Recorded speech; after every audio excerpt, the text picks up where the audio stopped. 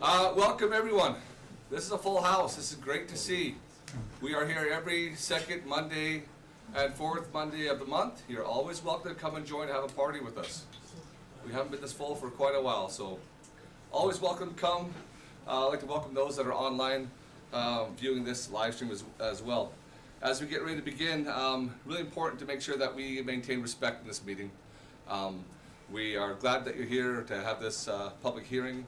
Please be respectful of employees, local businesses, and all those that are going to present up at the podium. We do appreciate you being here and willing to share your voice in the concerns that we will be discussing today. This is an opportunity for you to talk about the three motions of the bylaws we're going to look at.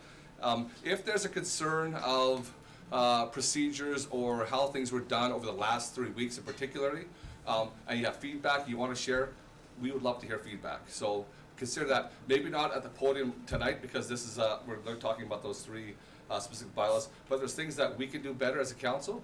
Feel free to email me or contact administration, and we would like to hear those things as well. Okay. Okay, we will get rolling here. We'll call the meeting to order. Are there any additions to the agenda? Total agenda? I have something for closed. Kate has something for closed. It's just an employee matter. Okay, employee matter. Can I get a motion to add that to the agenda? And Councillor C makes that motion. All in favor? I need a motion to recess and council meeting and go to the public hearing. I'll make that motion. Councillor Evans makes that motion. All in favor?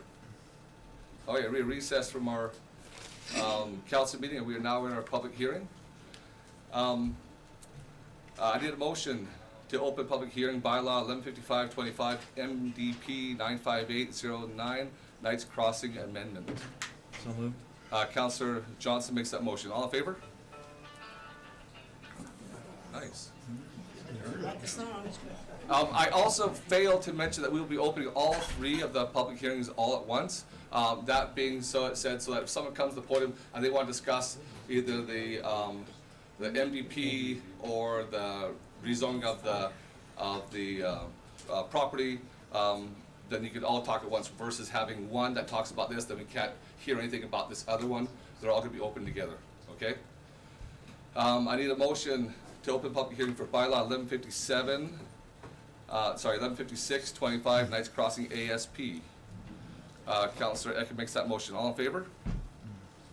And I need a motion to open public hearing bylaw 1157-25 Knights Crossing rezone. I'll make that. Councillor Kent makes that motion. All in favor? Thank you.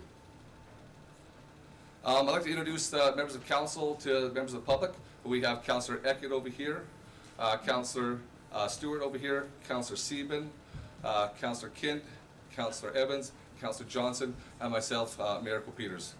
In the room also we have our CAO Curtis Pratt over here. Planning Development is up here with Tyler Nelson. Our ORSIC planner, Bonnie Bruner, is right back there. Our legislative coordinator, Cassidy Stevens, is over here, and our human resources manager is Patrick Roach, is out in the foyer out there.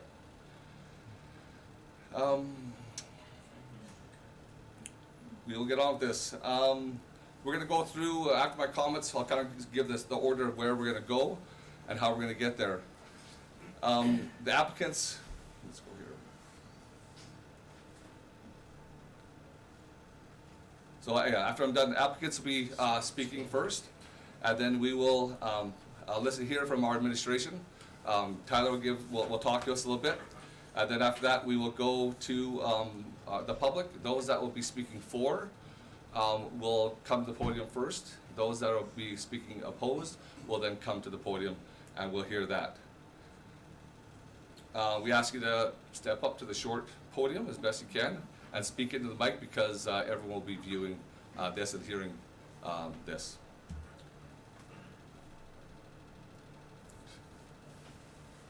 Sorry, we're going to go, administration will go first, sorry.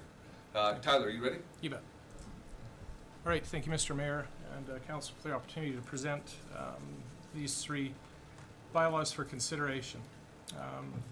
Just by way of introduction, For those that don't know, my name is Tyler Nelson. I'm the Director of Planning and Development for the town. I'm also the Development Officer. So my role in this procedure is to present to Council planning considerations that would be relevant for the decision that you have in making these bylaw amendments and changes.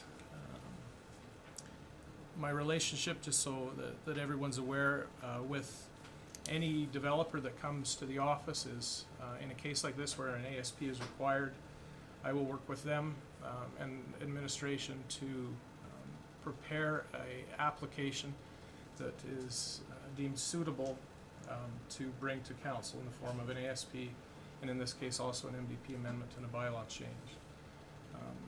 Just for clarification's sake, when I work with these developers, my work with them isn't pre-approval by any stretch of the imagination. That's not what I do. Some of these require engineering constraints. They have other, planning constraints and things that require more work on the back end, and so that's my role in this whole process. So I thought we'd start with a real quick history of the lands. Since at least 2008, the town has shown interest in the annexation of these lands. They, I think everybody's aware of the location where they're at. I don't need to get into super big detail on that. Prior to 2008, there was a landowner that was in opposition to annexation into the town. In order to prevent contested annexation, the annexation was left to a time when that probably wasn't going to be the case. 2023, the process started moving forward, and in 2024, July the 1st, the annexation was approved by the minister and completed. So that's kind of where we sit with the lands. At that time, the lands were brought into the town of Raymond under our jurisdiction, and the point we're at now is that for the last year and a half, as we've been awaiting this ASP to come in, the zoning on the lands has remained the remnant county zoning, which was urban fringe. And so now we're at the point where we can present the MDP amendment, the ASP amendment, and the bylaw amendment. So I think what we'll do at this time is we'll take a quick overview of the three different bylaws that are being presented. We'll first discuss bylaw 1155-25.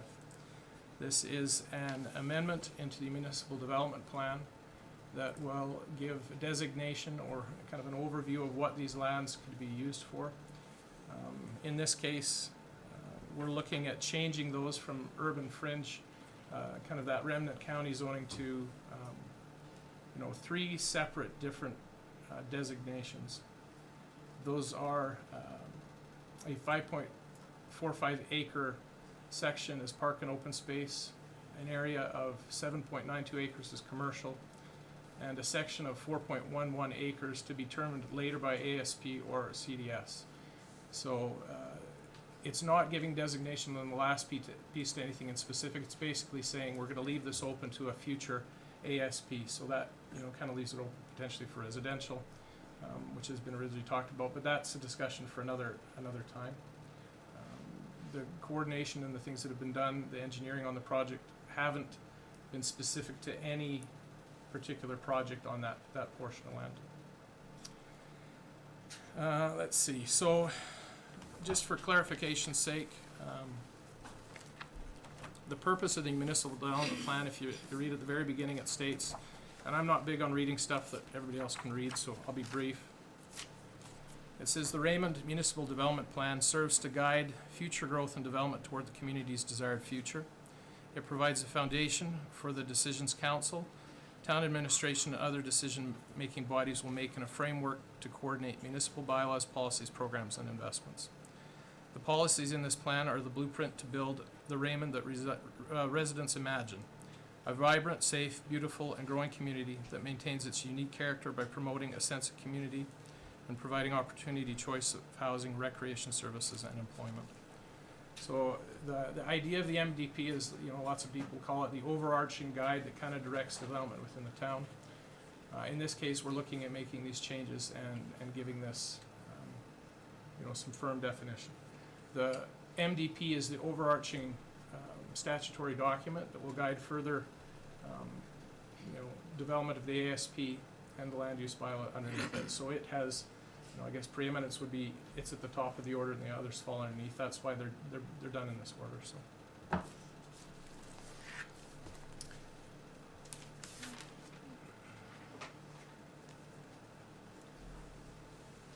We'll move on to bylaw 1156-25, adoption of an area structure plan. The area structure plan is also sometimes referred to as like your neighborhood plan. This is where you give more detail to specifically what you'd like to do in an area. In Raymond, historically, we've used these in several different places. They exist in, like Bridge Crossing, Aspen Point, up in the new rodeo grounds area with the industrial that may come up there. There's area structure plans or these neighborhood plans that are given approval by council before we get moving into the subdivision and development permit stage. So that's the purpose of an ASP. So in this particular ASP, we'll just open a map of it. There's 3 different sections that are part of it. The first is the northern portion, which is a parks and open space area. Part of this ASP is a proposed skate park area with another green space that would act as both the drainage area and a potential future dog park area. That's for council to decide, but it would be an area that remains and retained under town control. It's been part of the plans for a while to have an area for the skate park, and so it fits some of the direction that we've been given prior by council. That's the first northern section of it. Yeah. We'll just open a map real quick so people can see what we're talking about. The second area that's part of this is the commercial section. Zoom down a couple more. Keep going. Right there, that's good. Yeah, there. The second area is a section of commercial, the 7.92 acres. It consists of an entrance that is adjacent from the current hospital entrance. Within that, there's an entrance into the skate park parking area. There is 4 main buildings listed. Those buildings consist of a grocery store, 22,240 square feet, a discount variety retailer at 10,000 square feet, retail space of 7,000 square feet, and a combined building which has 2 quick service restaurants and a gas station convenience store of 6,300 square feet combined. So those are the 4 buildings. There's also listed 2 future building sites that to this point aren't defined as part of this, but they're indicated as potential future buildings that could be built within the area structure plan. Part of this area structure plan as well is a land swap. The town has been interested in a while in correcting where the golf course road meets East Park, and so it would be, we require a little bit of land to bend that road around and make it a T intersection. At the same time, the developer, in order to make entrances line up a little better, would like to swap a piece of triangle land for the entry of what they're proposing here. So there's a small land swap that's associated with it of about equal size.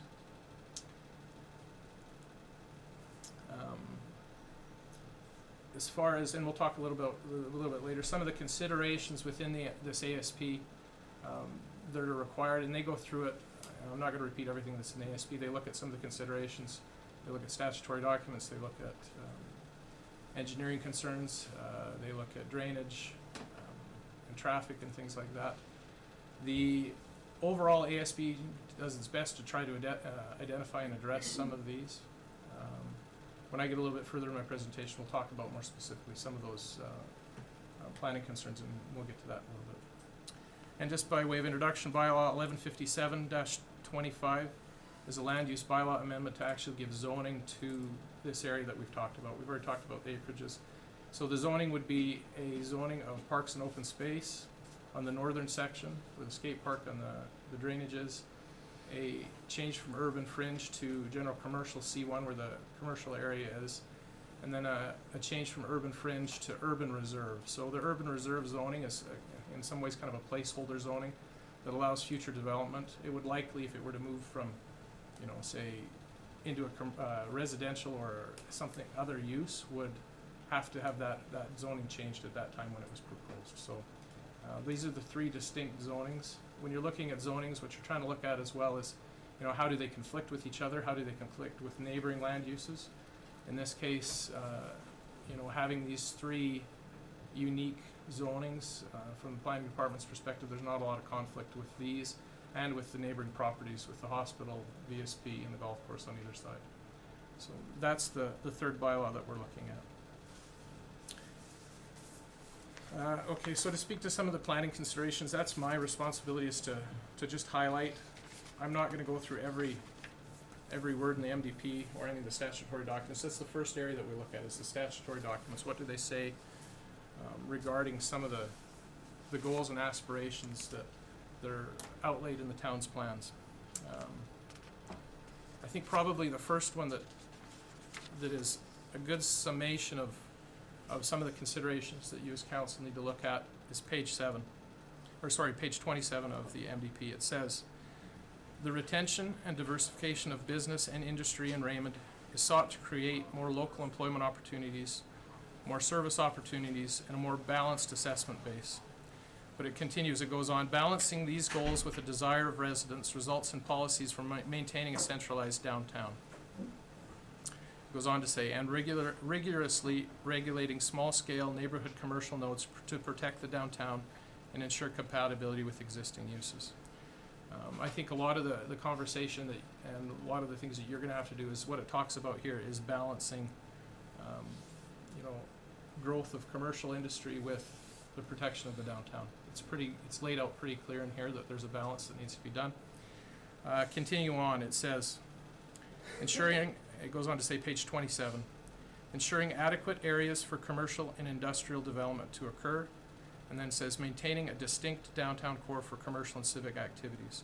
These are both listed 2 sentences back to back, both for your consideration. And by all, I'm not giving you an extensive list of everything in the MDP. I'm just giving you the highlights that, you know, some of the things that you may want to look at.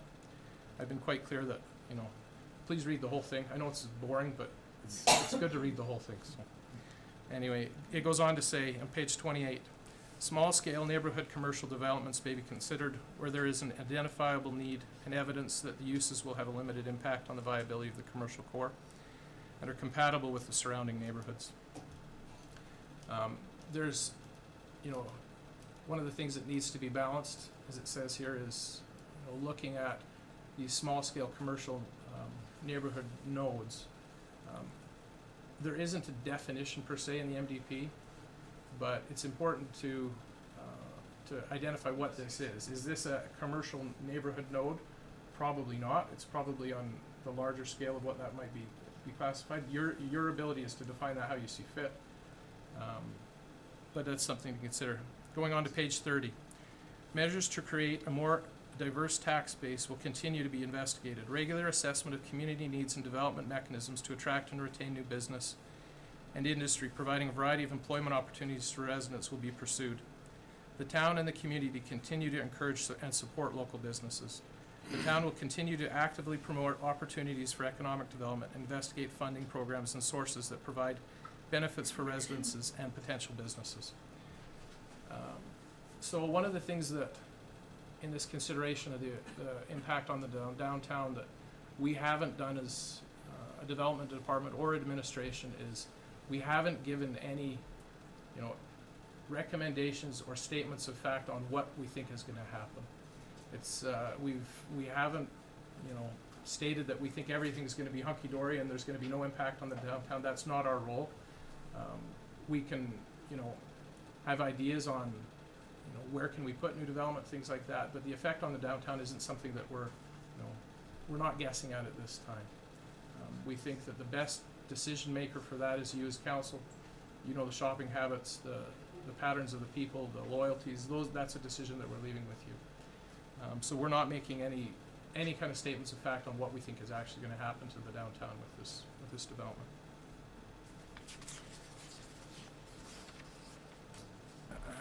Page 35. Ensuring existing infrastructure capacity is monitored and maximized. To pursue the creation of more diversified tax base to help defray some of the costs associated with providing services. This is mentioned several times about trying to diversify tax base. It's one of the goals. The balance that you guys will have to make a decision on is difficult. It is, and it's a balance of trying to, promote economic growth, commercial growth. One of the things that we can speak to as a development department is how is it right now in our downtown for businesses to come and be there.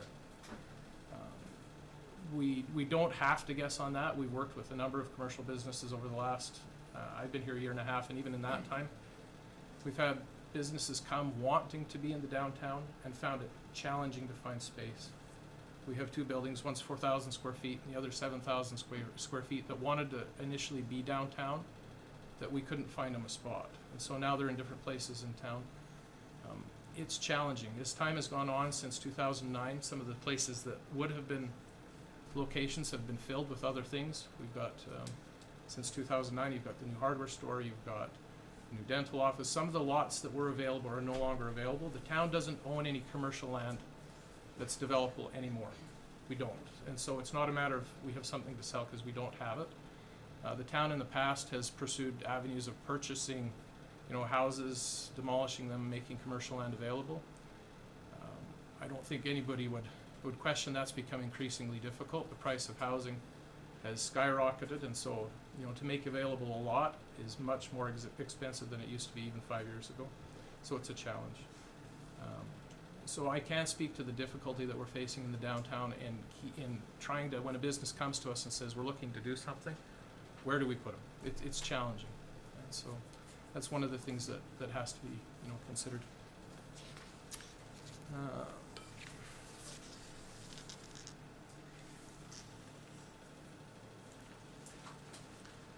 Speaking just broadly on the MDP, MDPs, I think there's been a lot of questions on why 2009, why hasn't it been updated since? That's council's prerogative when to review it and when to update it. MDPs are often looking out 20 to 30 years. They're a broader based look at what is this looking like, not just for the immediate town at 4,500, but at 5,000, 6,000, 7,000. It's important to maintain that longer focus. The MDP itself is council's document. It's not a provincial, statutory document. It's council's to interpret it. It's council's to change. It's within your purview to do that. It's your document. And so, anyway, there's a lot to consider. There's a lot of planning considerations that are involved. Some of the things that I won't speak to, that I don't have, jurisdiction over to speak to, are some of the non-planning related items, such as character of the development, the character of the applicants, their histories, where they're from, their past business dealings, where their headquarters are located. Those aren't planning considerations that I have jurisdiction to speak to. Things like business viability. When applications come to us, we don't make judgments on whether or not they're going to work in town. That's not for us to decide. We leave that to the business owners. And so I won't speak to those, but I'm sure people can speak to those in some of their comments. That's what I have for you tonight, and I'll take any questions that you may have. Any questions for Tyler at this time? Maybe something will pop up as we get through into discussion. Everyone's good? Is Bonnie speaking? Yeah. Anything to say, Bonnie, as well? Yeah, just a couple points to, excuse me, follow up what Tyler was discussing. Just for everyone's information, I'm your planning advisor. I work with the Planning and Development Department, providing planning advice, recommendations to council, recommendations to the planning department, and do work on plan amendments and other things through the planning department. I just want to touch on a little bit of the concept of the hierarchy of plans. Specifically, in the Municipal Government Act, it does indicate that intermunicipal development plan, the municipal development plan, and an area structure plan do have to have consistency, and there's a hierarchy with that. And so what that says is, if there is any inconsistency or conflicts, then the higher plan prevails. So when a developer comes to the municipality, the planning team looks at what do those higher order plans say, and is there any need for any amendment? So that's why we're here today, because there is an identified need, should this development proceed, for an amendment to the MDP. With respect to the intermunicipal development plan, there are no conflicts or inconsistencies in our planning opinion based on that IDP. So that IDP is established to define what the development is intended to be in the fringe, on the lands that are under the control of the county. And so if you'll note, all of the lands except for this one piece are in the county of Warner. And when the plan was adopted back in 2013, this piece was still in the county jurisdiction. There was an amendment to the IDP in 2020, and still at that time, this piece was in the county's jurisdiction. And so with that plan, there's a land use concept. And that land use concept, based on the information in that bylaw itself, states that it's intended to assist decision makers in the County of Warner when issuing decisions on development in the fringe to ensure compatibility and allow for an orderly and efficient transition to urban densities in the future. So what the intent is, the county and the town have come to an agreement that this is a growth direction, and we would like the County of Warner to make land use decisions in a way that isn't going to hinder or complicate expansion by the town. So the land use concept for this area does identify it as a potential neighborhood unit, and that's comprised of residential, associated commercial, parks, and open space. And at the time that the annexation was proposed and moved through that process, through the Intermunicipal Development Committee process, those issues and concerns were discussed, and there was no inconsistencies identified at that time. Likewise now, the IDP, or the proposals in accordance with the IDP, have been forwarded to the county for their consideration in accordance with that plan. And we have received comment from the county that, yes, this is consistent with what we would expect based on those conversations and based on the IDP. So regardless of what occurs here tonight, there is going to be an Intermunicipal Development Plan Committee meeting, probably in the new year. We're gonna have to talk to administration about that, because once an annexation occurs, then there is a policy in the IDP that says, okay, the two municipalities are gonna get together and see if in fact, perhaps, do we need to extend the boundary, or how do we need to deal with that change in jurisdiction.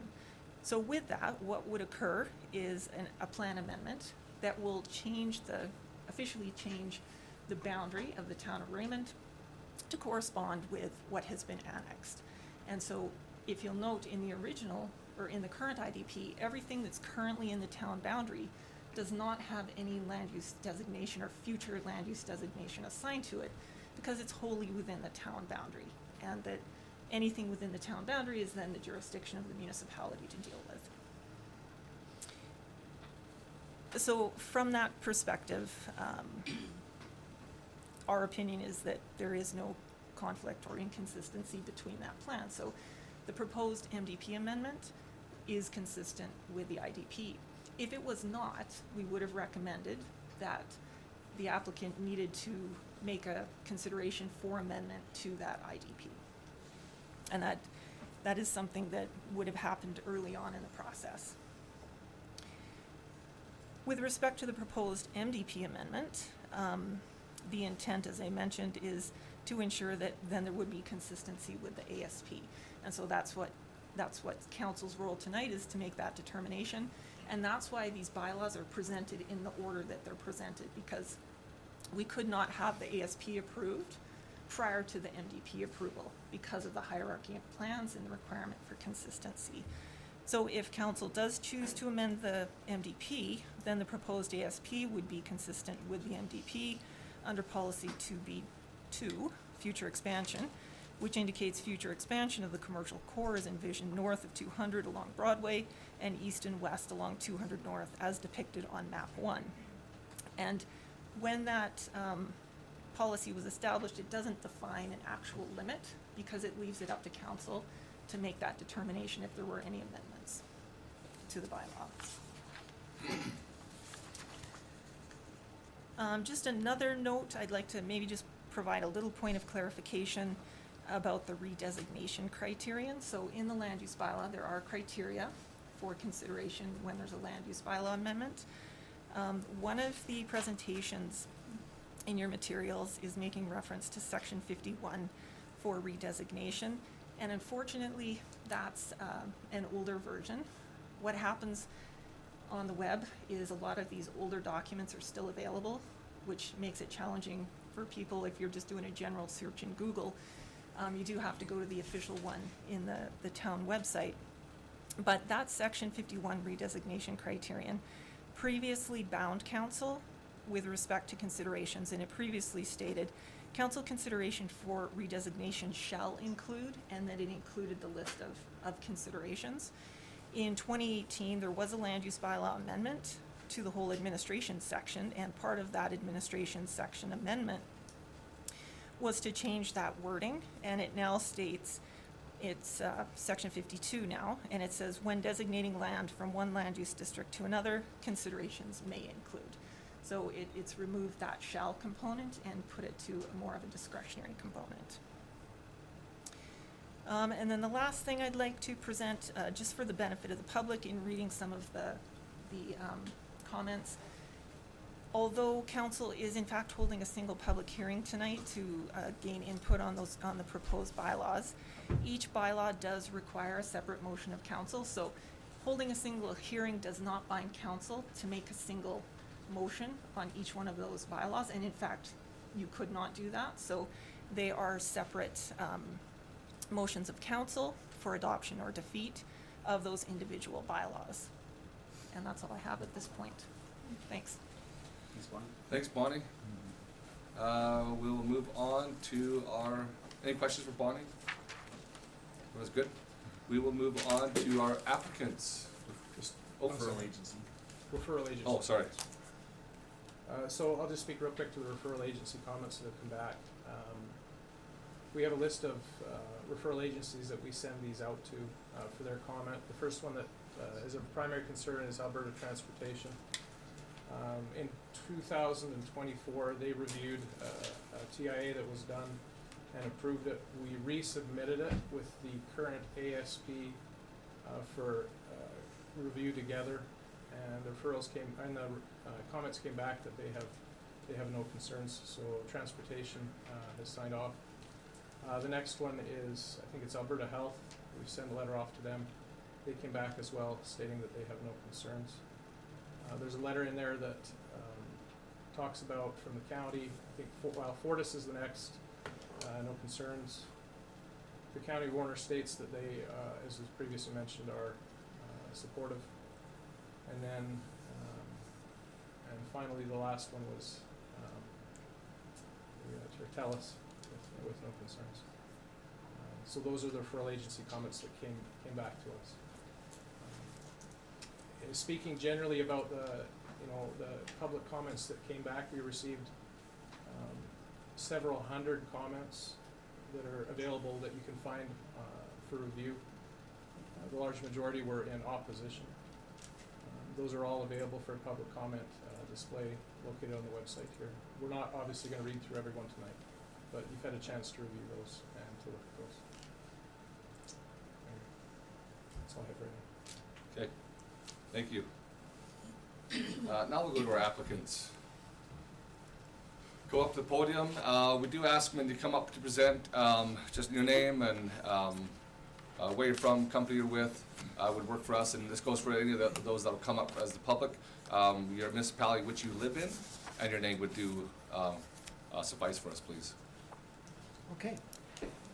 Well, then I'll start with, my name is David Longpre. I live in Delta, British Columbia, which is a suburb south of Vancouver. The company I work for is essentially my own, Daylon Equities Ltd, based in BC. And I'm a developer. I've done quite a bit of development work in the last 12 years in various communities of Alberta, probably more northern Alberta. And this opportunity was brought to me a couple of years ago, and we have been working on it, we being a couple of partners that I work with and a fellow that we'll introduce here in a minute. I've been working on this for the last couple of years. So I'd like to say, Mayor Copeters, members of council, staff, members of the public. First, congratulations to Mayor and Council on your recent appointments.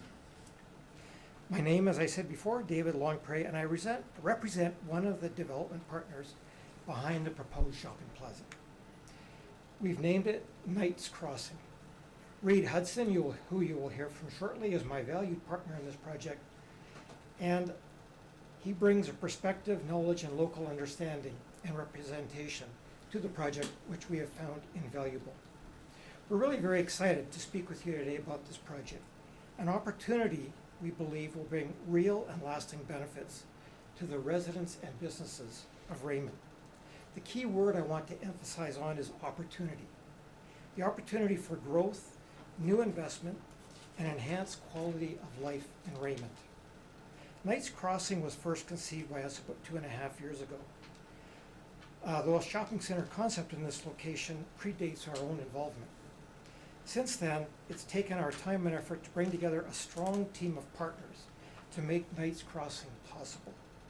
In that process, a group of respected national and regional retailers have identified Raymond as what they say an underserved market, a community with far greater potential than it currently may realize and greater than others in the southern Alberta market. Their research, which includes data on population growth since 2012 and market spending potential, confirms that Raymond is a market well worth their investment.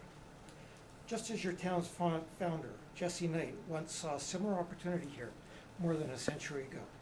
In fact, the name Knights Crossing is meant to honor that same spirit of vision, progress, and community prosperity. Today we have retailers ready to invest millions of dollars into Raymond through Knights Crossing. Their data also shows that Raymond serves a surrounding trade area of 6,000 to 8,000 people, many of whom currently travel north to Lethbridge for their daily shopping needs. A project like Knights Crossing can be effective to keep those spending dollars here in Raymond, supporting local jobs, services, and very importantly, new tax revenue. These retailers understand their role in enhancing community benefit, offering choice, convenience, and competitive pricing that help families stay and shop local. They see Raymond as a hub, a growing community where people live, work nearby, and want to enjoy more amenities close to home. Knights Crossing is not a negative to Raymond's heritage or way of life. Rather, it's a natural next step in serving a community that has nearly doubled in size in the past 15 years and is poised for even more growth. Consider what Raymond already offers. Close proximity to a major city, yet with safe, family-oriented lifestyle, excellent public amenities for families and children, strong access to health care and a new high school for education, outstanding sports and recreation programs, affordable housing, low crime, and a strong moral foundation. These are exactly the features both for established families and attracting new families, young and experienced, to your wonderful community. And as Raymond grows, it's important to ensure residents, current and future, have access to the services and conveniences they want and need. Knights Crossing represents one piece of that larger vision. As developers, our role is to navigate the complex process and myriad of details of bringing the parts together for an amenity such as Knights Crossing.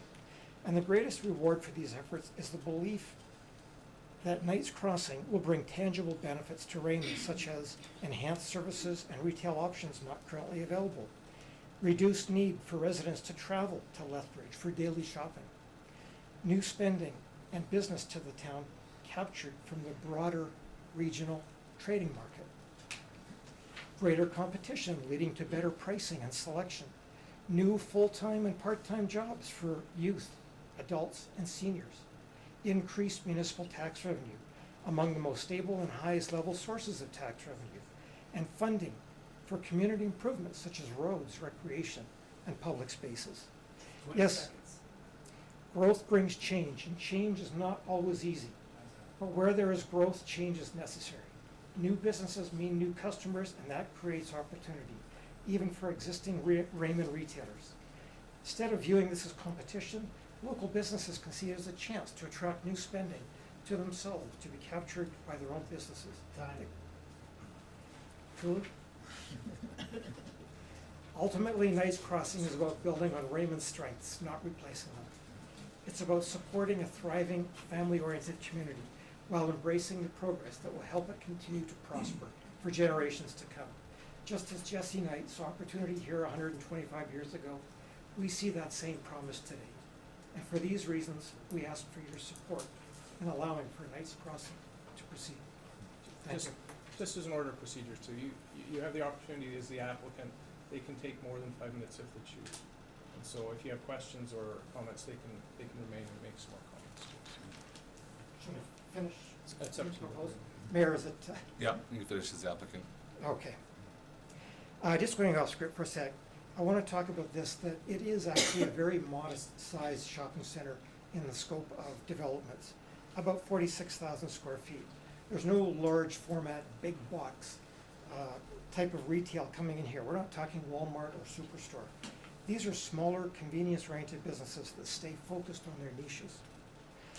Second, the cost of living is only going to continue to rise. By expanding the retail sector, encouraging competition, you give your residents the best opportunity to meet their daily household needs affordably.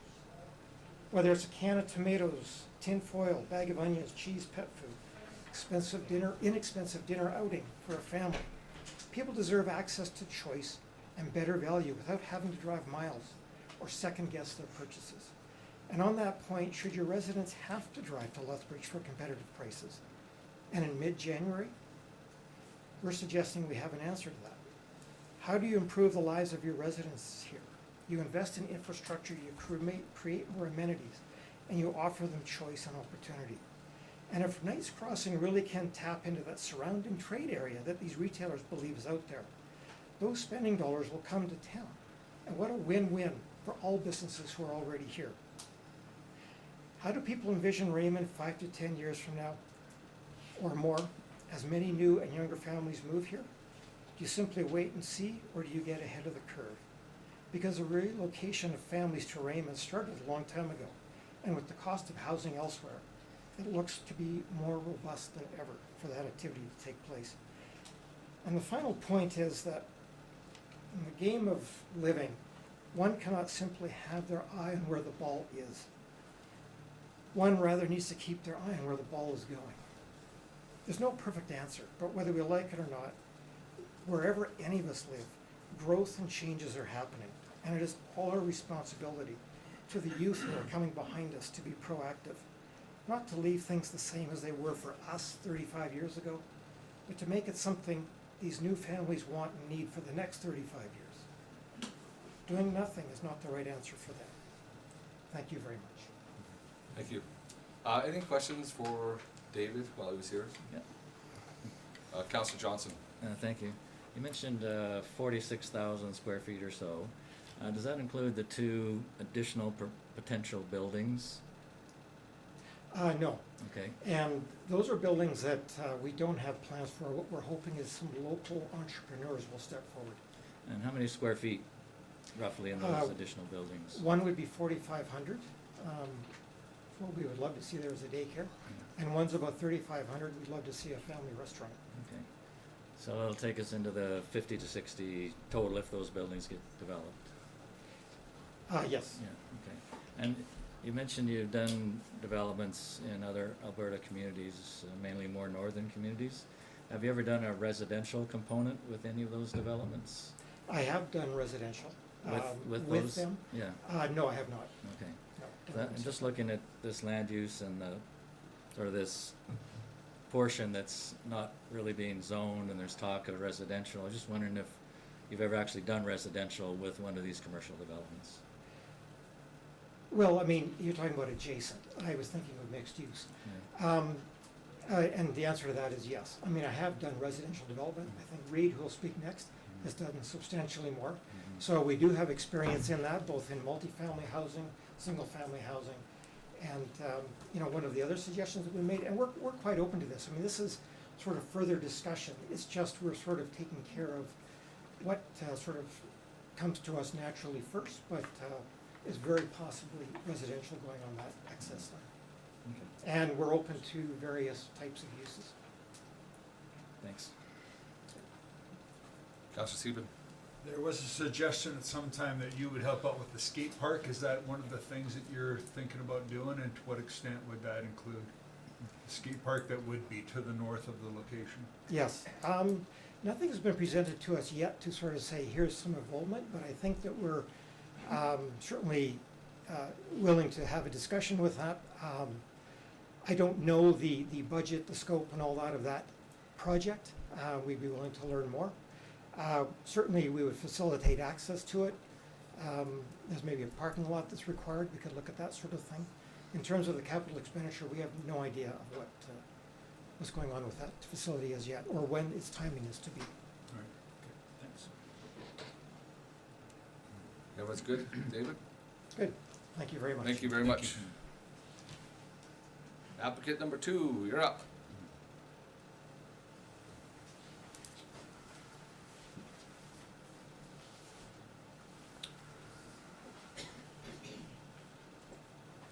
So good evening, Mayor, Council. Again, congratulations on your appointment to Council. Thank you for all the residents for coming out.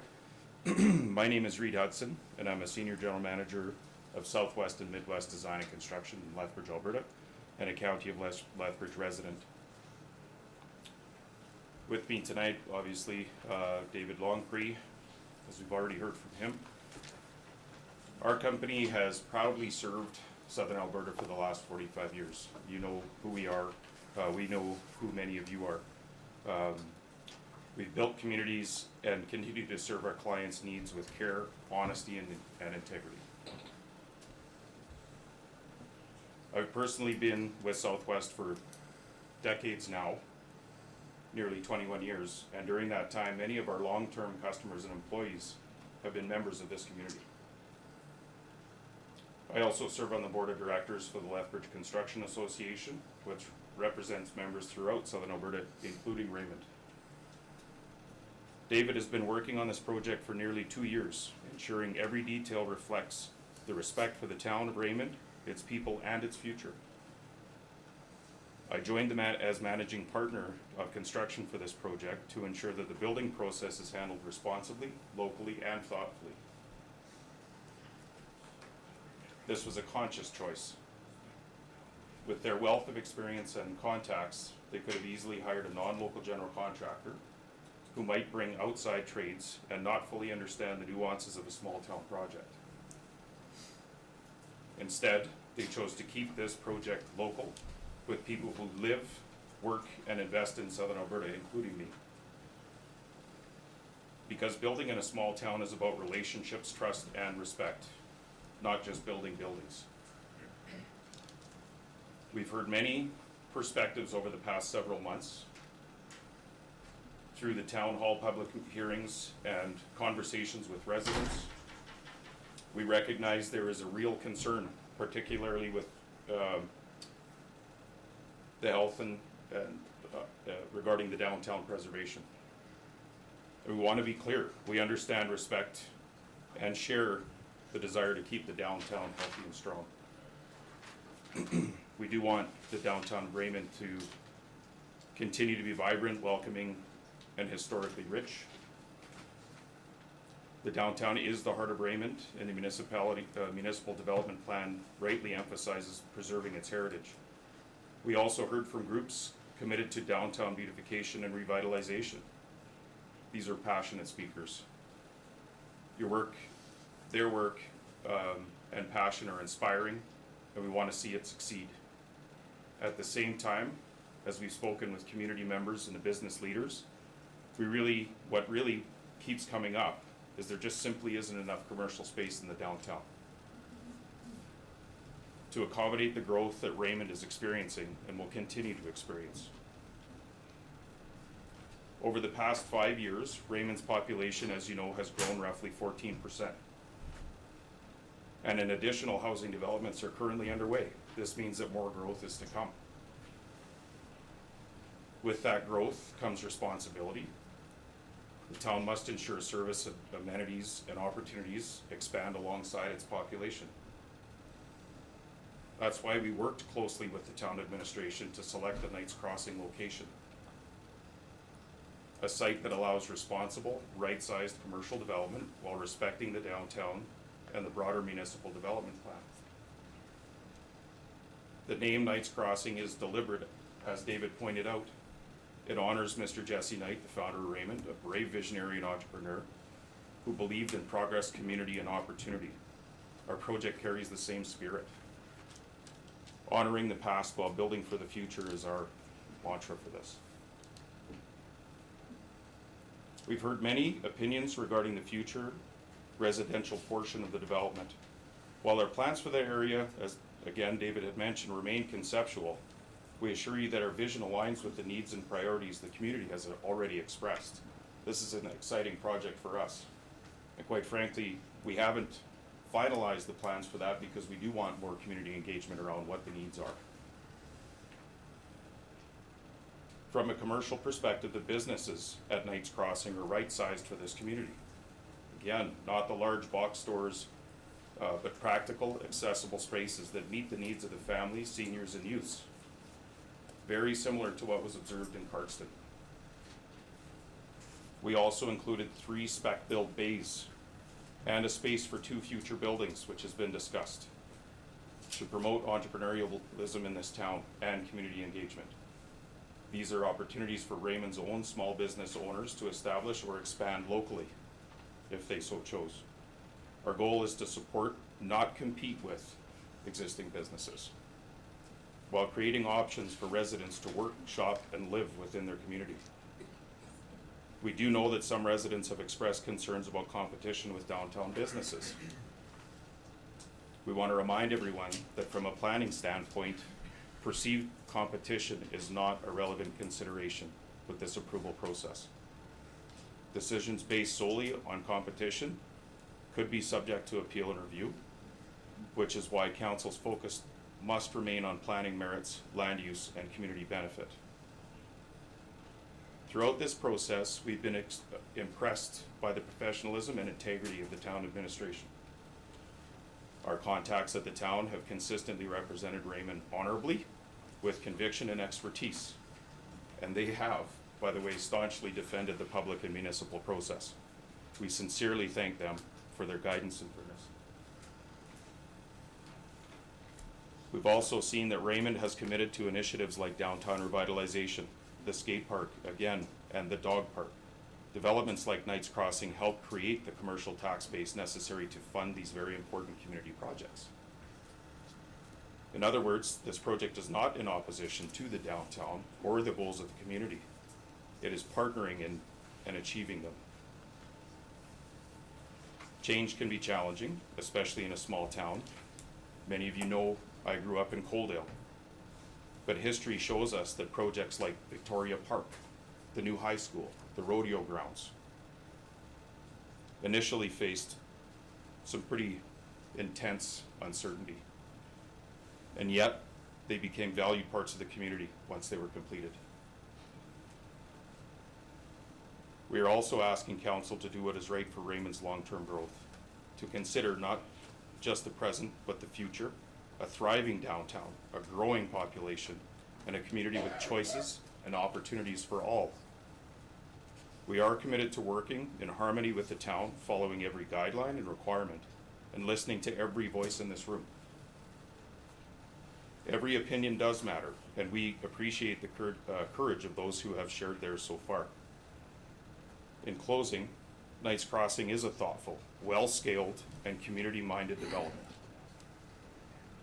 It honors Raymond's history, respects the downtown, supports local entrepreneurialism, and strengthens the commercial base that allows the town to invest in its heart and its people. Like Jesse Knight, we believe in Raymond's potential, and we are proud to play a part in this next chapter. Thank you, Mayor, Council, and residents for your time, your feedback, and your commitment to making Raymond an extraordinary place to live and grow. Anybody got a question for Reed? I don't know. Why is it that the first 3 or 4 buildings you're gonna build down there compete strictly with downtown? You're not putting anything down there that doesn't compete with downtown. You've got a grocery store, you've got a gas station, you've got things that, and you are soliciting a pharmacy from another town to come here, because our pharmacies wouldn't go there. Am I not right? No, that's not Yes. correct. Yeah, I am, it is correct, because I know the pharmacists.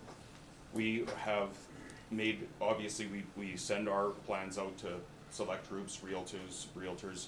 They send it out to the general public, businesses, and see who is interested. So why wouldn't we put some businesses down there that we don't have, get everybody warmed up, once the population grows to where it can support, then move on and do it?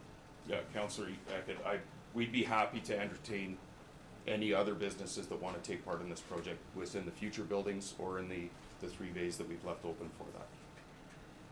Happy to do that. I got a question.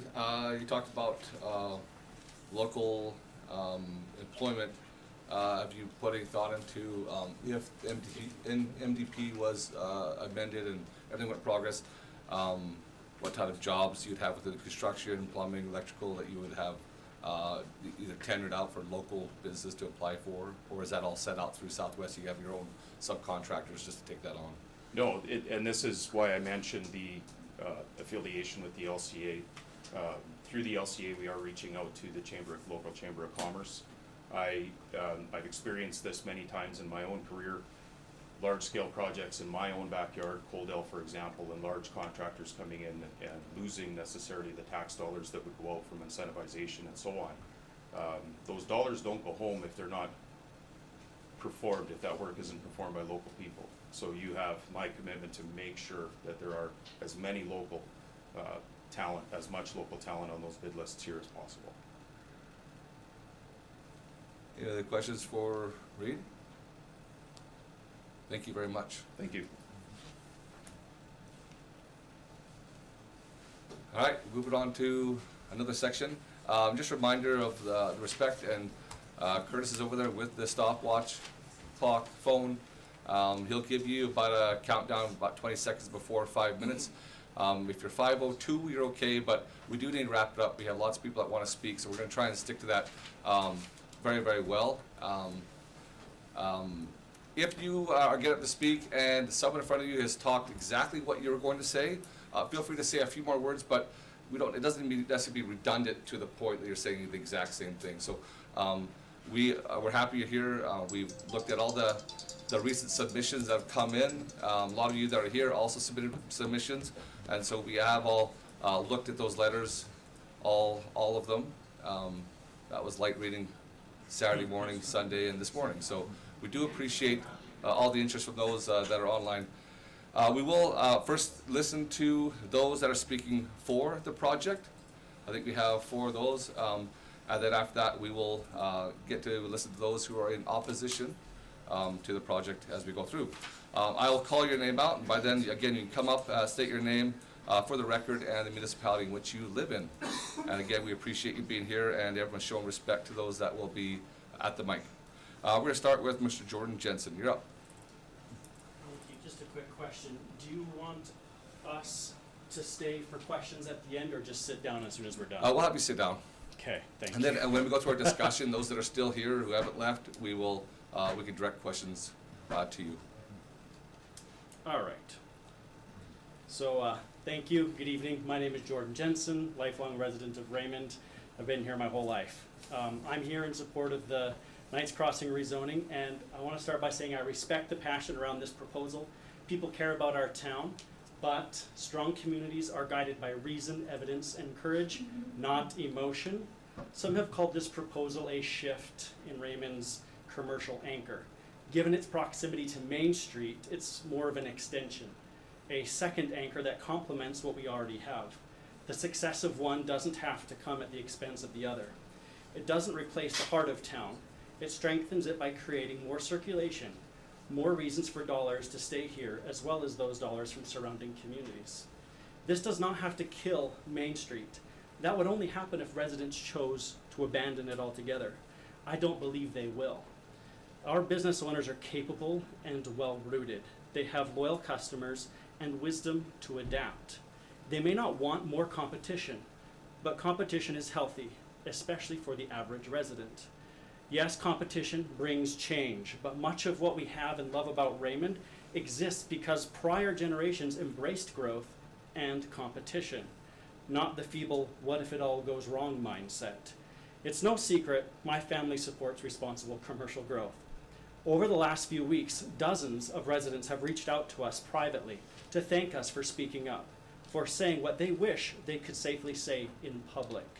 They support this project but stay quiet to avoid backlash or strained relationships. Some even admitted they regret signing a petition opposing it simply because a familiar face brought it to their doorstep and they didn't want to risk burning bridges. In a small town, that is understandable, but it's also a reminder that silence doesn't equal agreement. The land in question is privately owned, and this developer is the one at the table. If this proposal is denied, it won't magically become seniors housing or boutique shops. There is no alternate investor waiting in the wings, and while those are good ideas, they're entirely irrelevant to this application. Saying no to this proposal does not create those opportunities. It creates nothing and exposes the town to serious legal risk. If this proposal is denied, it doesn't just turn away this opportunity, it sets a precedent. Council's decision must rest on sound planning, not sentiment, or even sentiment disguised as planning. Raymond's small downtown, while historic and vibrant, is landlocked and offers almost no room for meaningful commercial growth. Retrofitting or demolishing other buildings can only go so far, and our municipal development plan already identifies the Highway 52 corridor as ideal for future commercial growth.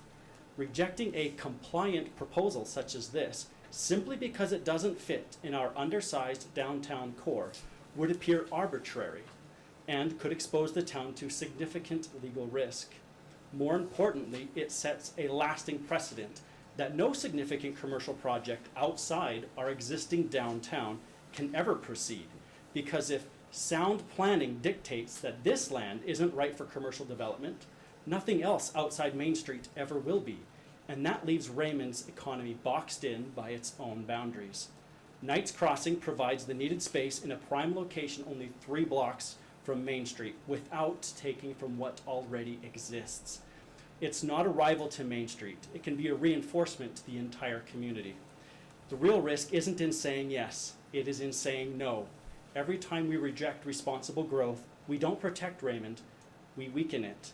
Refusing growth means lost investment, lost tax base, and most importantly, lost confidence. In economics, confidence is capital. A major investor's commitment often becomes the proof another investor needs. Large, visible projects such as this signal strength, and smaller enterprises follow. That's how resilient economies grow. I'll end with this. Our founders did not build Raymond by waiting around for consensus. Their vision in 1901 was for a model community that, quote, was built on innovation, enterprise, and progress, end quote. Our ancestors didn't fear growth or competition. They used it to build the Raymond we're proud of today. Raymond's best days aren't behind us, they're ahead. And if we truly are where champions live, let's prove it by welcoming responsible growth and competition, even when it's uncomfortable. Thank you. Thanks, Jordan. Next, we have Mr. Sheldon Anderson. Welcome. Thank you for this opportunity. The average household of 2.5 people Sorry, Sheldon, you live in Raymond? Oh, yeah, sorry. Sheldon Anderson, live in Raymond, been here. Guess still some consider me new. It's been like 22 years. Thank I you. also had a business here at one time as well. I want to make it clear that I'm only speaking for myself, not my employer, my church, or family. The average household of 2.5 people spends $8,600 per year on groceries. So roughly 1,450 households in Raymond. That is $12.47 million that is spent on groceries by just the town of Raymond. It could support multiple groceries. Don't you think it's worthwhile trying to capture more of that $12.5 million? Why do grocery dollars leave? Reason? Perception. The perception is the Merc's too expensive. It's more convenient to pick, or number two, groceries are more convenient to pick up in Lethbridge when I'm getting my other stuff. Unless that changes, no socialist protectionist action will change the amount of money spent in Raymond, and our business will continue to struggle retaining that millions of dollars. Every grocery trip to Lethbridge becomes fuel, food, pharmacy, clothes, odds and ends, and that money leaves town. We must advocate for and change those perceptions so the money stays here. Central Place economics, supported by all businesses that practice, went from good to great. They proved competition strategies. A rising tide lifts all boats. I thank Todd Snow for sharing that with me when I asked why he thought a second pharmacy was a good idea when the amazing Wayne had served our community so well. Because it's based on millions of dollars of consumer purchasing research, is why Home Depot, Lowe's, and every other successful business build in such close proximity to each other. In fact, Walgreens believe it so much that if there isn't a competing store, they build a second one within blocks. Research proves that when competition is close, the consumer automatically assumes that prices are better and they don't need a price check. They purchase in that community. It has been proven in every subdivision in Calgary. Research shows people seldom purchase outside their community because they don't find a reason to leave. We need that same feeling here in Raymond, no reason to leave. So instead of trying to stifle and curb all commercial growth that will affect generations to come, and I feel it's Town Council's job to encourage growth. We need more businesses, more restaurants, perhaps a hotel, more reasons to spend money in Raymond. Inflation and cost of living increases every year, so do all the town services. If our tax base does not grow at the same rate, our taxes have to increase. Instead of complaining, advocate for and put our money where our mouth is. Spend our money at the Merc. No one will force you to shop at a new grocery store, but better than in Lethbridge, you can decide for yourself without killing future commercial investment. Fact, towns disappear when they fail to grow and attract business. And let me be clear, I personally will continue to shop at the Merc. They're incredible people who have served this town with excellence. I found their price to be fair and competitive. They go above and beyond and try to bring in items that people request. I personally can do better. I am thankful for those who have chosen to help Raymond grow. Mike Smith is a great dentist, but I also thrilled Jesse opened a practice. Wayne Smith is the best neighbor and friend I could ask for, but I'm supportive of my cousin Todd for a second pharmacy, and he used that success for opening Suds. Bravo. I'm glad the Arcus family has moved to town and invested in another gym. Having Wash 52 open doesn't mean I don't want the Annikas to succeed. If the same logic was applied consistently, none of these would have been allowed to open. No DQ, one lawyer, and so on. No growth, no choice, no freedom.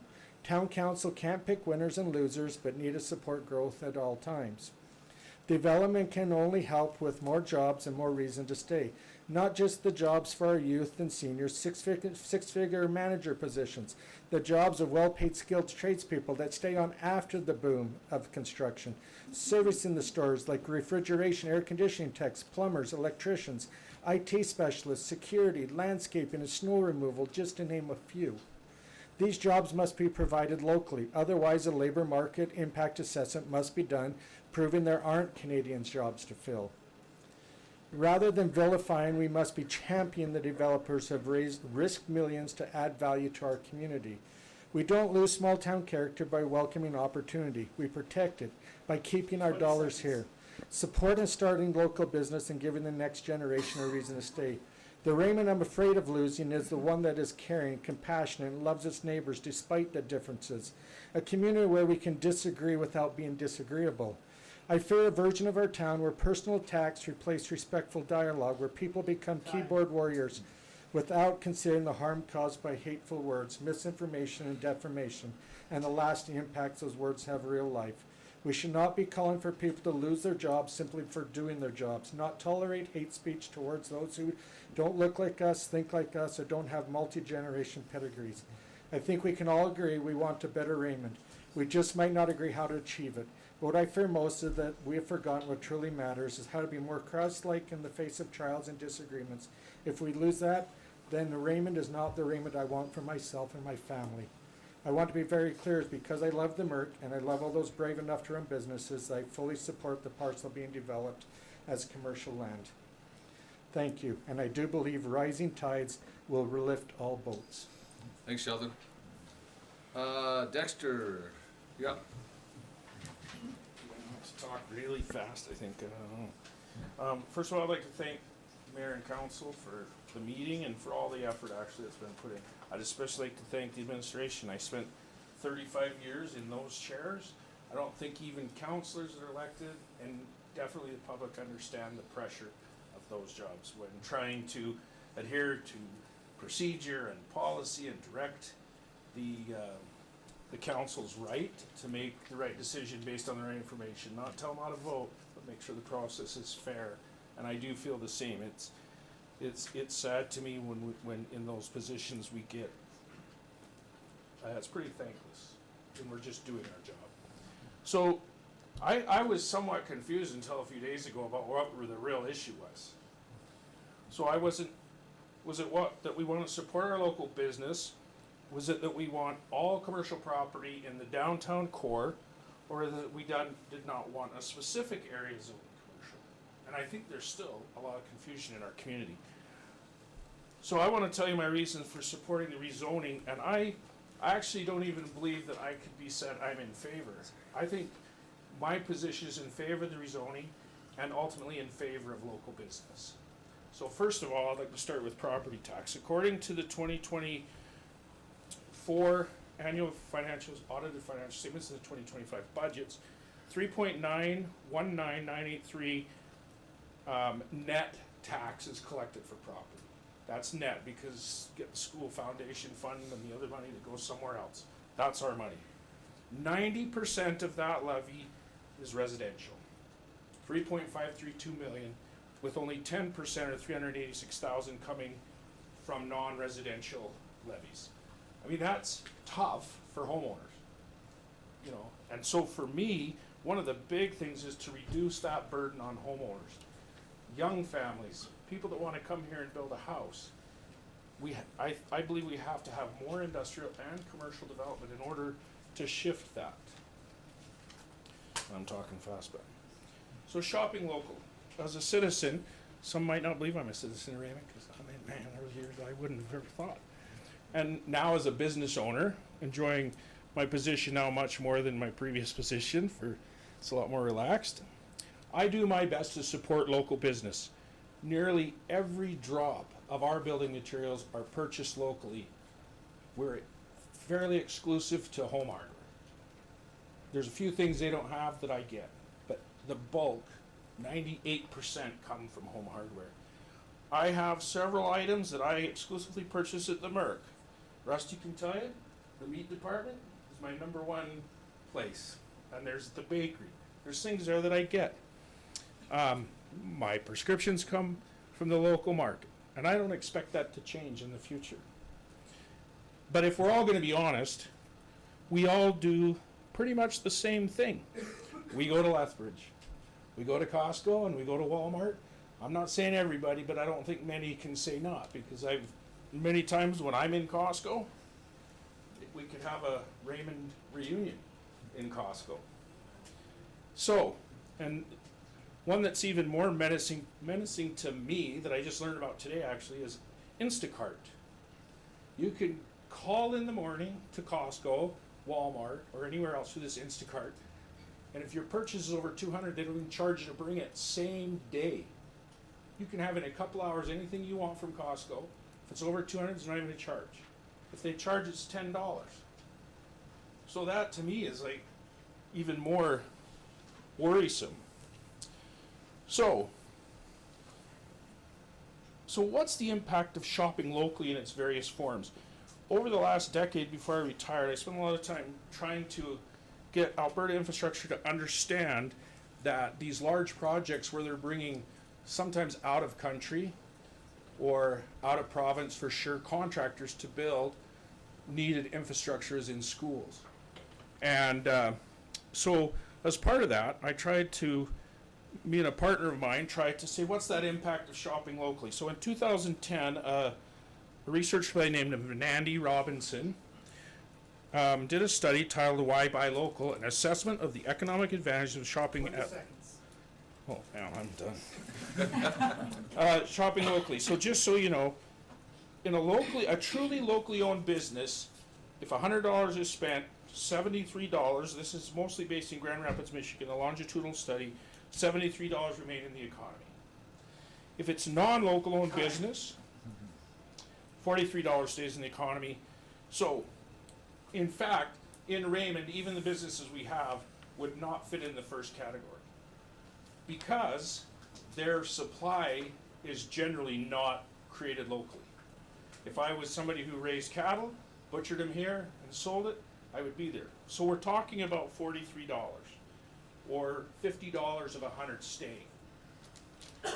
But if you go to Lethbridge, $100 stays in Lethbridge. Thanks, Dexter. Okay? We appreciate you speaking. Yeah. Moving on, we have Matt Jensen.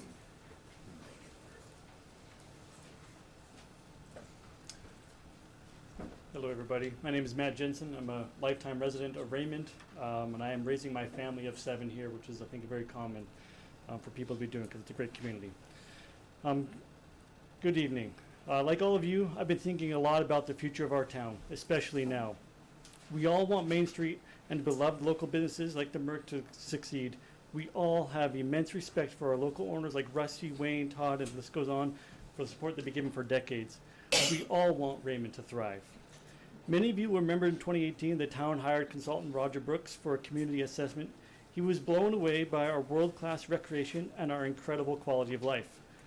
But he also identified our single biggest challenge. He found that our town is struggling not for lack of spirit, but because in his own words, our town is way, way, way underserved in retail. He was shocked how many residents go to Lethbridge for virtually everything, creating a tremendous amount of leakage. That starves our Main Street. If we really want what's best for Raymond, we need to address this economic leakage that is hurting our businesses. For many of us, the leakage starts with a weekly grocery run to Lethbridge. But that damage is more than just groceries. It's what I call, the while I'm here problem. While I'm here in Lethbridge, I'll just grab a bite to eat, not at Junction 52. While I'm here in Lethbridge, I'll go to Home Depot and not Home Hardware. While I'm here in Lethbridge, I'll get my oil changed, not supporting my local mechanic. It's not fair to our local businesses if I'm doing my business in Lethbridge because I have to be there for my groceries to feed my family. Every while I'm here is just a small economic cut to our local businesses. This economic bleeding doesn't just hurt one business. It starves all of our local businesses. As Roger pointed out, residents who live here are spending their money in Lethbridge. This problem exists right now, and it will continue to hurt Main Street and our beloved businesses until we do something about it. This is exactly what I think Knights Crossing is going to do. This brings us to the core challenge that the town council has today. Our MDP has 2 equally important and seemingly competing goals. Seemingly. One is to revitalize and maintain our downtown core, and the other is to maintain and grow our economic base and stop this economic leakage. Much of the public discussion has centered around whether Knights Crossing a leakage capture will kill our goal of a vibrant downtown. However, after looking at this for a long time, I've come to believe we may never truly achieve our downtown goal until we solve this leakage problem. Until we address the leakage, our Main Street businesses will always be fighting for the leftover crumbs. It won't matter what small mom or pop shops come. It won't matter what beautification we do. If we don't stop the leakage, we will never truly reach our full potential. Knights Crossing will help stop the while I'm here spending. It will keep more residents and their dollars in Raymond. This gives our other local businesses, the ones that we all love on Main Street, a real fighting chance to thrive, not just survive. And we must be realistic. Town administration engineering reports that confirm that this is the best and most ideal place for this commercial development because the highway access, the servicing capacity, and the buffering from homes. It is an ideal place. A no vote for this proposal isn't just a pause, it's a permanent decision. If we deem this ideal site as unsuitable for commercial use now, we are effectively sterilize it, risking serious legal challenges if we ever want to try to put commercial development here again. This is our best and likely last real chance to stop the economic bleeding. My hope is that council sees this not as an either or choice, but as a both and opportunity. Knights Crossing is a win-win. We can capture leakage to strengthen our tax base, and by keeping those dollars in town, we finally create the conditions for all local businesses to thrive, not just survive on crumbs. And since he's the only one that hadn't said 20 seconds to me, I'll keep going. In queue now. I didn't really get involved until Friday, and last minute I submitted my response. And at that time, I put up a form to say if anybody agreed with the things I was saying, they could sign their name on that form, right? And this was done Friday after the deadline. But since then, you know, I've had well over 100 people sign that form, so agreeing with the things I said, that their family is going through the same thing I'm struggling through, and they would love to keep their money here in town, but they simply can't because the services aren't here. Thank you. Thanks, Matt. Was there anyone else here that was for? Want to give you a chance to speak? Just give you a heads up at about 7:45. We're about there. We'll take about a 5-minute recess break, just so people can get up and stretch. If you use the washrooms are out this door, this way. Eric. So now we'll go with those that are opposed. Eric Fazell, you're up. We're not starting your time yet.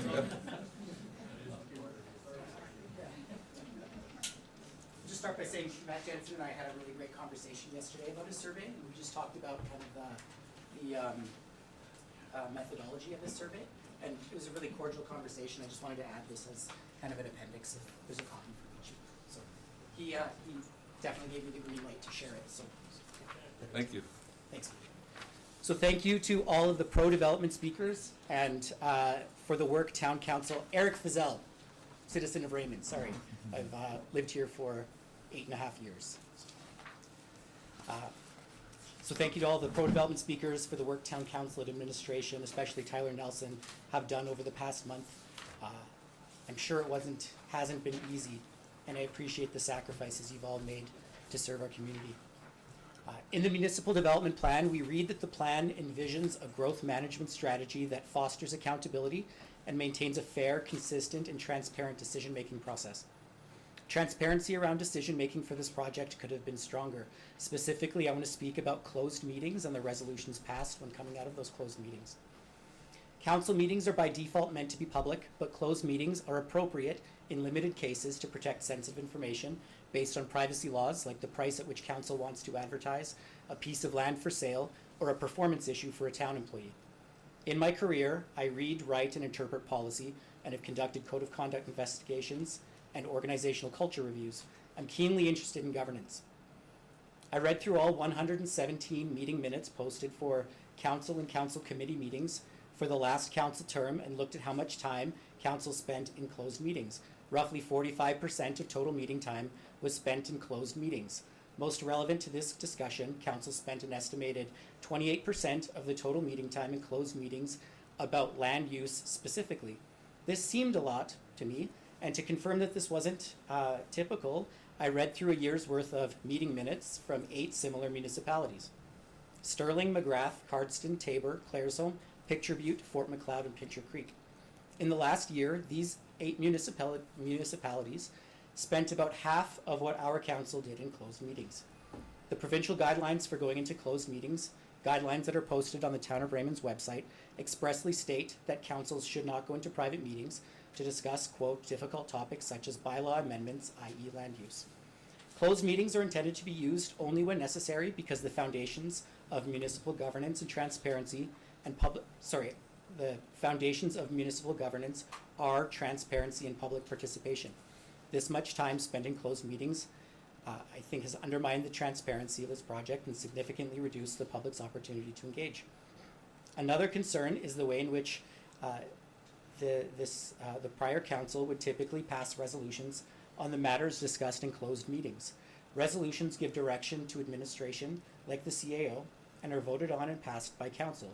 A council will often spend time discussing a topic, and afterwards they want to give direction to administration to do something. While it's typical for municipalities to pass resolutions coming directly out of closed meetings, what isn't typical is how the last council passed these resolutions. Of the 28 land use resolutions that followed closed meetings, only 4 times do the meeting minutes reflect what they were passing. The other 24 times, the meeting minutes simply state that they moved that council direct administration to proceed with the land matter as presented. The privacy laws I mentioned earlier exist to protect sensitive discussion when necessary, but these laws do not give council the right to pass resolutions privately. I again compared our town council to 8 other municipalities to verify how they passed resolutions when coming out of a closed meeting. Each and every time in the last year, amounting to 188 resolutions passed, the meeting minutes for these other municipalities contain detail that the public could read to see what was being voted on and what was being passed. Not a single one lacked detail, while our 24 town council land use resolutions had no detail at all. Were all of these land use resolutions associated with this project? I doubt it, but the public can't and won't know which were and which weren't because there's no insight into what was discussed and decided on. To confirm my understanding, I spoke informally with the Provincial Municipal Affairs Advisor. When she looked at our town council's meeting minutes, she noted that the lack of detail in the resolutions created a significant concern around transparency. So my point is this: if town council wonders why people feel this development was sprung on them out of nowhere, and if members of the public feel like something's off but can't put their finger on it, please know that the excessive use of closed meetings and the lack of information about the resolutions town council has passed are major contributing factors.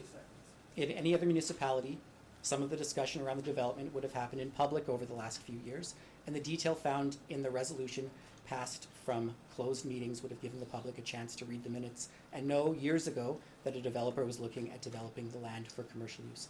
While I do not presume ill intent or motive at all on the part of town council for these issues, I ask that they give those of us who feel surprised by this development some grace, take the opportunity to consider how they might rectify governance concerns and recommit to transparency as they continue to serve our community with love and care. Thank you. Appreciate it. Thanks, Eric. Thank you. Matt.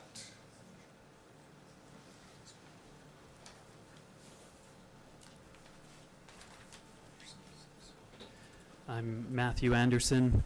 I'm a resident of Raymond.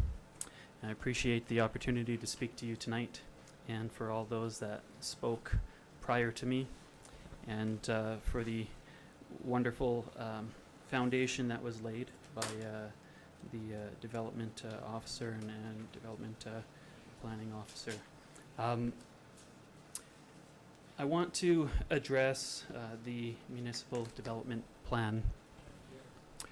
And there's been some debate about whether the bylaws are consistent with the municipal development plan.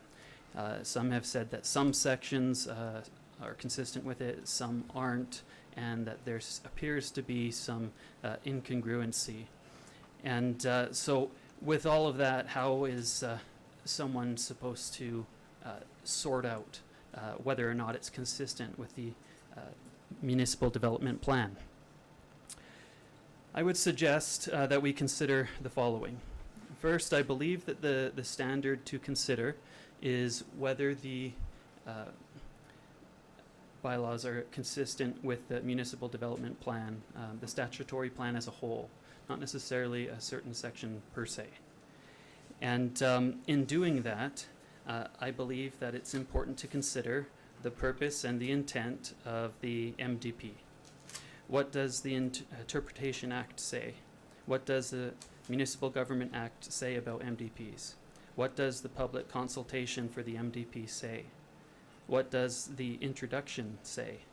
What are the overall and recurring themes? And then also to consider the meaning of the relevant sections within the context and the purpose and intent of the MDP. And then also how these sections interrelate, again within that context, purpose, and intent. I think it's helpful to consider Elmer Drager's modern principle, which says, today there is only one principle or approach, namely the words of an act are to be read in their entire context and in their grammatical and ordinary sense, harmoniously with the scheme of the act, the object of the act, and the intention of Parliament. The municipal development plan, when we're considering it, there's something else we could consider that was said by Ruth Sullivan, who is a professor of law at the University of Ottawa. And, quote, an appropriate interpretation is one that can be justified in terms of A, its plausibility, that is, its compliance with the legislative text, B, its efficacy, that is, its promotion of the legislative intent, and C, its acceptability, that is, the outcome complies with accepted legal norms. It is reasonable and just. In the Interpretation Act of Alberta, Section 12, Sub 1 says, the preamble of an enactment is a part of the enactment intended to assist with the explaining of the enactment.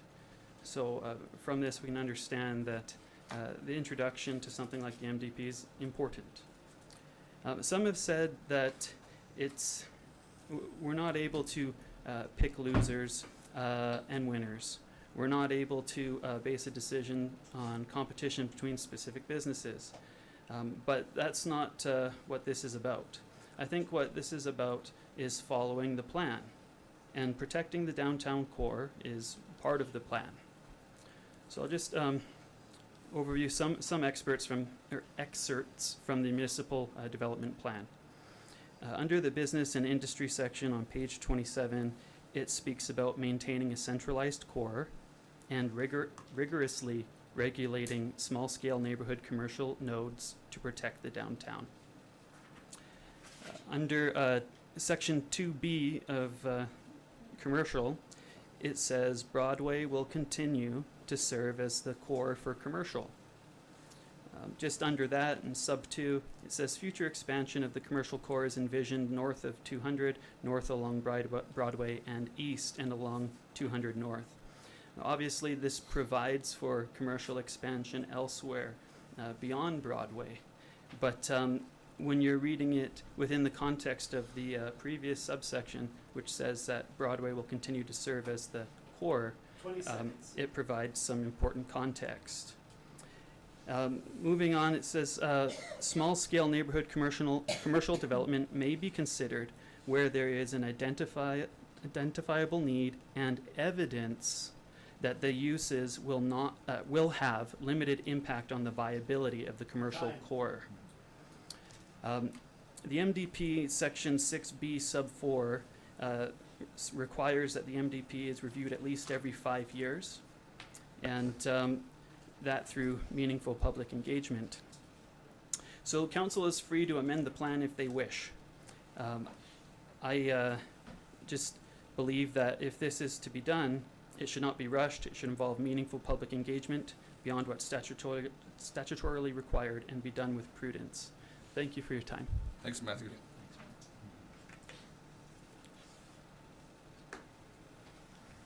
We got someone online wishing to address us?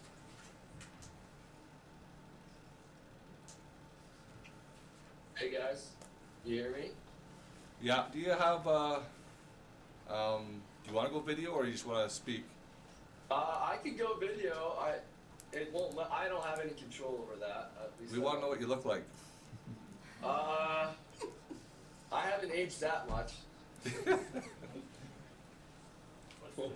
Well, I saw you flexing in some of those pictures with your kid in the football field, so. Yeah. Well. Let's see. Just give me 1 second. Then you want to tell us who you are and where you're at? Yeah, I'll just get going. It's gonna be a late night. Robbie Thompson. I represent the Thompson family. I currently live in Sandy, Utah. So I am still here in Sandy, Utah. And appreciate this opportunity to talk on behalf of my family and discuss the proposal. I am a real estate developer. I love real estate. I love development. I am 100% pro-growth, and I am not one of these people that is against growth or is scared of it. What I am scared of is, and I do a lot of rezones, so I've been on this other side of the table, and I understand the process, and I understand what goes into it. I think the biggest question, and where I'm still trying to understand, because if I put myself in your shoes as a council, you're trying to make an informed decision on behalf of the citizens. That's what they elected you to do, and so you're trying to figure out, how do we make an informed decision? And just being this far removed, based on the information that's been provided, I don't know how you make an informed decision, because the biggest question is, what economic impact does this project have on the downtown core? Now, we can make all kinds of assumptions. We can make assumptions that people are going to stay and because they love Rusty Court and they love Wayne Smith, and those are all great assumptions. But when it comes down to a fixed budget and how much money you have, guess what's going to win? It's not going to be your love for someone. It's going to be, what does your budget dictate? And so those are all like good conversations to have, but where is the economic data to support, can you have this almost 60,000 square feet of commercial right off of Highway 52 and still maintain your downtown core? The only thing that I've heard, I think Curtis mentioned it in the last meeting, he said the data for a small town to do an economic assessment is too hard to get. The guys that he talked to, they don't have any numbers for the rural areas, which that's tough to say, okay, it's too hard to get, so therefore there's no information, there's no data, don't even try to get any. It's interesting that you make extrapolations with your assessments all the time. So if you look at the traffic assessment, here's what it says. Of the rural communities around Raymond, I'm just reading it right off of the TIA. Of the rural communities around Raymond, it is likely that many people will continue to complete their shopping in Lethbridge, although some may switch to using the proposed development, which may be closer to their homes. It is unlikely that around 70% of all registered vehicles in Raymond and vehicles in the surrounding rural areas would have a trip to and from this proposed development every day, and therefore the ITE trip generation rates for this development appears unrealistic. A correction is needed to reduce the estimated trips generated. The ITE trip generation manual does not provide detailed information about the cities and towns where the trip generation studies were conducted. So adjusting the trip generation rates based on population is challenging. A 2005 study on trip generation rate for land use in rural Alberta identified certain land use types where it is recommended to diverge from the ITE trip generation codes and use local context or complete further study. The reason I say that is that you make extrapolations on the traffic assessment because it's rural, and the engineer fully acknowledges, look, I don't have the data, but here it is. Here's my best guess, and at least it gives you something to go by. It gives you some data, and all the planners are fine with using it. I mean, you guys are going to use that in your analysis of whether the project makes sense or not. And so this idea that you cannot get any kind of economic assessment because it either costs too much money or you're going to have to use some extrapolation, that's just crazy to me, because that is going to have a major impact on the town. And so I don't know how you make a decision with such limited information. And maybe there's information, and that's where there's such a disconnect, and that's why there's so many people mad, right? That's where everyone is like, look, we want to have more answers, and then you guys can then feel good about your decision, whether it's a yes or a no, because you can then say, look, guys, here's I'm a yes, and here's why. I'm a no, and here's why. But I think unless that takes place, you're in a really tough position. Thanks. Thanks, Rob. We appreciate your time. We're close to 7:40. Let's take a 5-minute break. You want to stand up, stretch, and then we will continue on here.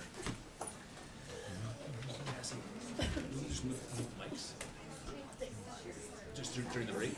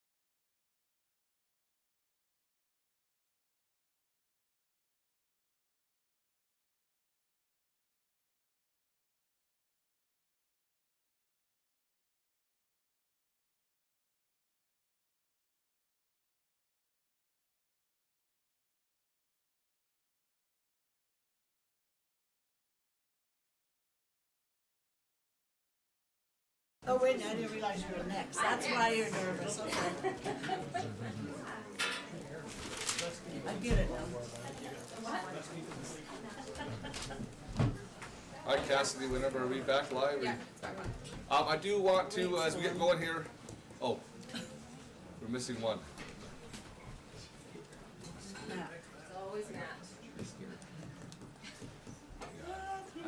We actually can't go to his, he's got to hear all the information. Well, it was windy today, wasn't it?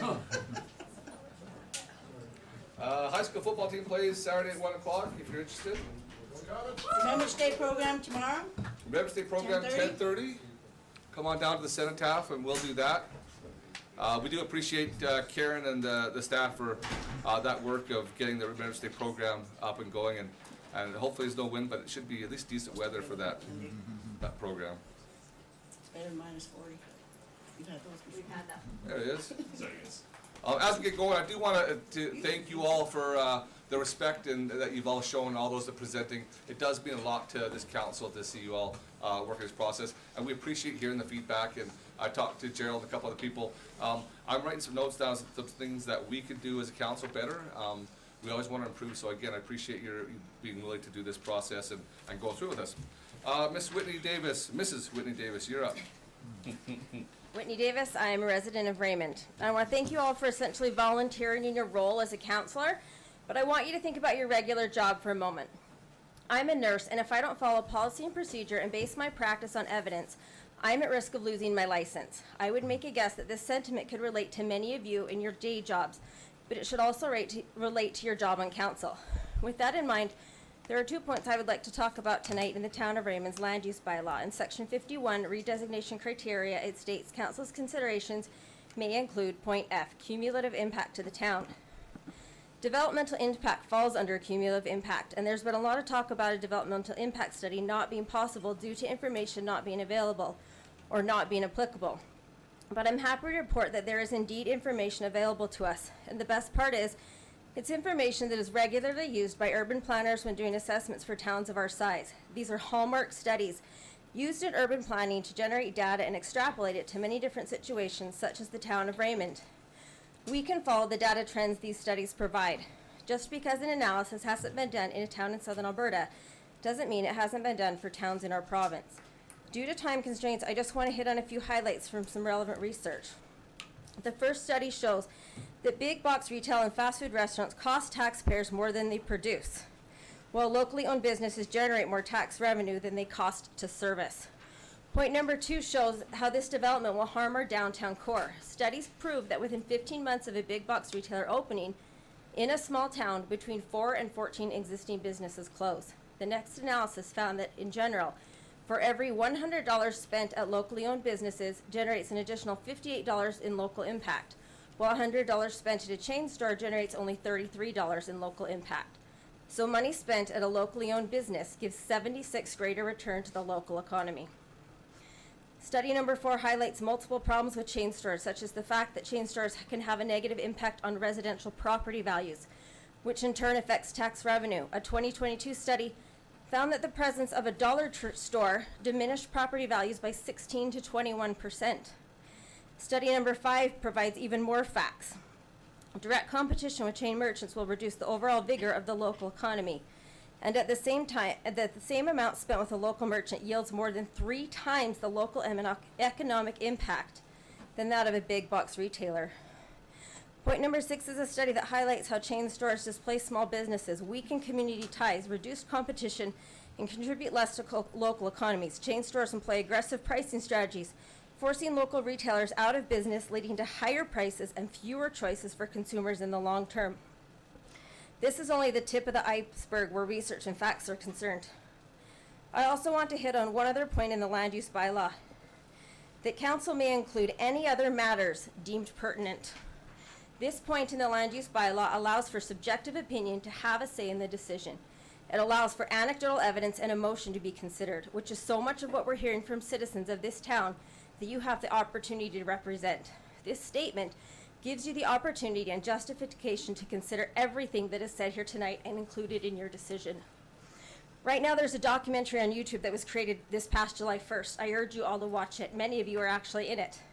It talks about the resolve of this town of building something to last. The idea that a community that builds together and plays together is a community that lasts. To quote from it, "What started as history is still alive today, not because it has to be, but because people believe it matters."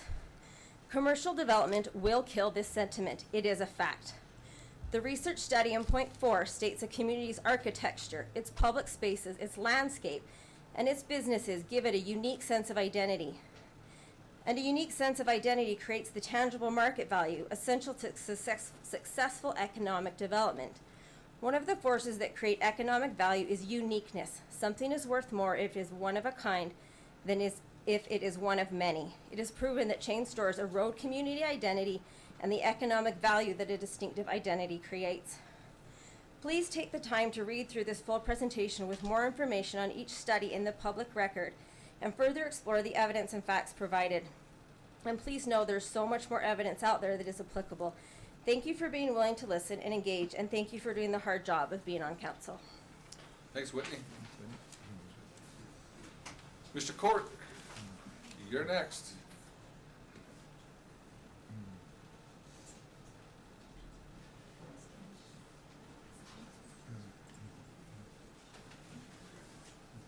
Good evening, Mayor, Council. I didn't bring much notes. The wife says that's the problem.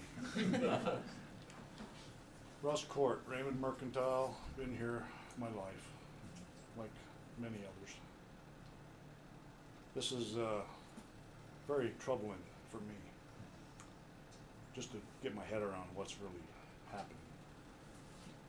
And it's not that I'm afraid of it, but I'm concerned about a couple of things, what impact it does on our core businesses that are already here. Being a bedroom community, which we are, all of us know that. How do we stop people from going to town? Well, we don't have anything here for them to stay.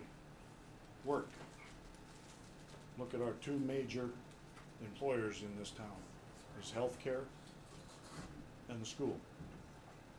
And then you look down Main Street and there's another 40, 50 jobs. We don't have any industry here to keep people home.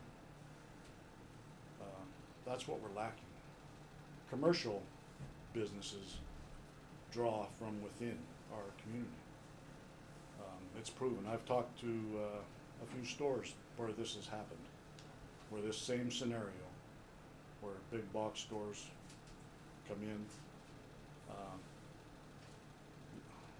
It's devastating for some if they don't react in the right way, or they don't have the community behind them. It's devastating. Some have closed. Some have been over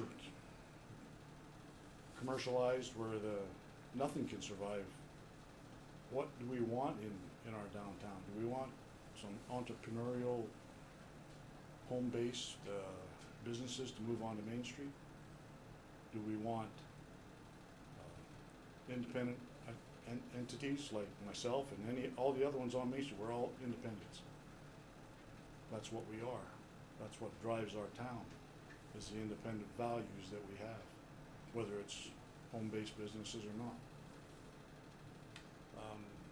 That's where commercial businesses draw from. There's a question that I had, and one of them's already been answered, maybe more than one, is that we hear a lot of talk about saving our downtown. It will not impact our downtown. They care about our core businesses, and yet 2, if not 3, of our downtown businesses were approached and asked to move into this development. I ask why? If we care, or they care, about protecting our own downtown to enhance theirs, why were they asked? Why would they destroy and tear apart our downtown? That bothers me, huge.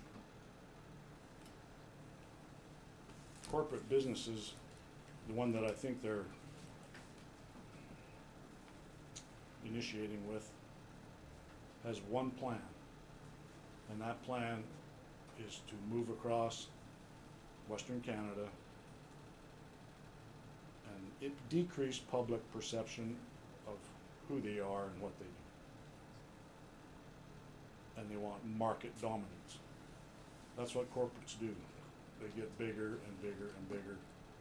And who's got a piece of that pie? Well, I want the rest of it. I want, you know, it's just the way they don't, even though they're already in South Lethbridge. Two businesses in South Lethbridge. They want rural.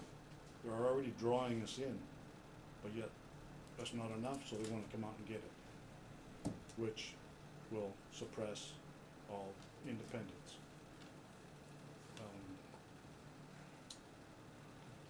And it's just due to pressure. It's just commercial pressure on independent grocers or independent pharmacies or gas stations. And that's concerning because where do we want Raymond to be? If we're a bedroom community, how many people do we need here to sustain corporate entities? The studies and notes that I've looked at, we need 8,000 to 12,000 people. How far away are we from that? 20 years? I don't know. How fast are we going to grow? That's concerning if we don't watch how we grow and put the cart before the horse, in my mind. Growth is good, don't get me wrong, but how are we going to do it? There's always going to be a place for growth. That's how cities grow. That's how communities grow. There's always going to be a space for growth when we get there. Thank you. Thanks, Rusty. Mr. Eric Schmall, you're next.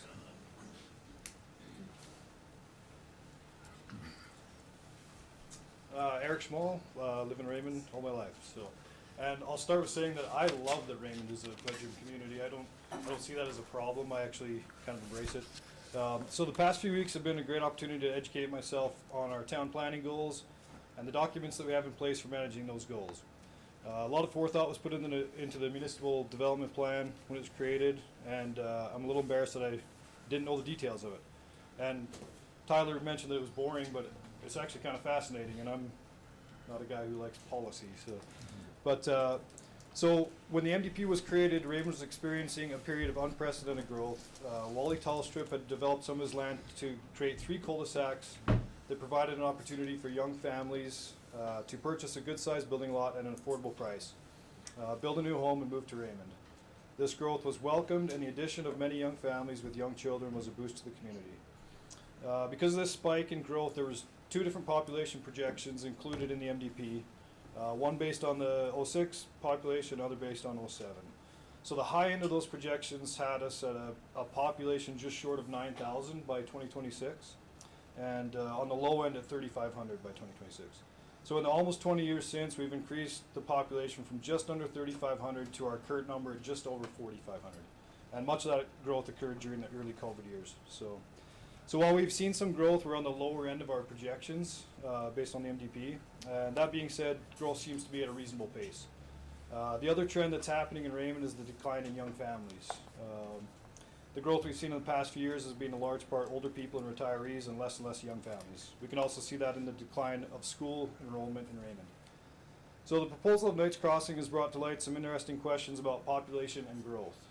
While I would agree that it's not council's concern whether a business, whether the town has the population for a business to come in to support it, that's the business's problem. But there is some considerations to be made about the overall impact to the town. I agree that the Knights Crossing ASP does align with a couple items in our MDP, such as encouraging commercial growth and diversification of tax base. And it checks a few of the boxes as far as incorporating some open space and a skate park.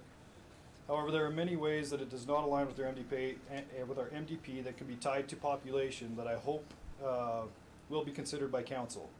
So ultimately, it is up to council to decide how to interpret our MDP, but as I interpret it, the overall spirit of the document is to encourage commercial growth while balancing the desire of residents to maintain a centralized downtown.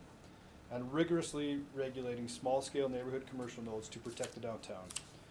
And there are statements throughout the MDP that reference maintaining a distinct downtown core for commercial activities and ensuring that small-scale commercial development will have a limited impact on the viability of the commercial core.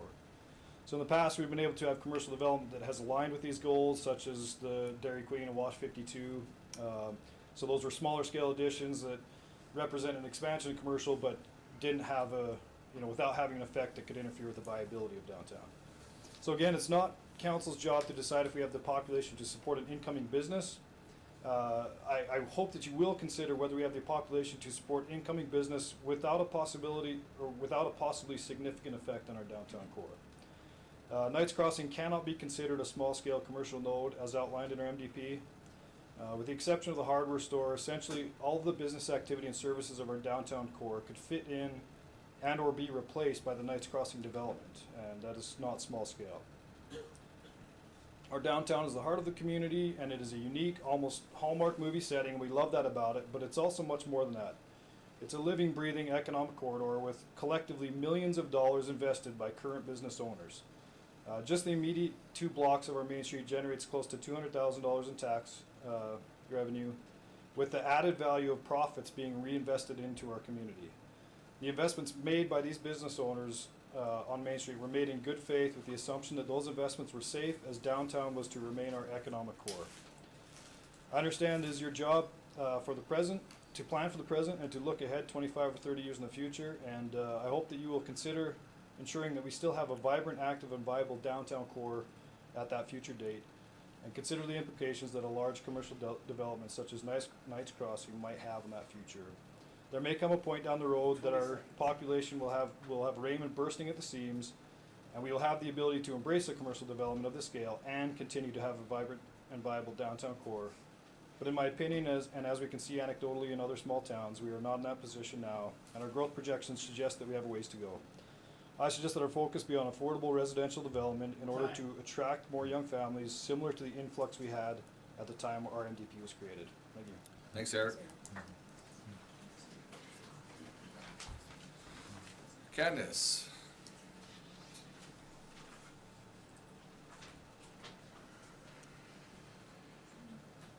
Okay, Candace Schwall, lifelong resident and Rusty's favorite daughter. I want that on record, by the way. Okay. A lot has been said about the future and about fear versus growth. We live in Raymond. I didn't think we were afraid of anything. In the heading of our town's Facebook page, it states, "Everyone loves Raymond. A maverick community with tradition, innovation, and sporting excellence thrives. From Friday night lights to small town charm, we rallied together, embraced bold ideas, and always exceed expectations. This is exactly how those that are expressing opposition to Knights Crossing and myself view the town of Raymond. What does it mean to be a maverick community? It means that we are independent and we don't think or behave in the usual way. We go against the grain. This is what has made this such a great community. The evidence of that maverick spirit can be seen in what we've been able to achieve since inception. When we look around southern Alberta and what other communities do, you see that you don't see the same level, you don't see the same level of sports fields, schools, fire services, vibrant downtown, engaged local business owners, hospitals, clinics, new gym, and independent risk takers. We are unrivaled. We have accomplished exceptional things by taking exceptional approaches.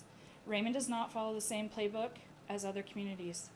It's been mentioned that Raymond has 2 pharmacies across the street from each other and that competition has raised standards. I agree. Where we differ in how that result is achieved is in both those pharmacies are playing by Raymond's own rules set out by our MDP. Those rules were put in place to ensure that the rising of those standards took place in our commercial core where we as a community wanted them. The Knights Crossing proposal requires us to bend that will of our town to fit their vision and plan. That is not how the maverick community operates. We welcome competition, but we require that competition to play by our playbook, not their own. This is how we make sure that we protect our downtown and not allow it to be hollowed out. Let's not pretend that these outside investments have what's best in mind for our town. Will they invest millions into our community? Yes. And will they want it what will they want in return? They will want to extract those millions and more. And that's not money that stays and circulates in our town.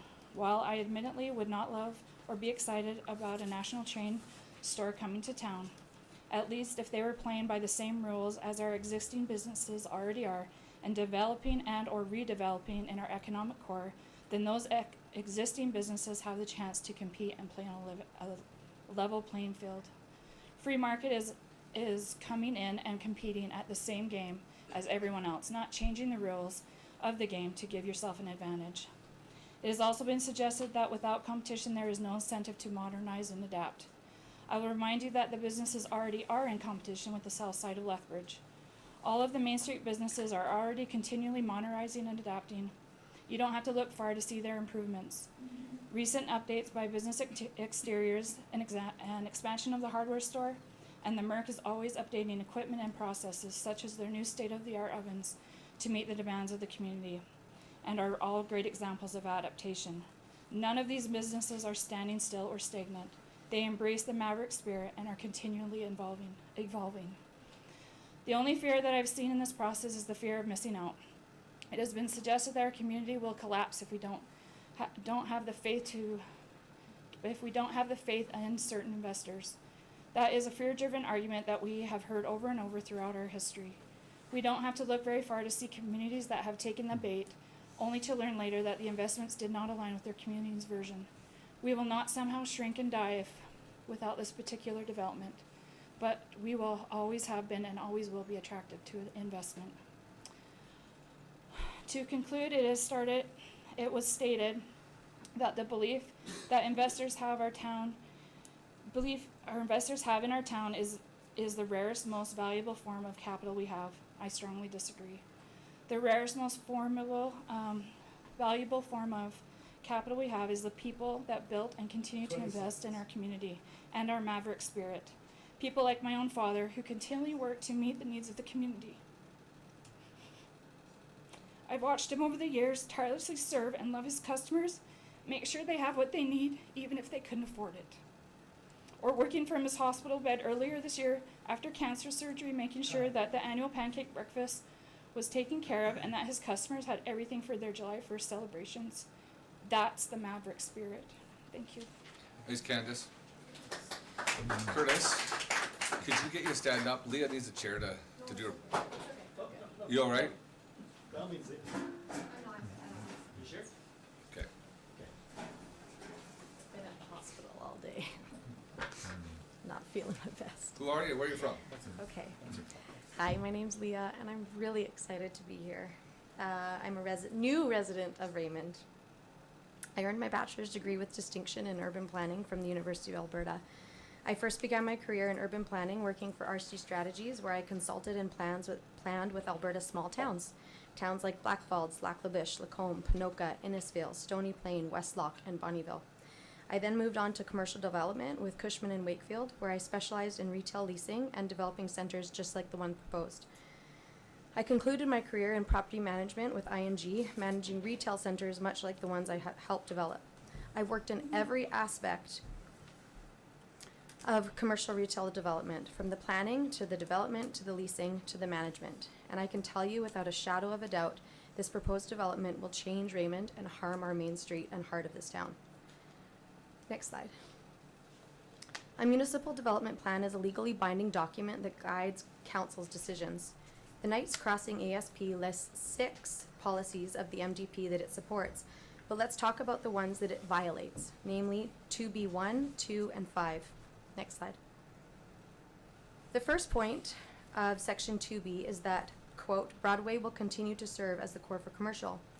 One of the first things that one learns in urban planning is that big box commercial developments are typically harmful in the long run, especially and almost without question when it comes to small towns and cities. This is just common knowledge in the field. The problem is that developments are approved without the right circumstances predicating them. For instance, a town must have a certain population to be able to support big box commercial and existing businesses. The new commercial development needs to be a certain distance away from existing retail to ensure the existing retail does not die. A downtown must already be beautiful, thriving, and a place of community gathering to stay strong when big box commercial pulls business away. Next slide. One might say the new proposed development, as seen here, doesn't violate this. Broadway will still remain the core, and the development will be subsidiary. The fact is that Broadway will not remain the commercial core of Raymond if 60,000 square feet of duplicate commercial big box retail with 319 parking spaces is inserted into a town with a population of 4,500 people. I want to focus for a moment on grocery stores. Oh, sorry, next slide. Nope. Here we go. Nope. Yeah, there you go. One study found that within 15 months of a new big box retailer opening, between 4.4 and 14.2 existing retail establishments closed, while at most only 3.5 opened. Next slide. Another study concluded that 25% of the competing small businesses close within the first year of a big box store opening in the same vicinity. The general business problem was that small business owners are less effective when competing with the entry of local big box retailers. Next slide. A study of importance, the National Bureau of Economic Research stated, our main finding is that the entry and growth of big box stores has a substantial negative impact on employment growth and survival of single unit and smaller stores that operate in the same detailed industry. The impact is the largest if the single unit or smaller chain store is within 1 mile and 1 to 5 miles of the big box store. They found that big box stores needed to be at least 5 to 10 miles away, so that's 8 to 16 kilometers, to simply avoid closure. Next slide. So 1 mile is the greatest risk within 1 mile. So 1 mile equals 1.61 kilometers. So anything under 1.61 kilometers is at a substantial negative impact risk. So the Merck is 1.4 kilometers from Knights Crossing. Next. PharmaSave, 1.1 kilometers. Next. Junction 52, 1.2. Next. Home Hardware, 1.2. Next. ATB, 1.1. Next. I want to focus for a moment on grocery stores because they are the anchor and lifeblood of any development in small town. I had one person tell me that it is not council's job to save the Merck. On face value, that statement is true, but it is council's job to abide by the MDP, and the MDP states that Broadway is the core. It is council's job to save Broadway. Next.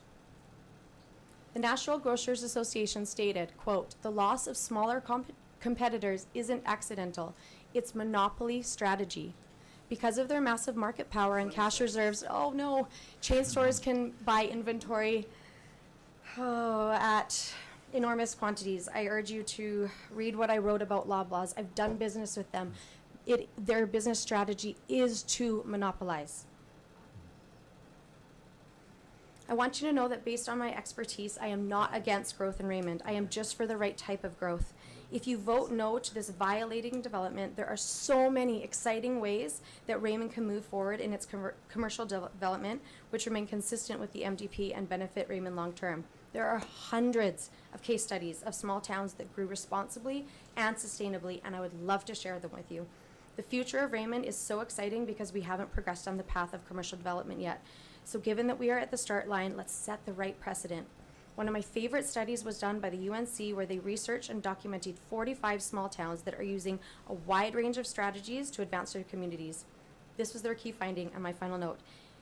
In small towns, community development is economic development. They found that communities that incorporate economic and broader, longer-term community development goals stand to gain more than small towns that take a piecemeal approach. Mayor Randall Kincaid in Davidson, North Carolina said that with every decision about development is weighed against the question of whether, quote, this project is something that our grandchildren will be proud of.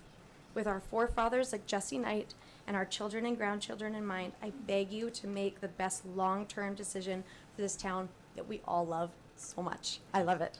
Thanks, Thank Leah. you. Just for council, Leah's presentation is in our notes. If you haven't had a chance to look through it, we can go back and look through it. We also have different options when we get to the end of this public hearing. So, thank you. Amanda, you're next. Get out of the corner. Your time doesn't start. Relax. Doesn't start. Doesn't start till you get to the mic. Stretch out. Yeah. T-shirt. Thank you, Kate. Okay, my name is Amanda Ravoy, lifelong resident, still live in Raymond. Want to thank everyone for listening to us this evening. I sincerely appreciate the town council, the employees, and their efforts in navigating us through probably one of the most impactful decisions in the town's recent history. I want to say I in no way have any ill will towards anyone in town because their beliefs on what's right and wrong are different than mine. If that were the case, I would definitely be in the wrong community. But these community members on all sides of this have watched me grow up. They raised families alongside me. I know them. I know their families. I knew their parents and their grandparents. And honestly, I'd still do anything I could for any one of them. We just believe what's best for Raymond is something different in this one situation. Now I just want to make a few points in regards to property assessment and the actual amount of tax revenue that is generated from commercial properties. I took comparable properties from similar developments around southern Alberta and used the posted assessments from the different communities' GIS maps and their posted mill rates for non-residential assessments. And just to know, when you're looking at a property, commercial property assessment, the tax values are based off the land value plus improvements. It's in no way based off of like the actual business value. They don't include the business value in the buildings or any of the leasee's owned property, and an assessment improvements are not necessarily the cost to build. They are the there are adjustments made, just like in your home property assessment. It isn't the same as what it would cost to rebuild your home. I determined the most comparable property would probably be a combination of the Cartston development, which includes a slightly bigger box store and a gas station, in combination with a mini mall type development in Coldell along their highway frontage. However, I included all of the properties so you can gather your own information. The larger one in Pinter Creek I did bold because while the land side is similar, it includes a lot more actual development on the property. I think it has a full Tim Hortons, a gas station, and a large mall that's not a mini mall. Anyway, you can see, while of course a commercial development is going to generate tax revenue because any development will, it isn't as significant of as an amount that council might anticipate. If we even took the highest comparable at Pinter Creek and Raymond's current tax rate, we're only looking at a 3.7 increase in tax revenue and only a 1.5 increase in the town's total revenue using your 2024 financials. And if you look at that compared to the average Raymond residential property assessment, residential development in the same area would bring the same, if not more, generated tax income. So what I would like to ask the town council, are you willing to risk our downtown core over 1.5%? And the next page, this is just a clip of the Government of Alberta's municipal dashboard. You can find all sorts of information about any community in Alberta off this site. It's a great resource. But if you look at the chart, Raymond isn't falling behind in non-residential tax revenue. In fact, from 2023 to 2024, it had a large increase of 26.9%, which is very impressive. So kudos to the town for that. But that was without this development. Our non-residential tax income is going up. So please take that into consideration. And I'm just gonna say, I have spoken to a lot of people in McGrath and surrounding communities and said like, hey, like if we had another grocery store, would you come and shop there? And they laughed at me. I said, no, Costco's 3 extra minutes. We're not gonna come to Raymond if there's a no frills.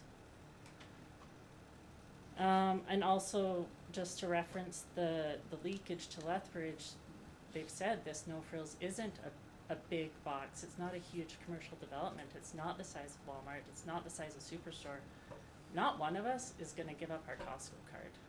It's not going to stop the Costco trips. It is going to compete directly with the Merc because that's the size of store it is. And with the remainder of my time, I just want to say why I feel people do move to Raymond and visit Raymond. A family friend of ours, they guide upland game birds. They have people come from all over North America to Raymond. And what they say is they see our main street, they see the kids riding bikes, they see the people visiting, walking around, and they don't see that anywhere else. It's like stepping back in time, they see the community, and that's what we value, and I think that's what town needs to value. Our heart is not owned by some developer, not in Raymond. Our heart is the community and the generations that have served it. Thank you. Thanks, Amanda. Paige, you're up.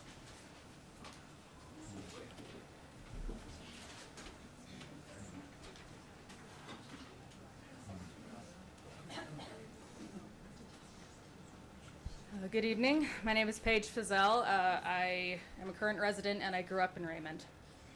The town council's role is to set policy, adopt bylaws and budgets, and provide strategic direction for our municipality. It is responsible for making decisions about services, representing the community's interests, and ensuring the town's needs are met. The municipal development plan is the aggregation of the community's foremost and vital interests developed through vigorous consultation. If council does not adhere to the MDP, it is by definition not representing the community's interests. In the MDP, it states in Section 2, land uses, quote, "The retention and diversification of business and industry in Raymond is sought to create more local employment opportunities, more service opportunities, and a more balanced assessment base. Balancing these goals with the desires of the residents results in policies for maintaining a centralized downtown, retaining a distinct industrial area, catering to small-scale, clean industry, recognizing home businesses as low-impact incubators, and rigorously regulating small-scale neighborhood commercial nodes to protect the downtown and ensure compatibility with existing uses," close quote. The MDP acknowledges that diversifying business in Raymond to create employment and service opportunities and diversify our tax base is important. It also acknowledges that the desires of residents are important. It makes clear that those two considerations are in service of policies for maintaining and protecting a centralized downtown commercial core. The municipal development plan directs council to rigorously regulate even small-scale commercial nodes to protect the downtown. Maintaining a centralized downtown is the primary goal for commercial development established in the MDP. A final confirmation can be found in 2B subsection 5, which reads, quote, "Small-scale neighborhood commercial development may be considered where there is an identifiable need and evidence that the uses will have limited impact on viability of the commercial core and are compatible with the surrounding neighborhood," close quote. I understand the argument that there is limited space in the downtown core for development, but that does not change the content or intent of the NDP. Changing the map to acknowledge the land in question as commercial does not meaningfully change the content or intent either. It is incumbent for town council to recognize that if developers are not being served with the current language and we are missing out on growth opportunities, council must engage the public to change the MDP, rather than disregard it. As it stands, the clearest reading of the MDP does not support this development. I, like probably many of you, have lived in big cities. I have lived in Edmonton, Calgary, and Vancouver. With all of their amenities, variety, and world-class facilities, they could not offer me the community and camaraderie that Raymond does. I did not move back to my hometown from the big cities for the amenities. I live here for the small town feel, and the core of that feeling is our downtown and the people there. I am not afraid of growth and development. There have been many additions to our town that I have welcomed, but growing at the risk of our downtown is in direct opposition to what I and the community have developed together in the municipal MDP. I want Raymond to grow, but in a way that honors the community's own plan and the heart of our town. Thank you. Thanks, Paige. Sherry, you here? Sherry's not here? I'm identifying as Sherry. Okay. 3 to 5 minutes. Sherry, Rod, you're up. Can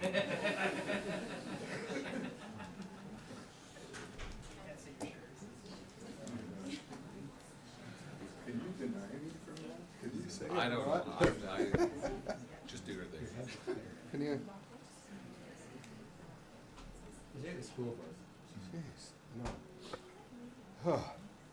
Okay, Rod Wendorf, County of Warner. Just to set for the record, the contractor from Coaldale neglected to say, Coaldale has only one grocery store.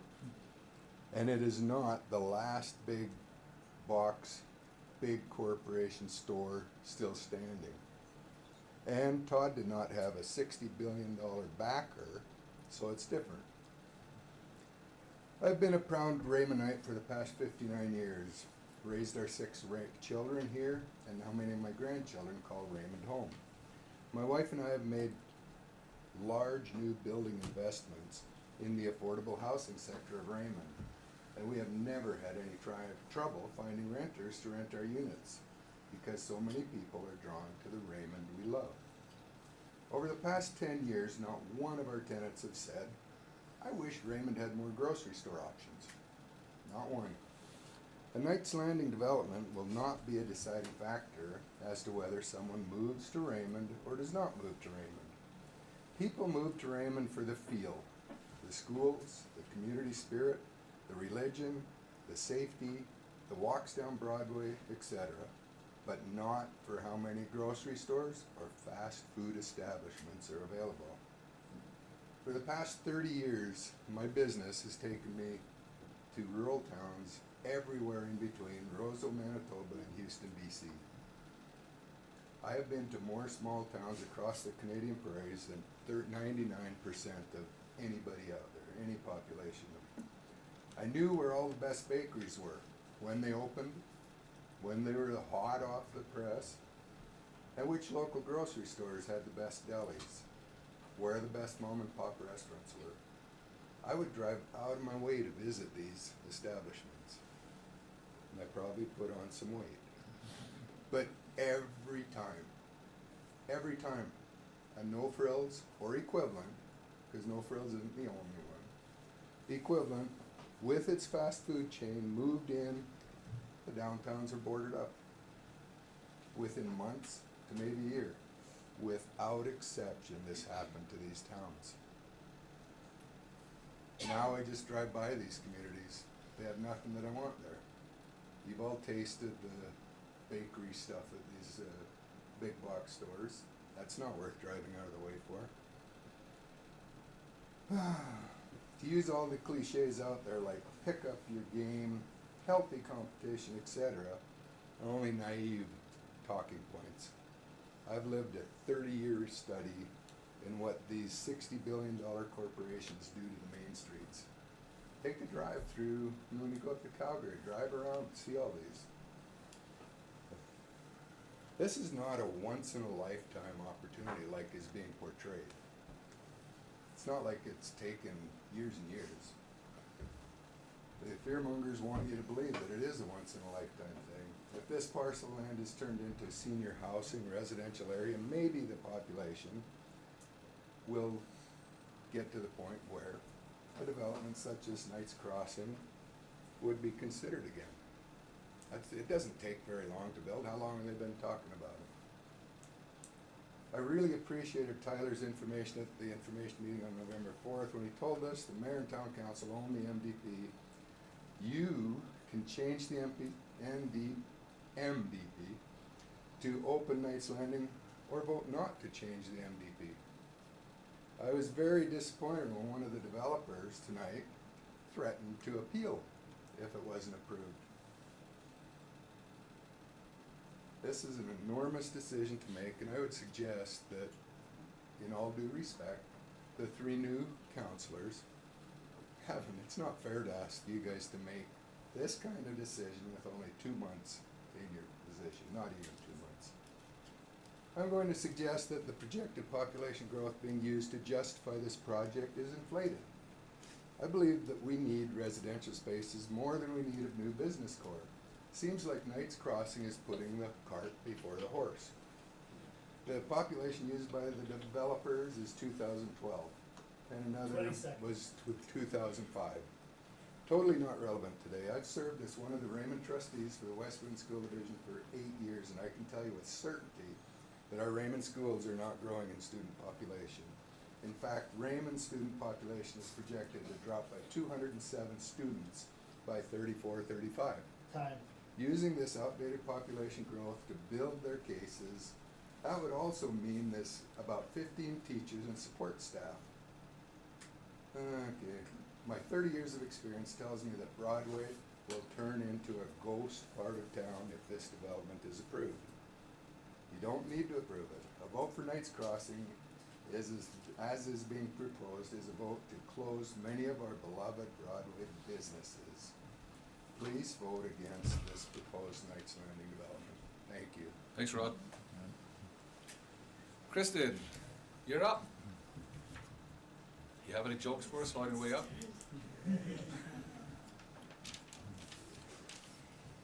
I can see the life fading from your eyes.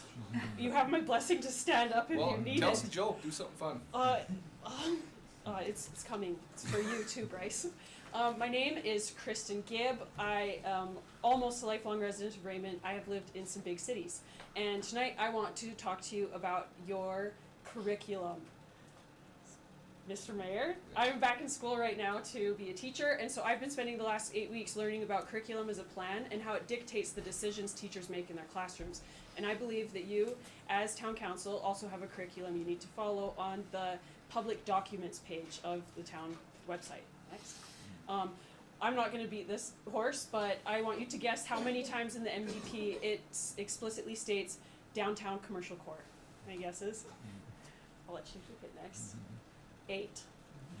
All right, moving on. I think the next part of your curriculum is the MDP public consultation. This details and breaks down the process that was taken when the MDP was made. So it tells you how the survey was sent out, how many results they got back, the roundtable discussions that took place. And the number one reason that people stated why they like living in Raymond is the small town atmosphere, the quiet surroundings, and lifestyle. I have never gone to a town that has a development like this and thought this is a small town.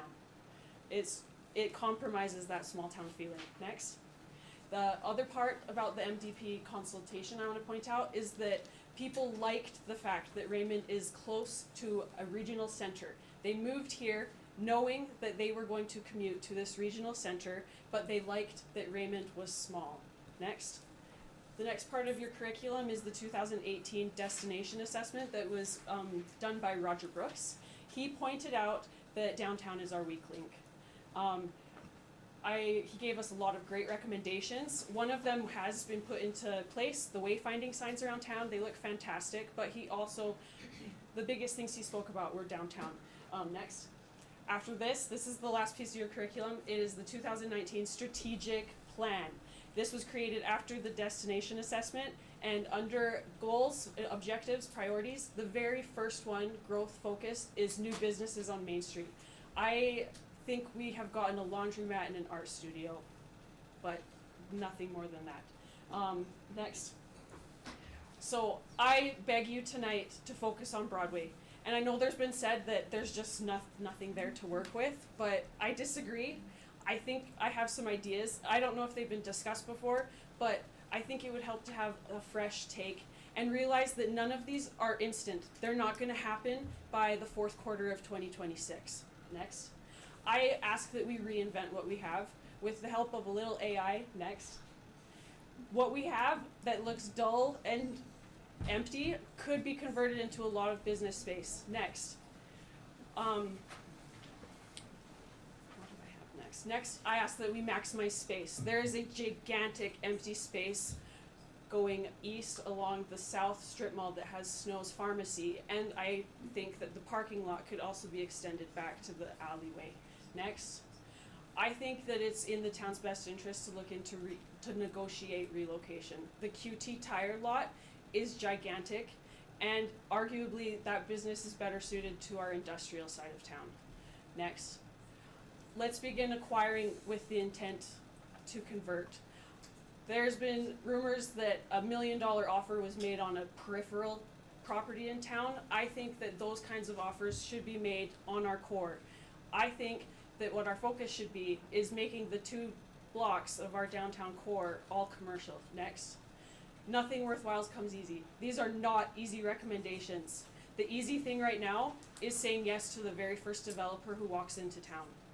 I think that we have like Candace spoke about, a maverick spirit. We like to do things our way. We have no right to have a VSP. We have no right to have a lot of things that we have put so much work and effort into, and we do have. And I think that Raymond needs to grow in a way that fits our brand and our traditions. Next. I really like this quote: growth for the sake of growth is the ideology of the cancer cell. Businesses, proposals, developments, they're all looking at a bottom line. The people who came to Raymond are looking for community and tradition and something different. We don't want to live in a place that has something everywhere else does. Last, I just want to say what does fit with the NDP next. Next. This land, if it needs to be developed right now, it aligns with the MDP to have 2 to 3 small-scale, non-anchor businesses. Next. With the remaining area being used for higher density housing. In the MDP, it just states that higher density housing needs to be walking distance to amenities, and we are running out of room for those types of housing to be within walking distance. And that's all I got to say. Thank you for your time. Thanks, Kristen. Carrie.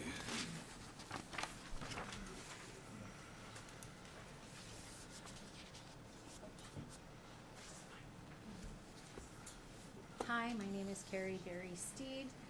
I was born here and I had the unique opportunity of being raised on this land in question.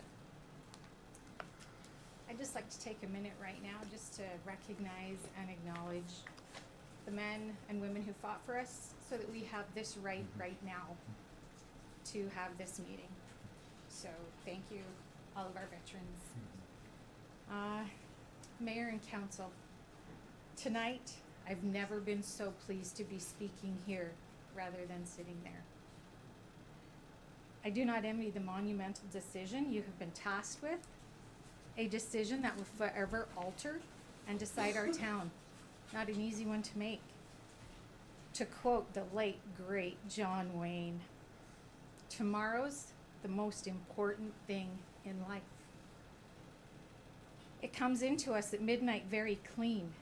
It's perfect when it arrives, and it puts itself in our hands in hopes we've learned something from yesterday. Through all this discussion, I've learned a great deal, to say the least, the alphabet, as every document is discussed in 3 letters, MDP, ASP, to name a few. But one thing I have not heard is the name of the previous landowner of that isolated island of property surrounded by town. Today you will know his name, Bryant Berry. That island was his dream. He fought like a warrior to keep it an island, and he was proud of that. He welcomed anyone out to it. We lived there, learned there, worked hard there, and we were so loved there. Laughter, lots of it there, and his final heartbeat was there. His legacy was there. Now think of your legacy. In life, we have few defining moments. Tonight is yours. What do you want your legacy to be? Tonight, the decision will be made as to the legacy you leave as the mayor and as our council. Will it be one of a bridge or a wall? One that will forever alter and divide this humble town. At this time, I ask you to please pause and reflect. What are some magical, memorable moments that you've had in this town? I'm sure Main Street and its businesses all enter one of those moments. When your baby was sick with a fever, who did you call to open a pharmacy to get Tylenol, diapers, or formula? It was the Steeds, Wayne and Norma, Todd and Lonnie. Who would you call at a big corporation to extend small town kindness?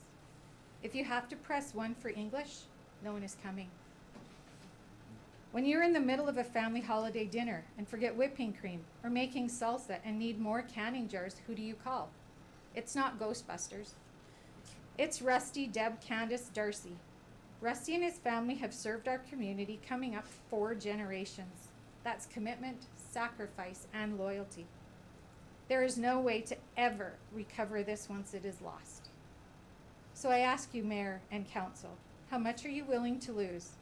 At the end of the day, not every business will be here. What is it that you want to leave as your legacy here? A thriving, unique downtown core or a highway frontage, concrete, corporate, big and personal? I would like to leave you with the final thought by Henry Van Dyke. And if any of you ever were coached by Bernie or for football, you'll remember this. The shadow by my finger cast divides the future from the past. Before it sleeps the unborn hour, in darkness and beyond thy power. Behind its unreturning line, the vanished hour no longer thine. 1 hour alone is in thy hands, the now on which the shadow stands. Thank you. Thanks, Carrie. Mr. Dr. Mike Smith, you're up. Dr. Mike Smith, owner of Raymond Dental Clinic. I live in County Warner in Firework Alley, but that name's still tied up in bureaucracy. So, but just want you to take a minute and imagine you're a successful business owner in Raymond. Due to some health problems, you decide you need to sell your business. So you get an appraisal. You really care about your business, your local employees, and the community. You do have a part-time associate you believe could buy you out and carry on your legacy. But during the negotiation process, a large corporation based in Ontario approaches you and gives you an offer that is far, far above the appraised value for the business. The bank won't lend your associate that money above the appraised value. That's too risky for them. Not a problem for the big corp though. You're hesitant about the large corporation, how they would deal with your current staff, and how much they would or wouldn't contribute to the community as you had. What would you do? What would weigh most heavily on your mind in that situation? Well, in a nutshell, this is how I became a local business owner in Raymond. Dr. Hagee decided that the best option for the business, for the community and his local staff, was the one that gave him less money. He didn't want a corporation shareholders to be more important than supporting the community through customer service, sponsorships, fundraisers, and employing local residents. Essentially, he ignored the dollar signs and went with his heart. This corporate takeover pattern is a worrying trend that's not unique to my industry. Pharmacy is a prime example too. More and more rare to get a private pharmacy. A few months ago, I was in Calgary for a dental convention and my cell phone had problems. Went to a nearby Costco to try and get help with that. As I stood in line at the counter for a cell phone, I overheard a couple arguing about an electric shaver. Husband wanted it, and wife said, no, put that back. It's way cheaper on Amazon. So,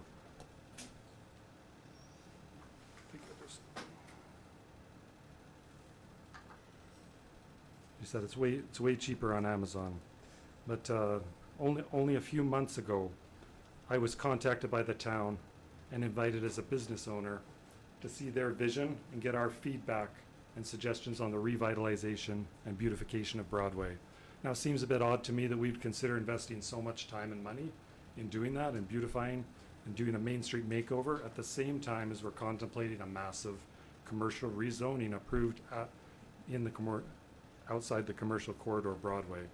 I feel almost as if it's the right hand not knowing what the left hand's doing here. This proposal feels like Main Street business is about to get stabbed in the back.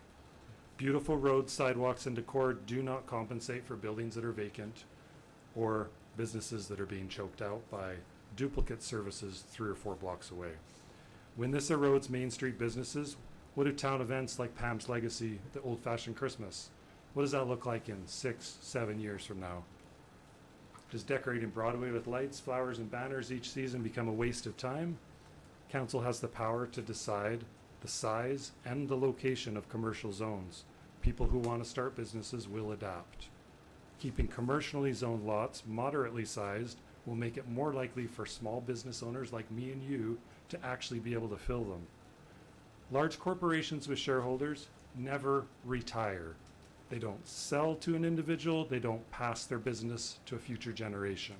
So you don't get a Jim Bridge to Russell Court deal, you don't get a Stephen Hagee to Andy Rose sale, or a Don Steed to Wayne Smith passing of the torch.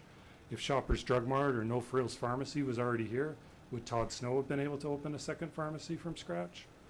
Would Brian Eckett have been able to do what he did with Esso and Town Pump if No Frills Gas Bar was selling their gas as a loss leader to get people in the grocery store doors?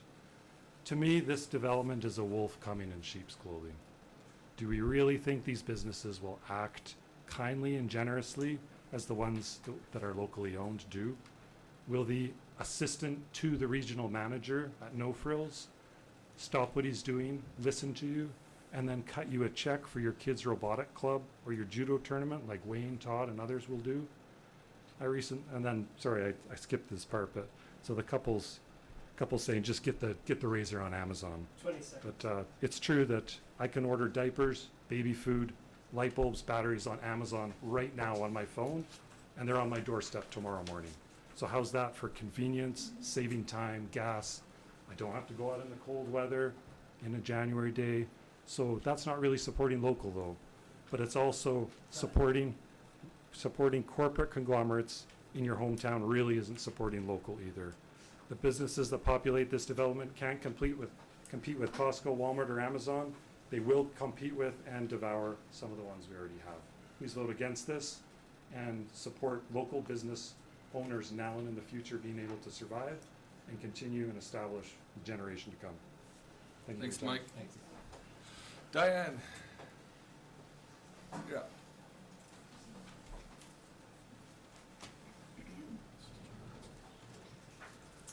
Hi, my name's Diane DeMarco, and I'm the newest kid on the block. My husband and I have just moved, we moved here about 2.5 years ago, so we're new. When we first came to southern Alberta looking for a place to live, we checked out Cardston, Lethbridge, and here. And when we walked down Broadway, we knew this was where we needed to be. We felt like we'd come home. And so I don't want to see us lose that. So the things I'd like to share with you tonight are things that I have learned from the community that I came from back in Ontario. We experienced when a new development, which consisted of a big box or corporate store, came into town. We lived 3 hours north of Toronto, and the town of Huntsville is a tourist town.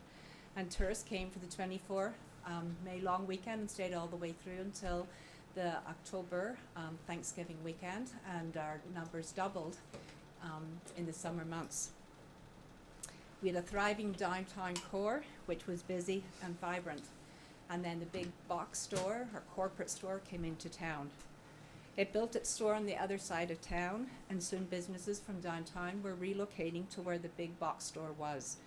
Within a few short years, downtown became a ghost town, with many businesses shutting down because they just could not compete. It has been just over 30 years, and slowly the downtown is starting to pick up. When my husband and I first moved there, the population was 15,680. And now, 37 years later, it is only 23,835, and this is a major, major tourist town north of Toronto. It's only grown by over 8,000 people in 37 years, which when you look at the annual rate of 1.52%, it's an average of about 216 people a year coming to the town. When I looked at the population growth for Raymond, I found this online. It said in the last 5 years it went from approximately 4,000 people to just over 4,500 people. So when you look at that, that works out to be just 100 people per year. So for me, I don't see this type of growth as necessitating the need to bring about a grocery store, a gas bar, or a pharmacy into town. Going back to where I came from in Ontario, there were 4 other towns around us who experienced this as well. The box stores came into town and they too suffered. And 2 of those towns have never ever recovered, and their downtowns are still ghost towns. Let's look at Coaldale, for example. They're twice our size. They have revitalized their downtown. They have added commercial businesses, and they still have 1 family-owned grocery store and 0 big box or corporate stores, and their population has expanded.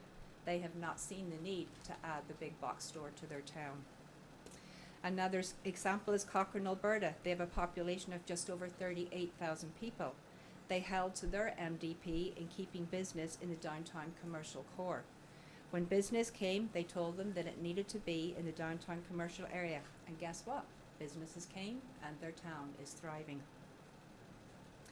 A lot of people in this town are passionate about our town, and we want to see it grow in ways that will enhance our town but support what we already have.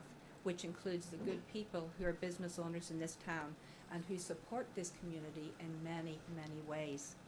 Do we not owe them something for all that they have done for this community?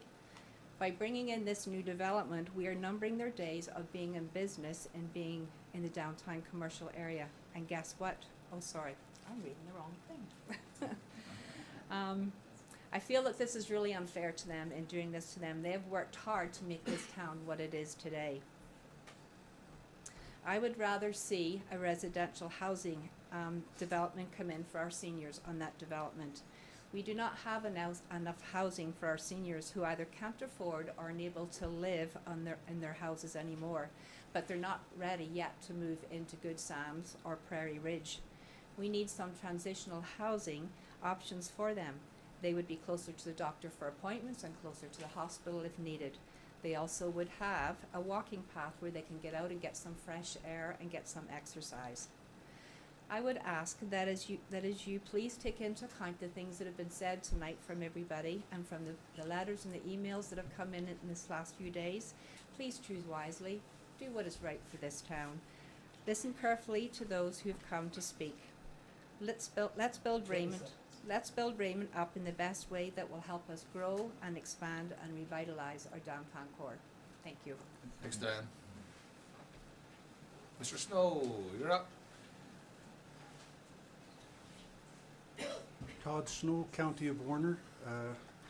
Mr. Mayor and councilmen and women, I appreciate you taking the time to listen to all of us this evening. It's been a long night for you and we acknowledge that. It's also a difficult decision that you have to make.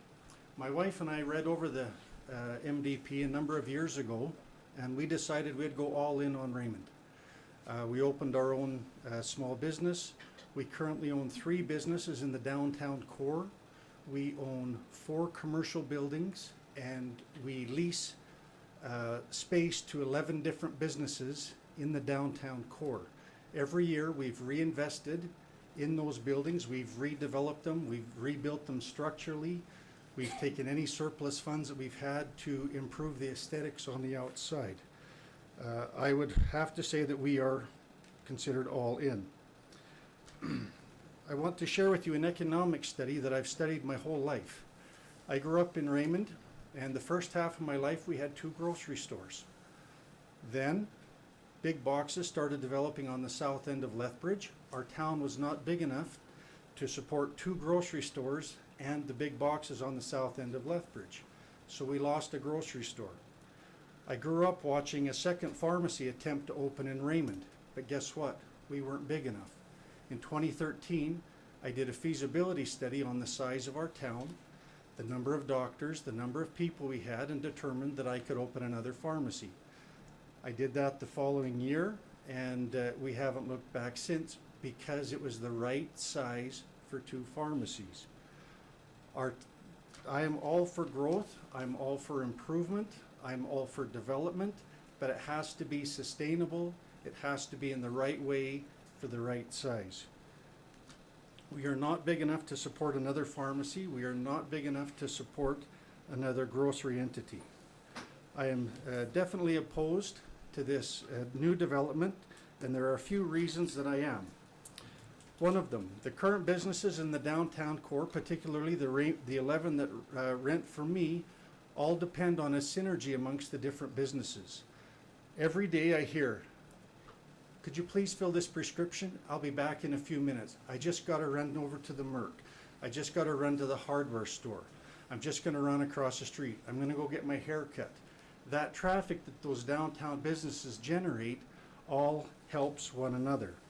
It's a known fact that 3 times, or local businesses contribute 3 times to the local economy as opposed to big box stores.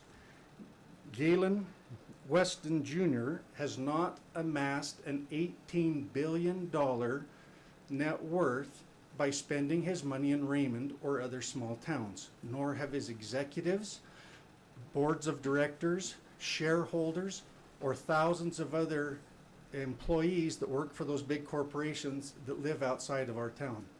I buy groceries from Rusty. I buy hardware from Andy. If I have a little extra and I want to do something more to upgrade my home or my shop, I buy the extra from Andy. I buy my tires from Sugar City. I buy my auto parts from Raymond Auto. I get my hair cut at the local salon. My money stays in this community. If we allow this development to go through, jobs will be lost, businesses downtown will close, and we will lose the diversity of businesses that we currently provide.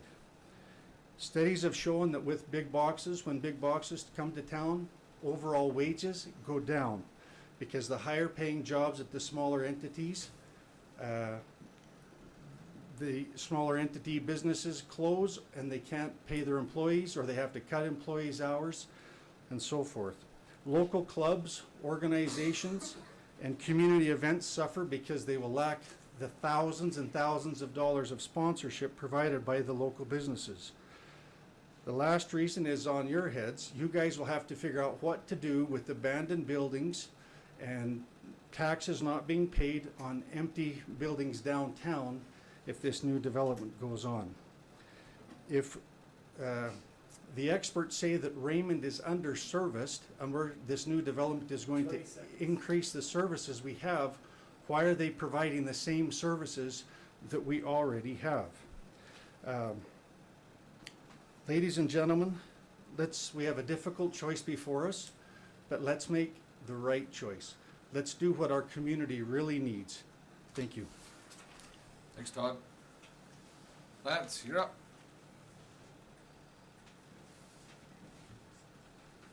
Hello and congratulations to everyone here. Pretty much everything that I would say has been said 10 times over back there, so maybe I'll just explain to you how I ended up standing here before you guys. Back in June, this great gentleman here, Reed, with Southwest, gave me a job as a project manager with Southwest Development. I've worked with them in the past. They're a good company. I have no doubt that if they were to do this development, if it were to go through, they would do a great job. Having said that, on day 2 of working for this company, they opened up the plans for this development here. And instantly my face changed, instantly my gut dropped, because instantly I knew what this development meant for our downtown. To the point where that was before July 1st, that was June 30th. I did July 1st and July 2nd. I tendered my resignation with Southwest because I couldn't be part of what would so greatly affect our town. That was a dream job of mine with a good company, but I couldn't and already do it. So maybe a couple things I'd ask you guys to consider, and things that I probably did myself in being in opposition to this more harm, talking to Reed, because I told Reed for 3 hours how great of a town this is and stay the hell away from it, but they didn't want to listen. So maybe, and then talking with Reed, I went and talked to Curtis, and me and Curtis had a really good conversation for several hours too. So a couple of things that I brought up to them, and I think I'd like to bring up to you guys just to ponder, is that the one thing that I do think is very different between this development and other developments that we've done in the past, and they brought up like Snow's Pharmacy, things like that when they came in, is that those like when we brought in Pizza Hut or these different pizza places and the pharmacies, all those places went head to head as an individual. There was place for them to find their place inside of the town. That won't happen here. All downtown is going to have to go up against this new development all at once. That is way different than anything this town has experienced in the past. It's so significantly different that I gave up a really good paying job for it. So I'd like you guys to consider that going the entire downtown going head to head with this, what will the outcomes be? Tonight they mentioned the population and they're using the surrounding area of 6,000 to 8,000 people is how they're basing their population for the study. On Tetra Realty, they're using the population growth of, or not population, but surrounding area of 9,000 people. In order to get those numbers, you have to include our surrounding towns. So one thing I would like you guys to think about is if this was McGrath and McGrath put in this development, would any of you be driving to McGrath to go get your groceries, or are you gonna be driving to Lethbridge if you're not buying local, like if you're not supporting one of our local businesses? And if you wouldn't, is it fair to use those populations to determine if the feasibility of how this would work. Sorry, I'm not going off of what I had written just because of that. I guess I'm not going to say everything. I guess I'm just going to kind of go back to something like two things. When I took trade school, one of my teachers told us to be the best at what you do, and you will never have work. You will never be short of work. What I would like you guys to think about is think back to July 1st of this year. I drove one of the fire trucks through the parade, and our parade is nuts. The amount of people that are at our parade is bonkers. And I want you to think, why? Why does our town blow up on that day? Why do we pull in all these other communities? Coaldale's parade doesn't get what ours does. Cardston's doesn't. None of these towns get what ours get when you look at how densely people packed in. So going back to my trades teacher saying, be the best at what you do, and you will never have to worry about having work. Maybe our best is just being the nostalgic little town that fought off big corporations and supported our local businesses. Maybe that's our best. And we can back that up with proof, because when you look at Raymond, we've outpaced growth of all of our surrounding communities year over year for quite a while. We've typically outpaced it, or we've been on that with, so that's it. I'm a sucker for nostalgia, and this is a beautiful little nostalgic town, and I hope we can keep it that way. Thanks, Lance. Great. You still awake? You're up, dog. I don't think I've ever called you that before. Alright, my name's Grayson. Many people call me Grapes in the community. I could live in Lethbridge in a starter home with my wife. We're currently shopping for an acreage for us and our horses to live on in Raymond. Yeah. I was born and raised in Raymond. I love this town. It has meant everything to me. I've wanted one thing since I was 3 years old, and that was to become the third generation of Smith/Steed pharmacists to run the pharmacy. My parents and grandparents have set a powerful example of what a community member should be. I strive to live up to that.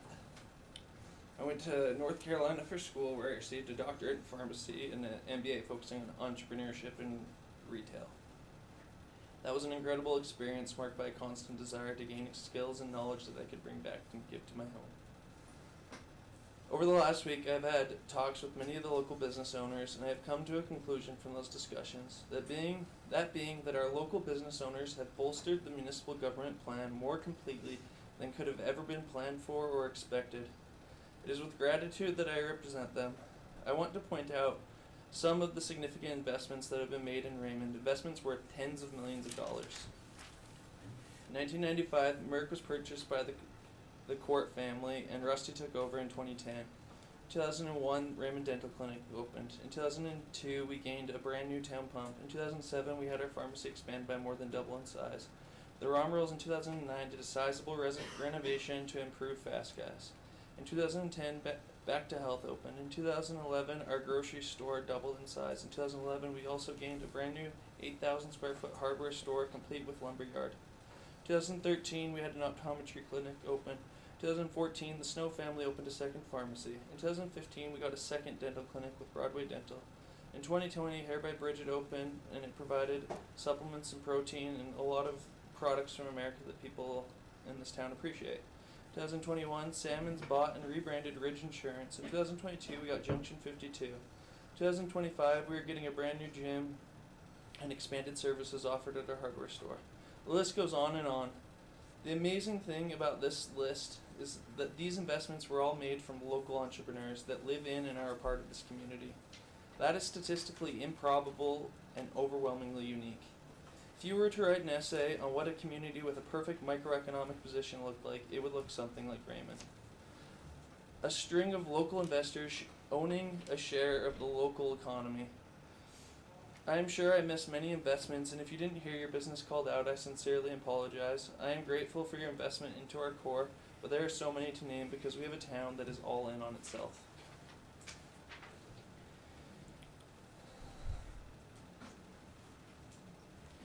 In discussions with this group, a group that I would affectionately like to call the stakeholders of Main Street, it is clear they love Raymond as much as I do. They want to see their neighbors succeed as much, if not more, they want to see themselves succeed. It's incredible. Todd Snow, in our discussions the other day, shared plans to further bolster Main Street with his investments into front store renovations. Statistically, if the Knights Crossing development goes forward, we will lose many of these investors and their investments. I would hate to see that happen. I love all of these investors. The most significant thing that came out of these discussions was a big ask on my part. I asked them to open up their books to a local accountant to determine the net charitable contributions to Raymond per year this group makes. From data collected from 16 members of the stakeholders group, collectively they contribute $208,387 per year, as measured from their 2024 contributions. These were contributions to clubs, municipal initiatives, sports teams, the schools, robotics, other events, the parade, July 1st, individual needs, and much more. They also donated more than 2,600 community service hours, each member on average donating to 10 different initiatives within the community. In a small market, we as a group are at risk of losing members that annually opt to give $208,387 back to the community a year after taxes. Once again, in summary, we would be naive to believe that this is going to happen in a vacuum. We will erode our base, and Costco and Walmart are still going to exist. We are going to lose retailers. That is not fear-mongering, that is statistics. Our retailers on Main Street are actively giving $208,387 annually to the community and 2,670 hours out of the goodness of their hearts. Do you want to lose any portion of that? I don't. Thank you, Main Street stakeholders, for this opportunity to represent us. Thank you for your contributions, your love, and thank you, Council, for your time and consideration. Please refer to your inbox for more information on these numbers. If you appreciate the investments made by this group and you feel you have benefited from their generosity, please vote to support the stakeholders so this support continue to exist. Thanks, Grayson. Wayne, you're up. How you gonna top that? I don't know, my paper's a mess now. I'm just gonna make up crap. There, that's what I'm good at. Wayne Smith, born in Edmonton. My wife said I might have grew up here, but she might say I never grew up, so there you go. When Norm and I met with Tetra in a Zoom call in June, they said this project was based on 9,000 to 10,000 trade area. We definitely don't have a 10,000 trade area. Like if we say we have a 10,000 trade area, we might as well say we have a 3 million trade area because we get business from Edmonton, Calgary, and Wetaskiwin, and Red Deer. So if we have $3 million, if we're making them all, I want something with the Nordstrom in because I love Nordstrom. So if you guys can pull that off. Let's see, I'm 100% for development. Grayson talked about all the development that's gone on. Between Raymond Pharmacy and Snow's Pharmacy last year, we had right around 2,500 patients in 2024. Stats Canada says 67% of Canadians use a prescription annually, so that gives us a trading population of less than 4,000. So way less than 9,000 or 10,000. All this has been said, One thing I will say, I don't think people go to Lethbridge just because of prices. Because PharmaSave gets the same deal that Walmart gets, the same deal Safeway gets. It's just a rotating sale that we all get. Like it's my turn to get Tylenol for $9.99. It's my turn to get Robitussin for $12. So price obviously isn't part of I don't know what all the motivation is. And my wife is a smart shopper, and she says if you pay attention to sales at the Merc, you're going to get the same deals you get in Lethbridge.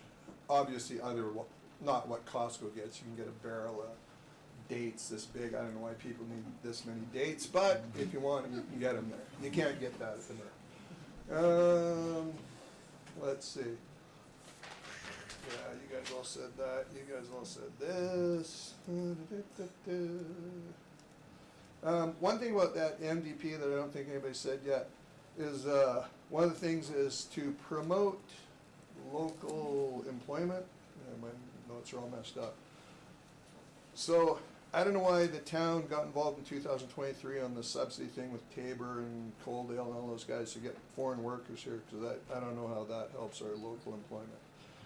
You guys said all this. And the parade is awesome now, but it almost died in the 90s. Like, at one point, I don't know, 92, 93, there was like 10 of us. And then we decided either we're like canning this thing because it's a piece of crap, or we're gonna get the chamber on board and talk to all the other businesses.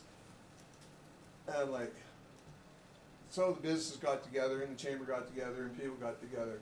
But it's a Raymond initiative that grew from work, like what Grayson talked about, the volunteer hours.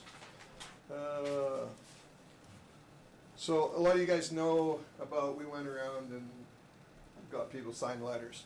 So out of approximately 110 interactions with Raymond residents while canvassing residence to residents, Norma, Grace, and I found 4 people 100% for the project, 6 that were like, I don't know, and we just left papers with them. 3 of those people, within a day or two, brought those papers back. So that works out to a statistic of about 94.5% of residents of Raymond opposed tonight's crossing. So unless that's like some big muck up, like that's huge. Like how many initiatives have a 93, 94, 95% support? And you guys all talked about this.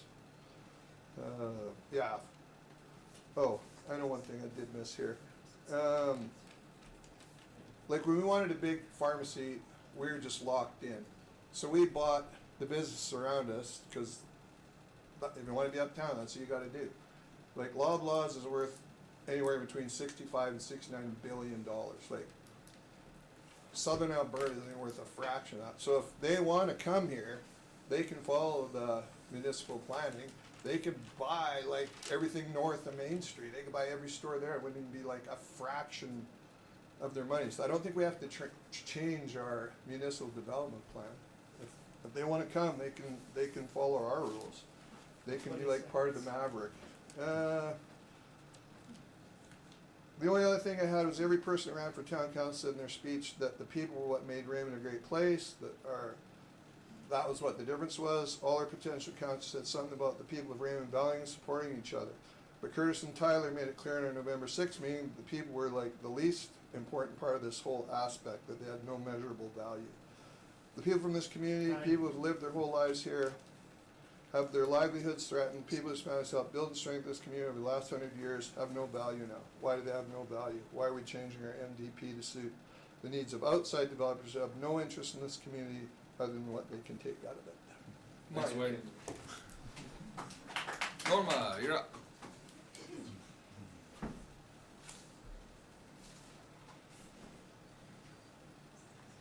Okay, I'm Norma Smith. I'm from Raymond.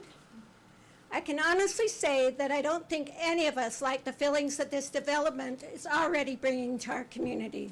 It is making enemies of neighbors, pitting friends against friends, and damaging politicians' reputations. I heard recently a young lady say, when my family moved to Raymond, we thought we were moving to a Hallmark movie town. That is our town's character she is talking about. This development should never have gotten this far. I don't know who told the developers, but I do know because I saw it with my own eyes. They said our trading area is 9,016 people. As a businesswoman and part of a family who has been proud to call Raymond our home and run a business for close to 75 years, that is not our trading area. For those of you who don't know me, that business is the Raymond Pharmacy. And we are excited to say that we are set to run it for another generation. Because of our business, I have the opportunity to visit with new people who come to town. I ask them as we are visiting, what made you choose Raymond? These are people that don't have relatives here. These are people that didn't move back because they wanted to retire in a small town. These are people that drove down Main Street. They said it felt good. It felt good, a feeling. Raymond has everything we need. That is the character of our town they are talking about. People still want to live in a small town. Our forefathers built this town, a town we can be proud of, a town with values, morals, and integrity. I've heard, excuse me, my voice. I've heard, or my husband has talked to you and passed it on to me. Some of you who represent us here today say that I wouldn't want to live in a town who decides what business can come in. Well, I feel it has become extremely evident that a big percentage of us would like to live in a town, that is part of your job. You are voted in to represent the citizens of this town. We welcome new businesses. We want to come and make our community better, build on our character. Since I have lived here, which is basically my whole life, I can list businesses that come, some are still here, and some are not for various reasons. Of course, that is what we want, is businesses to come and make our town better. Do you realize Walmart has been kept out of some of the largest cities in North America, including New York, San Francisco? Excuse me, my voice, I'm getting emotional because... Anyways, Boston, Seattle, and Vancouver. Those cities want to preserve their community's character. Big box stores have been kept out of smaller towns as well, which the list was way too long to name them all.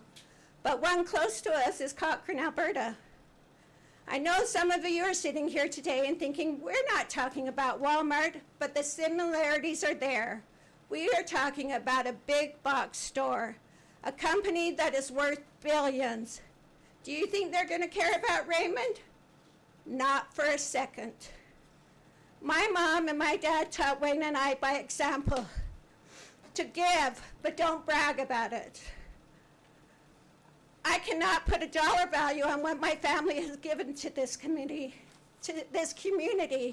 nor do I want to. My family has felt honored to live in a community like ours and give back to it. We would like to be able to see this continue.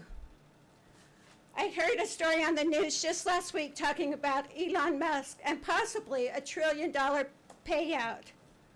Pope Leo, in response to that amount of money, said, if that is the only thing that has value anymore, we are in big trouble.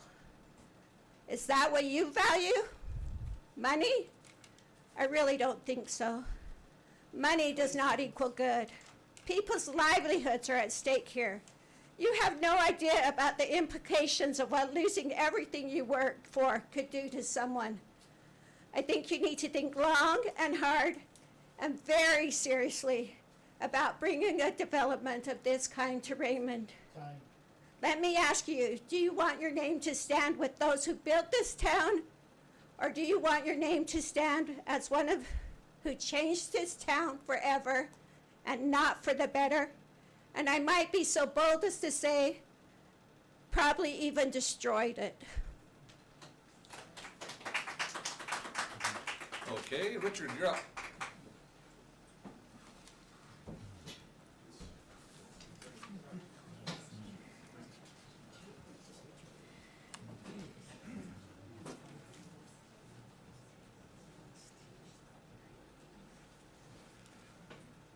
Richard Squire, resident of Raymond for about 15 years.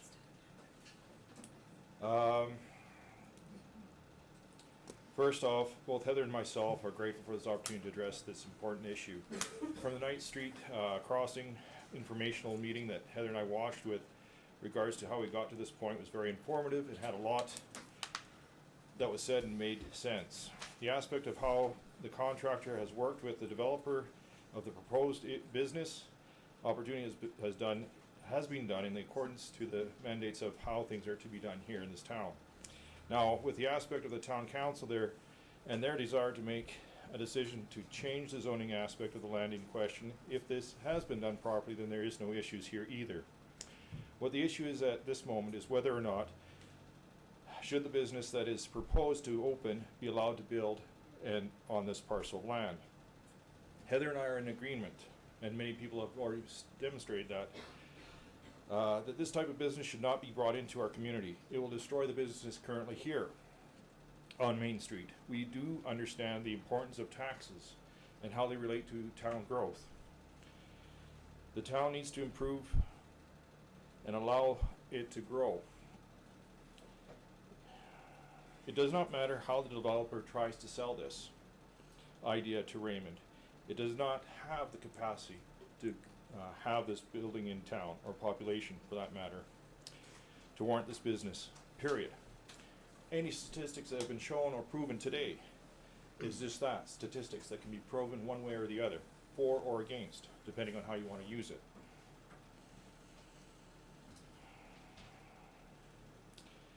What we see is that this business is overreaching itself.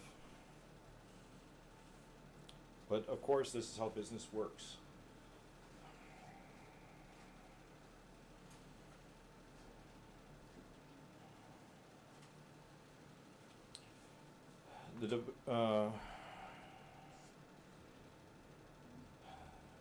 If I had a business to go to work every day, I'd be working here in town and spending my money here in town. I don't have a business to do that. I work in Lethbridge, therefore I do spend a portion of my earnings in Lethbridge coming back to Raymond. However, perfect example, I ran to the store 20 minutes before I had to be here to grab a few items. Convenience, that's what Raymond's about. That's what the Merc is for. That's what the other pharmacists and other businesses are here for. So what Heather and I would like to see happen is that the town council would vote in favor of making a change that will promote proper investment and growth, as Todd Snow and other business owners have stated. Maybe look to industrial, such as fabrication and the like, as this will grow our population and allow us to grow and bring in the big businesses as it's warranted.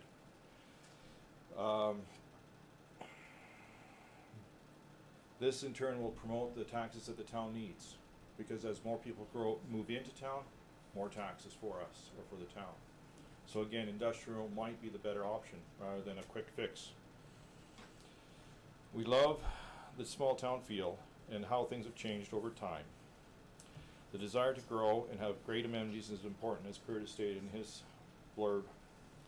The pool, the ice arena, the parkway improvements have been excellent choices, and we are proud that the town council does listen to the electorate to the best of their abilities. We strongly advise council to change the zoning to allow growth that will bring workers to Raymond rather than a quick fix that will take away from the business that we currently have. Thank you very much. Thanks, Richard. Lindsay, you're up.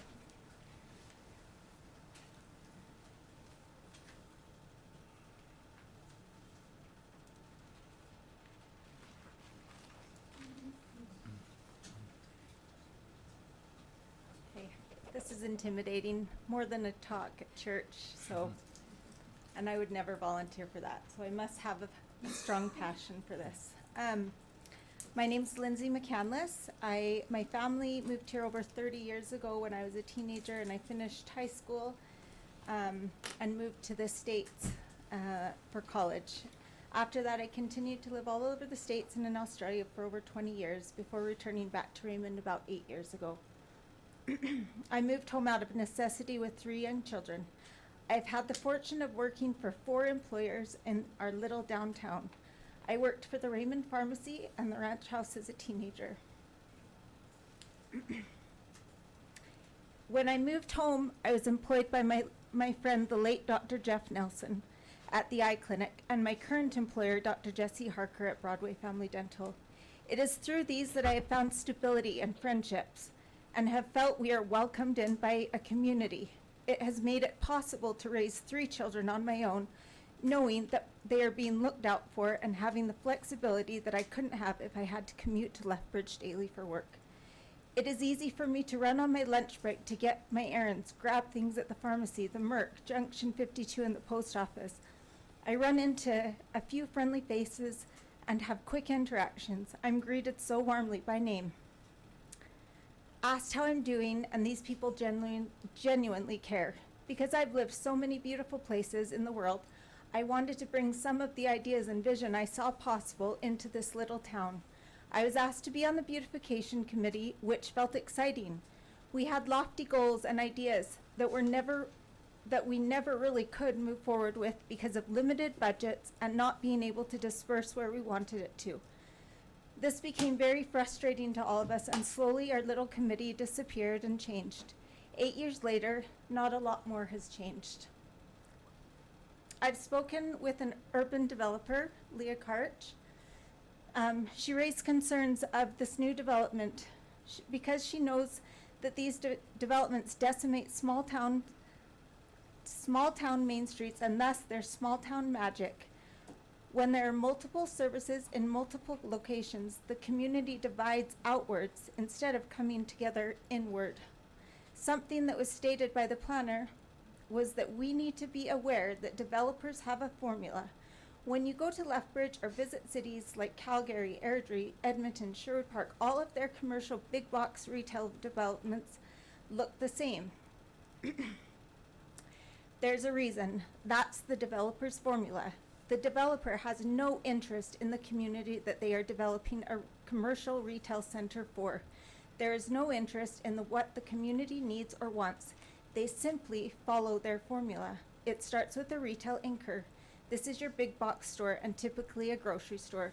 Once your anchor is established, it is followed by other key players, pharmacy, a bank, and then a fast food chain. Your last key player is a dollar store. Then, if you need fillers, it's a pet store and a nail salon, a liquor store, and a convenience store. This is their formula every single time. Does this sound familiar? Have we seen these exact things go everywhere we go? Never locally owned, always corporate big box, employed by sometimes temporary foreign workers. This plan is privy to who the developer has already this planner, Leah, is privy to who the developer has already conditionally leased to, and it looks exactly the same despite Raymond's needs. So are we truly addressing what it is that Raymond needs to grow and flourish? Or are we jumping on the opportunity because they're the first ones to apply for the job? This is very different to some of us. This is very different to some of the places I've lived in the world. I like change. I like growth. I like new things. I like uniqueness. And I like things that make me proud to live here. It honestly feels like home because we're a tight-knit family. This feels like someone invading our home. And everything that we cherish about it. There's so much potential for our downtown, but if this goes through and is not made a priority, it will never feel the same. And many, possibly even myself, run the risk of losing employment because of the effects it will have. And I just want to reiterate the introduction to what Tyler already said of the MDP. The policies in this plan are the blueprint to build the Raymond that residents imagine, a vibrant, safe, beautiful, and growing community that means its unique character by promoting a sense of community, providing opportunity, choice for housing, recreation, services, and employment. There's nothing unique about this. We need to vote on what makes us unique and keep that characteristic in our small town. Thanks. Thanks, Lindsay. Derek, you're up.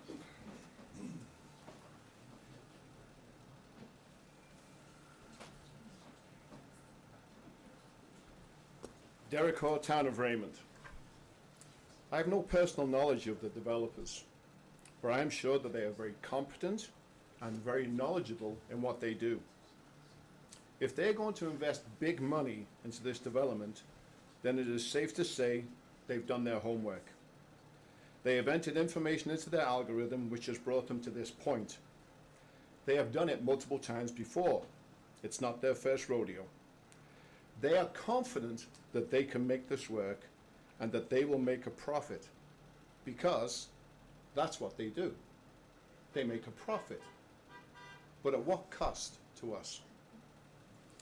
I've lived in Raymond for 44 years. Immigrating from a large city in England, I never dreamed that I would end up in Raymond, but I did, and I've loved it. It has been wonderful to myself my children, my grandchildren. It's our home. There's been talk of needing more jobs for the youth here in Raymond. Personally, I don't think it's the responsibility of the town to provide job opportunities for my children. Indeed, none of my children had jobs in Raymond when they were growing up here. They had no jobs. They also had no drugs, no gangs, no crowded streets. This was and continues to be a trade-off that I am willing to make for the benefit of living in a small town. There are many things that Raymond does not and simply cannot offer that a large city can. On the other hand, there are many things that Raymond can offer that a large city cannot. I like it that way. And I would like to keep it that way for my grandchildren and hopefully my great-grandchildren. There seems to have been a steady growth in housing starts and is projected to continue. This has all happened without the big box store. Just maybe that's one of the reasons that people came here, because there is no big box store. They want to get away from the city. They want to enjoy a quieter, peaceful life. Maybe a big box store would be a deterrent, not an attraction to future people. I love our downtown. I'm thankful to know most of the owners and the employees by name. I see them, I associate with them at sporting events and cultural events in our town. Our children, and now our grandchildren, are on the same sports teams or part of show choir. They also know me by name, and I'm more than just a customer, I'm a friend. 2 weeks ago, my wife and I went on a short road trip. On the second morning, I woke up to find a flat tire on our vehicle. Luckily, the hotel was right next door to a tire shop. Unfortunately, they said the tire could not be repaired, and they could not find a set of 4 tires. So we put the spare on, managed to get home. I took the vehicle to Gary Quinton at QT Tire and asked him to replace all 4 tires so they would match up, as I had also been told that the tread was low on the existing tires. Gary later called me and said that the tire could be repaired, and the tires would be good for at least this winter and probably for next winter as well. This is another reason why I love Raymond and our downtown. To a big box store, I'm just another customer. To our local businesses, I'm a friend as well. Facts are hard and cold sometimes, and if we were only basing this decision on facts, we could enter them into a nice computer program and come out with the answer. However, what would be missing from this computer program, and indeed from the algorithm the developers used, is me. My feelings, my thoughts, my hopes for the future. Am I right? Am I wrong? Regardless of whether I'm right or wrong, I felt strong enough to come and present at this meeting for you to consider my thoughts, my feelings, my hopes. I am confident that you will take the time to carefully consider both sides of the argument. I am confident that you want what is best for Raymond. That may not necessarily be what's best for this developer. In closing, bigger is not always better. More of something might mean less of something else. More of something might also bring more of something else that we might not want. Thank you. Thanks, Derek. Is Brittany here? There you are. I didn't see you back there. Krista was blocking the view.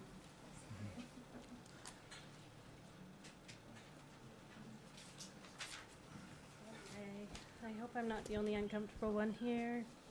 Okay, our family is owned in, I'm Brittany Clark. I live in Raymond. Our family has owned a small business for over 60 years. We understand firsthand the impact big box brings to small business. We have had to pivot and restructure our business to continue to make it viable. That is a benefit of our type of business. Other businesses don't have that ability, and so many have had to shutter their doors because they cannot play against deep pockets.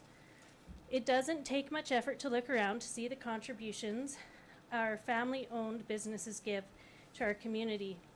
On Raymond area discussions, where everything and everyone's opinion is right, I pose the questions: what it was that drew you to move to Raymond, and what is it that keeps you here?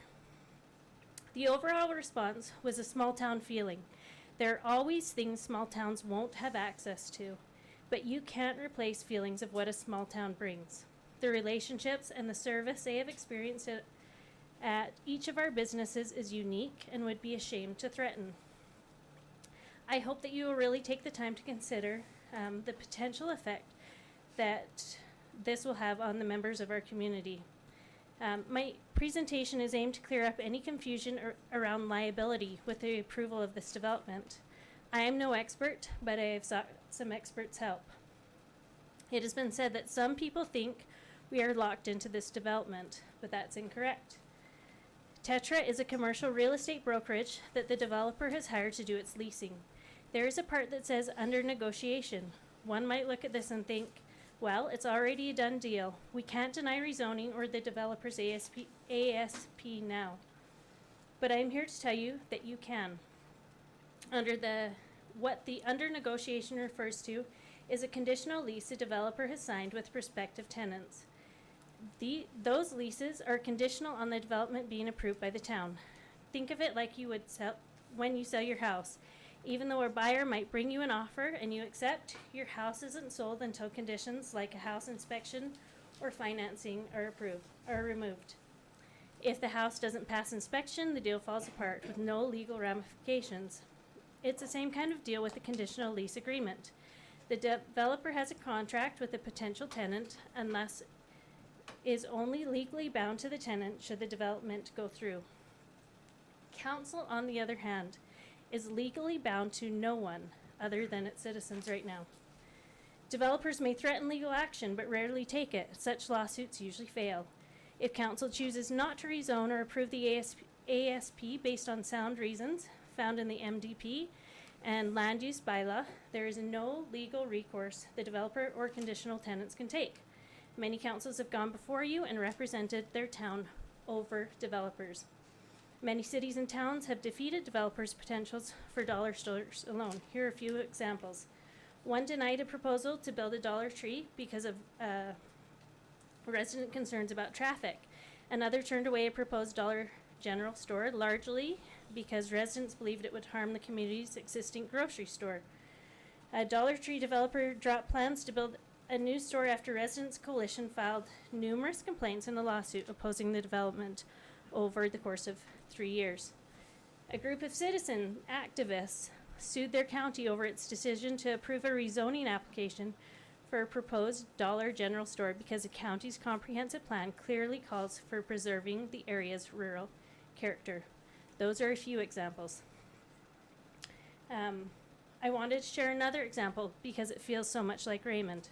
More than 200 people turned up for a planning commission meeting in Algonquin, Michigan in October 2019, forcing the meeting to move from the small city hall chamber to a larger space in a nearby church. Big box store opponents circulated a petition before the meeting opposing the developer's rezoning request out of concern that the proposed store would force the town's only grocery store, which opened before the town had zoning laws, out of business. The council voted unanimously to deny the rezoning request. You have the option to unanimously deny this zoning request. Thank you for your time. Thank you. Carrie here? No? No Carrie? I'll move on to Gerald. You're up.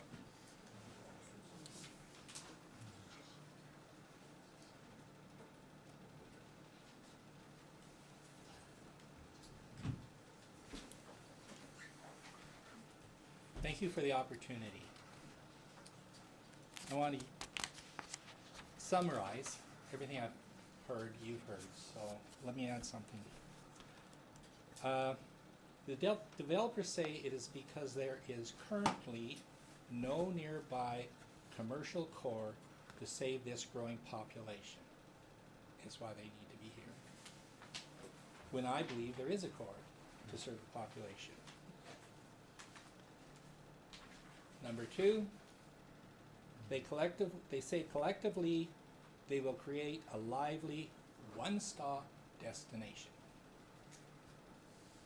You decide. Is that what we want?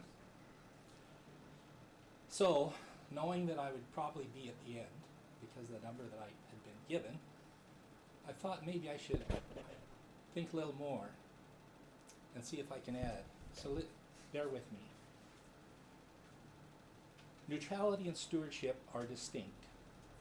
Taking no position can sometimes mean missing obligations. Decisions about land use, infrastructure, and services require ongoing active and in-depth engagement with residents beyond a brief interaction. Deeper engagement can maximize opportunities, make better use of resources, and ensure community needs are met. People are hungry to be heard more meaningfully, and that's been demonstrated tonight, in my opinion. The community wants to be heard. And when we come to the MDP, that is a perfect opportunity to revisit, which apparently looks like it will be revisited one way or another, to then put the plan in action that has been shared here tonight. The information that you've received, in my opinion, would cost a normal town thousands of dollars. And this is from the community. These are the people that are here. And each of you individually have said you're going to represent the community. If your goal is to serve Raymond's best interests, engagement should involve from occasional consultation to continuous partnership, not only through municipal development plan, but also through meaningful work on 3 bylaws. Yes, they've been together. We've heard from administration that it was great to have them together because we could really understand what was happening, taking place. Absolutely, it was wonderful. I really appreciated that. I think, though, the things that I'm enjoying tonight is interacting directly with you. No barriers. And I think that's what everybody else wanted too. There's no barriers. Use your personal insights and relationships with the community to make your authority meaningful. Help create a transparent master plan informed by community input. Prioritize housing, senior care, public spaces, and measure commercial development, emphasizing projects that serve residents first, rather than offering limited engagement or temporary fixes. Strive for lasting solutions that maintain Raymond's character and supports its future. When I did my research initially on this, I came across the town of Camrose, Alberta. I was shocked, and I won't read it here, but I was shocked to hear that the council in Camrose, in their MDP, or no, they call it an IS something, it wasn't actually the MDP, it was something like that. They committed to the community for a higher level of involvement. And in my submission, you can read the section that I took out of that, and it was marvelous. The communication, the resources, they literally took action, and they stayed with that plan, and they insisted on people coming into the town. If you want to be in the town, you want to be in our business code, that's the plan. Buy property, build here, but there's also one other thing. We're in a western community, we want your front western. And so that's another addition they added. And they have a fantastic growth downtown. And they have great residents, and they've got great tourism, but they insisted on it. And I think that's the other thing, is the town council has the ability to say what they want. And we've heard that from your administration. You're free to say what you want. Speak for the residents. You have the mandate, the freedom to act. The freedom is a responsibility, not a license to favor convenience or profit other people. The people who spoke tonight entrusted you with their voices.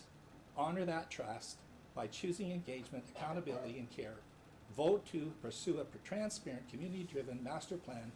Commit to regular structured outreach with measurable milestones. Put residents first. This is not only good governance, it is the moral course for a town that calls itself a community.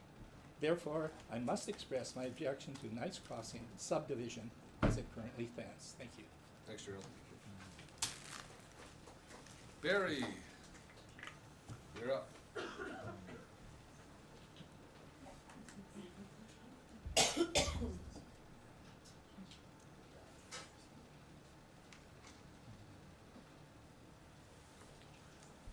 I think you've probably heard enough to say no, so I won't dwell on those things.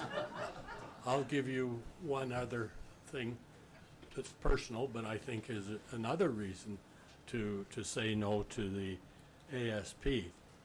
And I think of it particularly when I heard some of the proponents talk about the circulation between the project and downtown.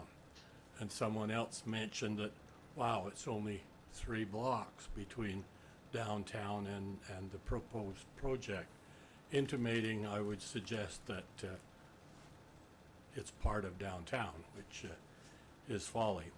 But anyway, I didn't introduce myself. My name's Barry Woolsey. My wife Luann and I love Raymond. Luann was raised in Raymond. I was raised in Welling. Went to school in McGrath for high school, but both of us taught school here in Raymond a number of years ago. And then when we retired or semi-retired 22 years ago, there was no place that we wanted to be except in Raymond. So here we are. So I'd like to share something. It's a bit personal, but yet it's more than personal. About 4 years ago, we purchased an extensively refurbished a home, which we feel very much suits our current needs. That is, we can live comfortably in that home without ever having to climb a stair. And that's quite important to us. That home is at 283 East, 100 North. For clarification, it's directly across 300 North from the southwest corner of the hospital grounds. It's directly across the street north from the Victoria Park soccer fields. David Bissett Field, and interestingly enough, the Wild Brothers Engineering Field. They're one of the partners in the proponent here in the preparation of the APS. But most importantly, it's 200 meters, about 200 meters, 300 meters at most from the access to the proposed development. And because we're not directly adjacent to that proposed development, we didn't get any notice whatsoever of any of these developments. But I suggest to you that ours is the residence most affected by the proposed development. Perhaps the one across the road, Highway 52, might be as much affected, but I doubt it. And I suggest to you that that effect will not be positive. I think it fair to say that most, if not all, of the traffic coming from the portion of town west of the golf course, think of that, west of the golf course, and north of Highway 52, and I think that probably comprises more than 1/2 of the population of Raymond. I'm sure it's more than 1/2. Again, most, if not all, traffic would travel on 100 North, right past our house and past the 2 aforementioned soccer fields, which are in use, not just in soccer season, but kids are playing on those fields a lot, a real lot. Now, I don't know that it's ever been considered that 100 North would be one of the main, if not the principal, access routes to the proposed development.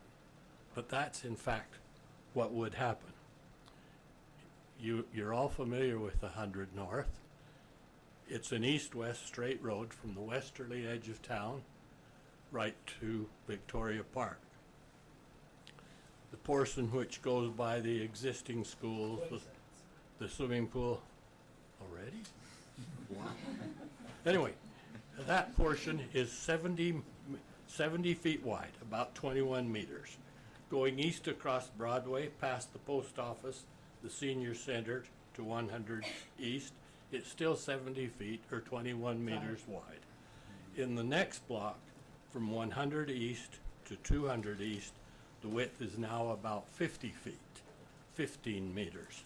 Then, go east of 200 East to Victoria Park, the width is about 34 feet or 10 meters, a reduction to less than 1/2 of its width when it leaves Broadway.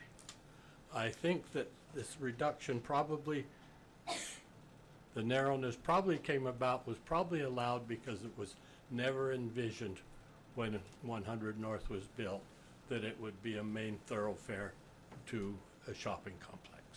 I'm sure that was the case. I think, and I'm just about finished, I think the uniqueness, if not the precariousness of the situation, was recognized when the speed limit in that area some years ago, or well, about the time the soccer fields were built, was reduced to 30 kilometers per hour. This met with varying degrees of success depending upon individual drivers, of course. But it's narrow, and I can sit out in our gazebo on our lawn and watch traffic and see cars sometimes have to pull off the side to pass each other coming from opposing directions. Thanks, Barry. We appreciate that. Sorry to cut you Yes, off. You for got- no other reason. Okay, thank you. Say no. Luann, you're up.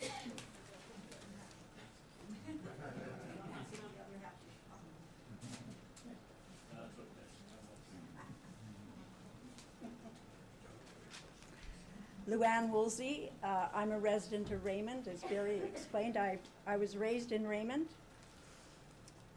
So mayor and council people, this is a difficult decision to make, a very difficult decision to make. My mother served on town council for 9 years in Raymond, and my husband Barry also served on town council for 9 years. So understand, it's not an easy decision to make. I'm going to be the shortest speaker tonight because everything's pretty much been said, right? I have 2 objections to this proposal. One that my husband mentioned, and that is that we are directly affected, being residents that are very close to this proposal of Knights Crossing. And as Barry explained, the road narrows. When it gets to 100 North, it's narrower than it was down by the post office and the preceding block. So it's a narrow road, and we have a lot of congestion already on that road. I don't look forward to something happening where there's too much congestion. So that's an objection I have. And I too was disappointed that we didn't receive, because we're so close to where this proposal is going to be, that we did not receive official notification from town council. We did when the high school was being, the proposal for the high school was given. We received written documents and official notice, but we received nothing with this. The second reason I object to this Knights Crossing is because I see it being a potential problem for the business community in Raymond. When I grew up in Raymond, my father, Paul Fairbanks, and his brother Bill owned the Broadway store, which was a business in Raymond. It is no longer there, but I have great empathy for these people who own businesses on Main Street. It's not an easy task to be able to provide the service and to be able to make a profit. I believe it would have serious negative consequences to our community, and so I object to it. We've heard lots of information and lots of arguments given tonight, but I just want to end this by saying, here's one premise. Raymond has the Merck, 2 pharmacies, and 2 gas stations. Here's another premise we've heard. Knights Crossing will have a grocery store, a pharmacy, and a gas station. So the logical conclusion is this is not a win-win situation. Thanks, Luann. Jackie, you still here? I'm still here. You're up. I want to thank you for the opportunity to address you tonight. And I am Jackie Romero, and I'm from Raymond. And I want to speak tonight not only for myself, but on behalf of my husband Ken. And we are opposed to the Knights Crossing commercial development. We have operated Fast Gas for 27 years, and in that time have employed hundreds of youth and adults from this community. That has put money back into this community. It has been and it is an honor to serve the great people of this town. If this development goes through, it will greatly affect our customer base, and our ability to earn a sustainable living will be threatened. We attended the information open house with the developers where it was suggested that our customer base could increase. I disagree, and this is why. Studies show that a population of approximately 3,000 is needed to support one gas station. Raymond actually has 3 gas stations, us, Centex, and Garner's. Any of us would gladly welcome more customers, not less. On July 1st, our town doubles or triples in number, and we handle the increased business, and we love it. We do not need a 4th gas station to handle growth. We live 15 to 20 minutes from Costco. Their cheap fuel price is something no stations can compete with. And I know a lot of our community gets their fuel there. We often have customers come in and put in $10 of gas in their vehicle and say they just need enough to get to Costco so they can fill up. And that is fine, that is their choice. But adding another gas station to our town is not going to keep their business here. The remaining customer base will now be divided by 4 gas stations instead of 3. And to me, that looks bleak for my business. I also attended the meeting put on by Curtis and Tyler on Thursday night. They did a great job of explaining the municipal development plan. The MDP, that's a hard one. MDP talks about protecting our downtown core and existing businesses. This document was prepared in July 2009 after council sought public consultation through a questionnaire, roundtable discussions, and an open house. The feedback from the public provided the foundation for the policies contained in this plan. I'm not against responsible growth. I do not believe that Knights Crossing development is responsible growth for our town. We do not need duplication. I would ask you to consider this. Does Knights Crossing line up with the NDP? How will it affect our town core? How will it affect businesses like mine? I was encouraged when Tyler and Curtis said that this is not a done deal. The decision is in council hands, your hands. Our town needs more affordable housing. That topic was brought up a lot in the forums and discussion leading up to this last election that voted you in. Affordable housing would attract young families to come to our community to support growth. I know young families that say they can't afford to move to Raymond because it's too expensive to buy a home here. We also need affordable housing for seniors who are on limited incomes in their retirement years. The land for this proposed development would better serve responsible growth as a residential development. It seems to me that there has been an urgency to rush this rezoning through. Please slow this process down. Many people do not want this development to happen, and we urge you councillors who represent us to listen to our concerns. Being transparent isn't telling us what has been decided or already done. It is sharing the possibilities and getting input from the people you represent before making decisions, especially ones that drastically affect our town. So thank you for giving us that opportunity to share our thoughts with you tonight. People that come here notice that we are different and have something special, and they like it. When our new regional operations manager came to visit Fast Gas for the first time, she commented more than once that there was a special feeling here and how special our town was. Just last week, a customer made a point in coming to my office to talk to me and tell me that we have a great town. I didn't know him. And I asked, well, why did he think it was a great town? And he explained to me that he was here visiting relatives and loved the slow pace that was such a contrast to the city where he lived. He loved that there were no major retail stores here and loved the small town feel. That he and his wife would be retiring soon and would love to live in a town like ours. I thanked him, and I agreed that Raymond is a great town. I absolutely love our town. What we have here is rare and wonderful and needs to be protected. If this development comes in, I believe they will take away more from our community than they ever will bring to it. 20 seconds. Let's look for better ways to promote responsible growth, the kind of growth that will protect what Raymond is. Thank you for your time. Thanks, Jackie. Did Jesse sneak out the back door? Oh, still there. Is that door open back there? Is it hot in here? It's open. Okay, I opened it a while ago. thank you. All right, well, wow. I was hoping that everybody would leave. So I just wouldn't have to talk in front of everybody. But anyways, greetings, everybody.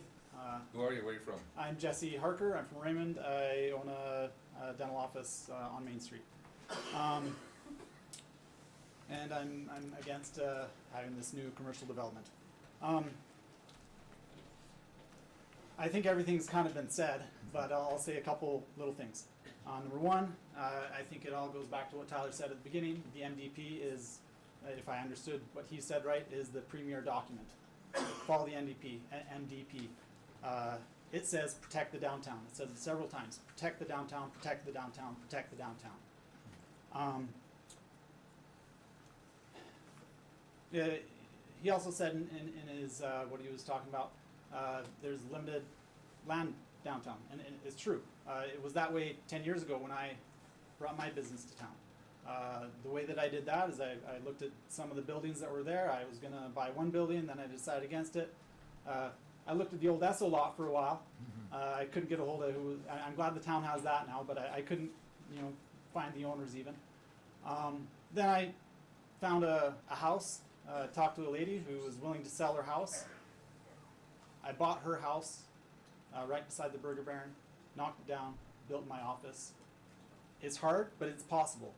It might not work with the developers' preconceived notions of what they want a development to be for them, but it does work to find those opportunities. There are those opportunities in town. They're still there.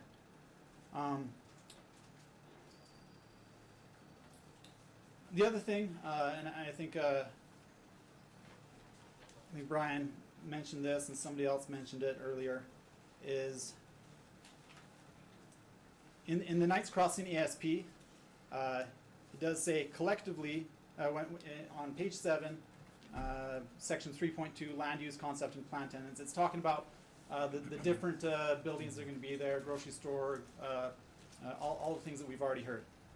It says collectively, these uses will create a lively one-stop destination. Take them at their word. They want to create a one-stop destination. That does not include downtown.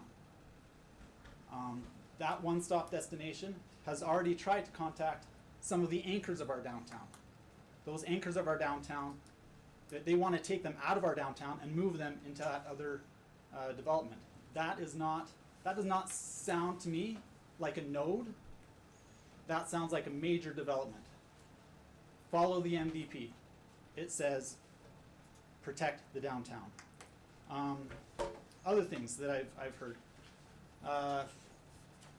in talking to people, can the council, tell me not to build a dental office just because there's already one here? No. But if I had some property on the edge of town that was in a residential area that doesn't fit with the municipal plan, can they tell me no?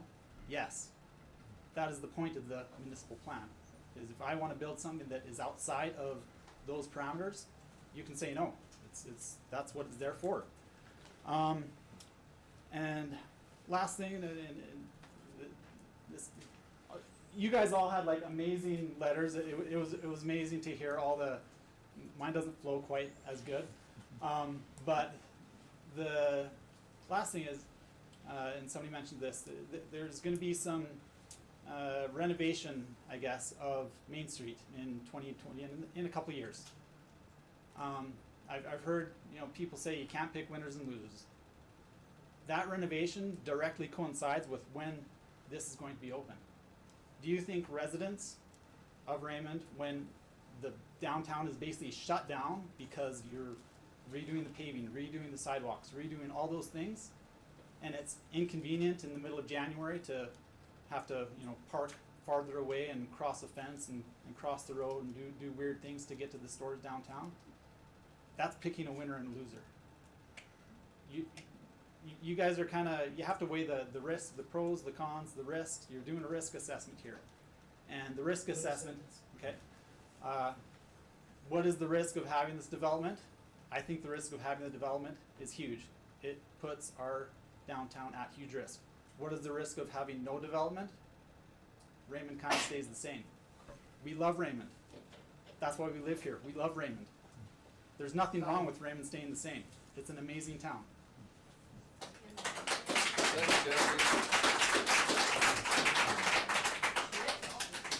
Anyone else here that was not on our special list that hasn't had a chance to speak yet? Awesome. Well done. Thank you to everyone who used their voice today. It's great to hear these concerns.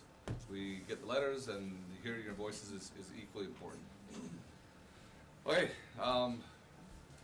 council, we get the decision here to ask questions of the potential developers, ask questions of our admin.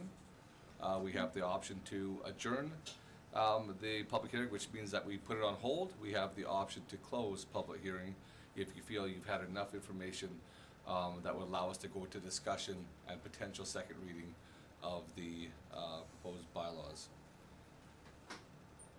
Anyone have any questions for admin or the potential developers while we're in this phase?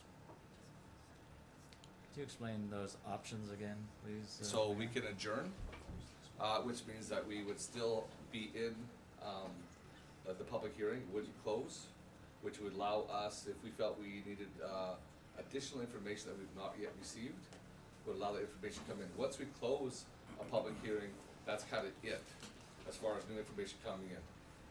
Yeah. So if we adjourn and we've got somebody we want to go back to explain things better to us, we could do that? Yeah. So what we would have to do, we would have to get a motion to adjourn and specify the date, because if we adjourn to January, first or second Monday in January, Brian makes that motion to adjourn.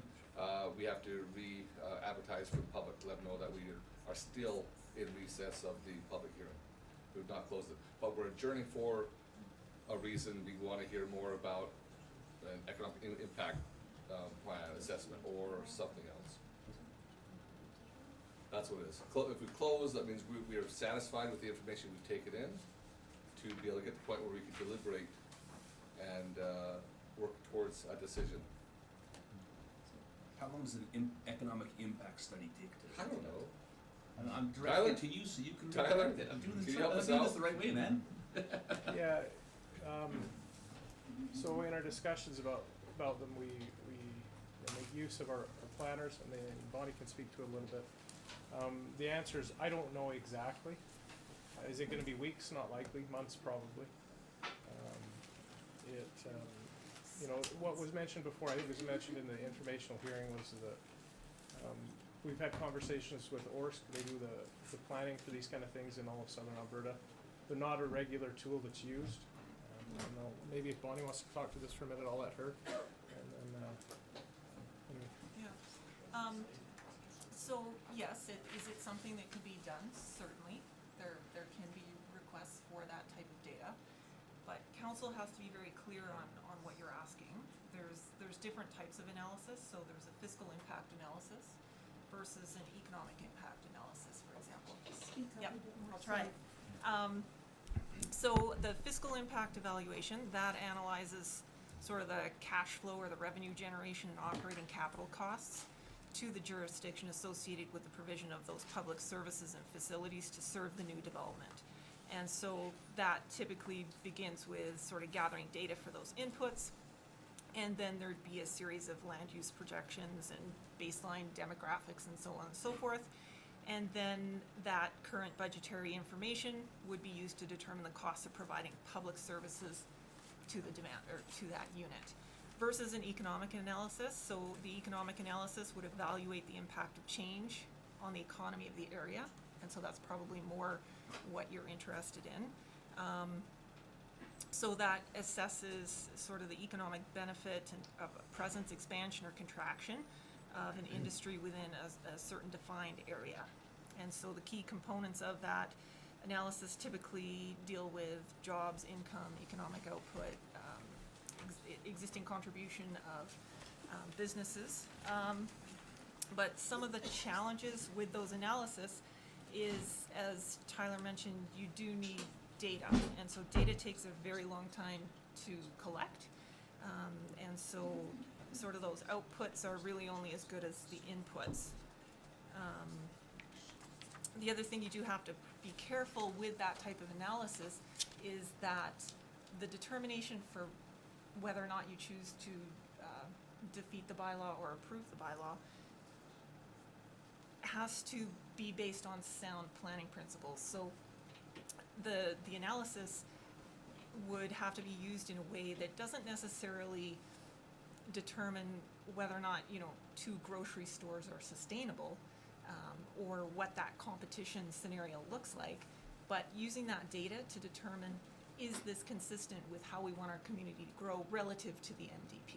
So also to, you know, planning input or considerations like, where is the actual labor coming from to work in these stores? That's really irrelevant because anybody can hire anybody from anywhere. Likewise, what are the financial contributions of each of the businesses currently to the community in terms of, you know, contributions to the parade and things like that?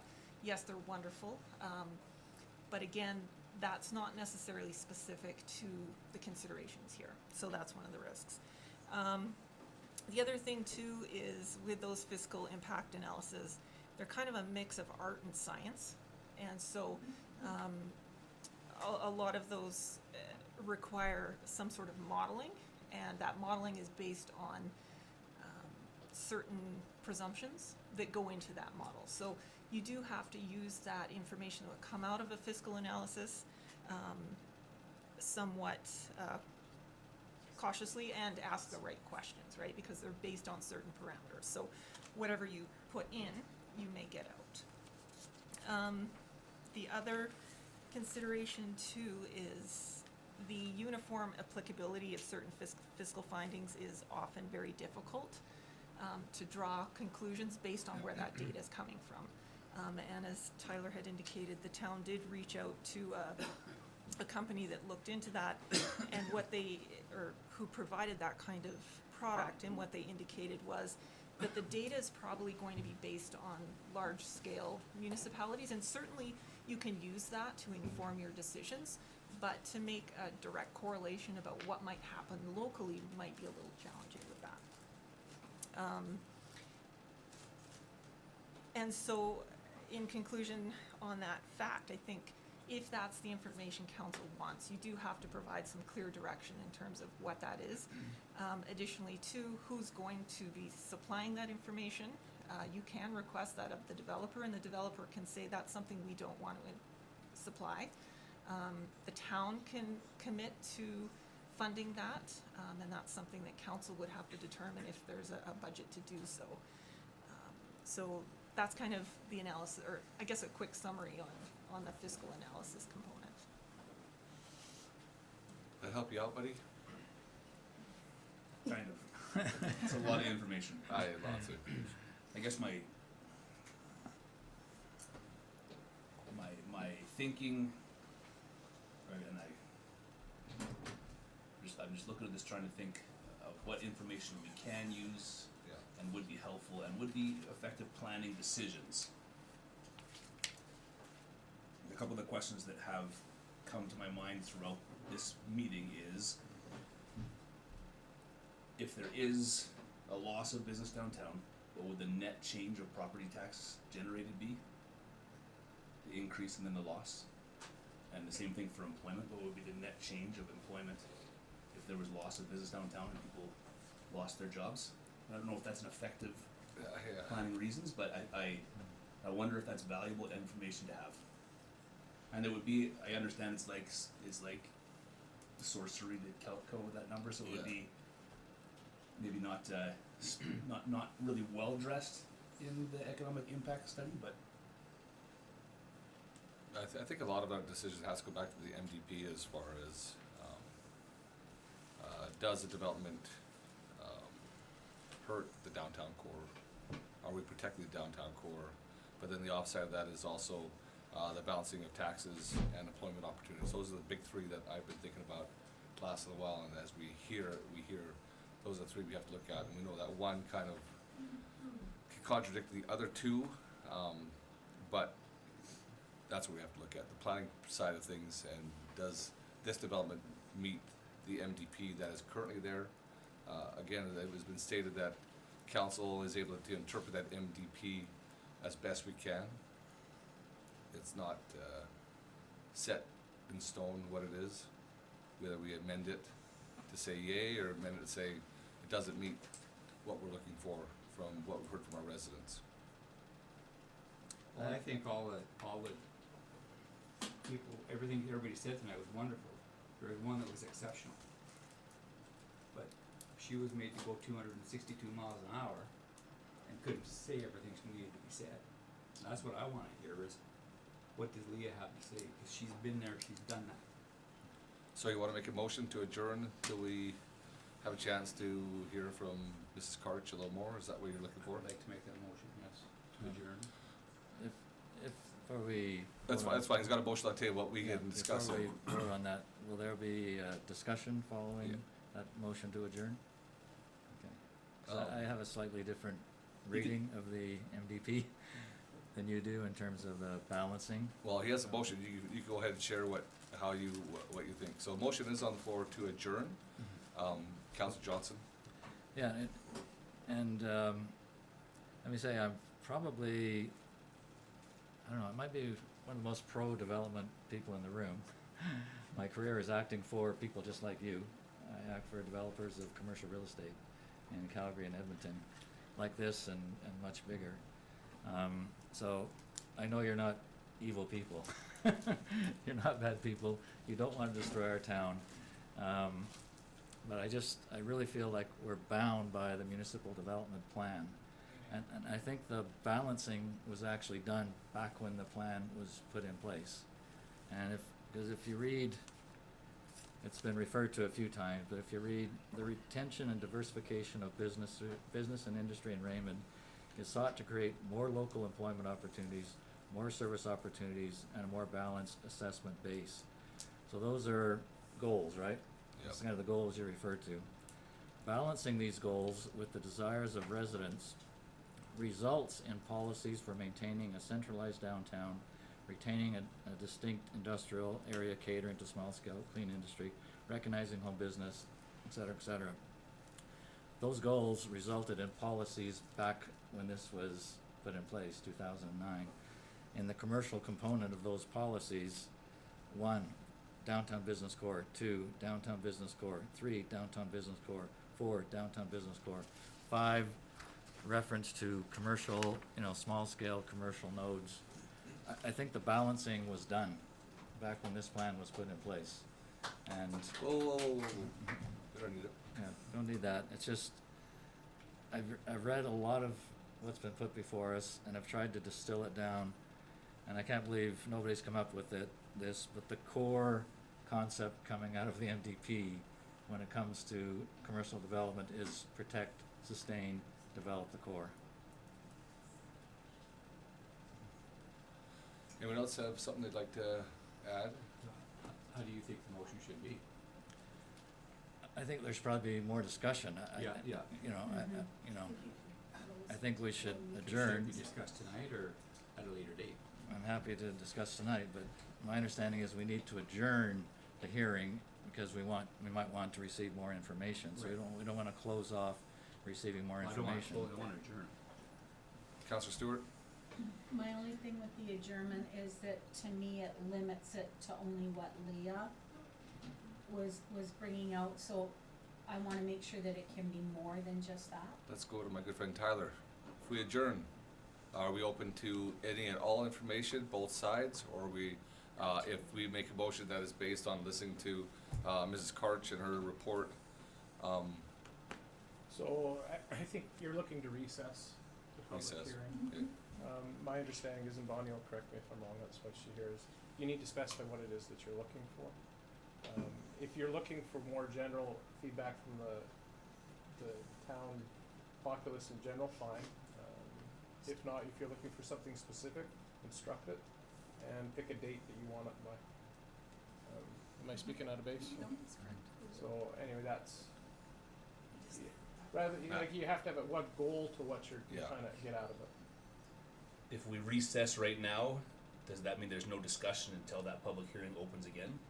If we reassess right now, does that mean we have no more discussion? You're doing it right, buddy. Yeah, that's correct. So what we'd have that to have means another is you'd recess to a date specific, and you wouldn't further discuss this because you have an open public hearing. So then before we recess, we should make sure that we've expressed everything we want to at this point. Yeah, because it's gonna be Before we vote that motion, anything that we have, that we're concerned about or that we're thinking, this would be the appropriate time to talk it, is that correct, or is that, Yeah, or is that? if there's more information that you feel that you need or discussions that you want to have in the public hearing, Okay.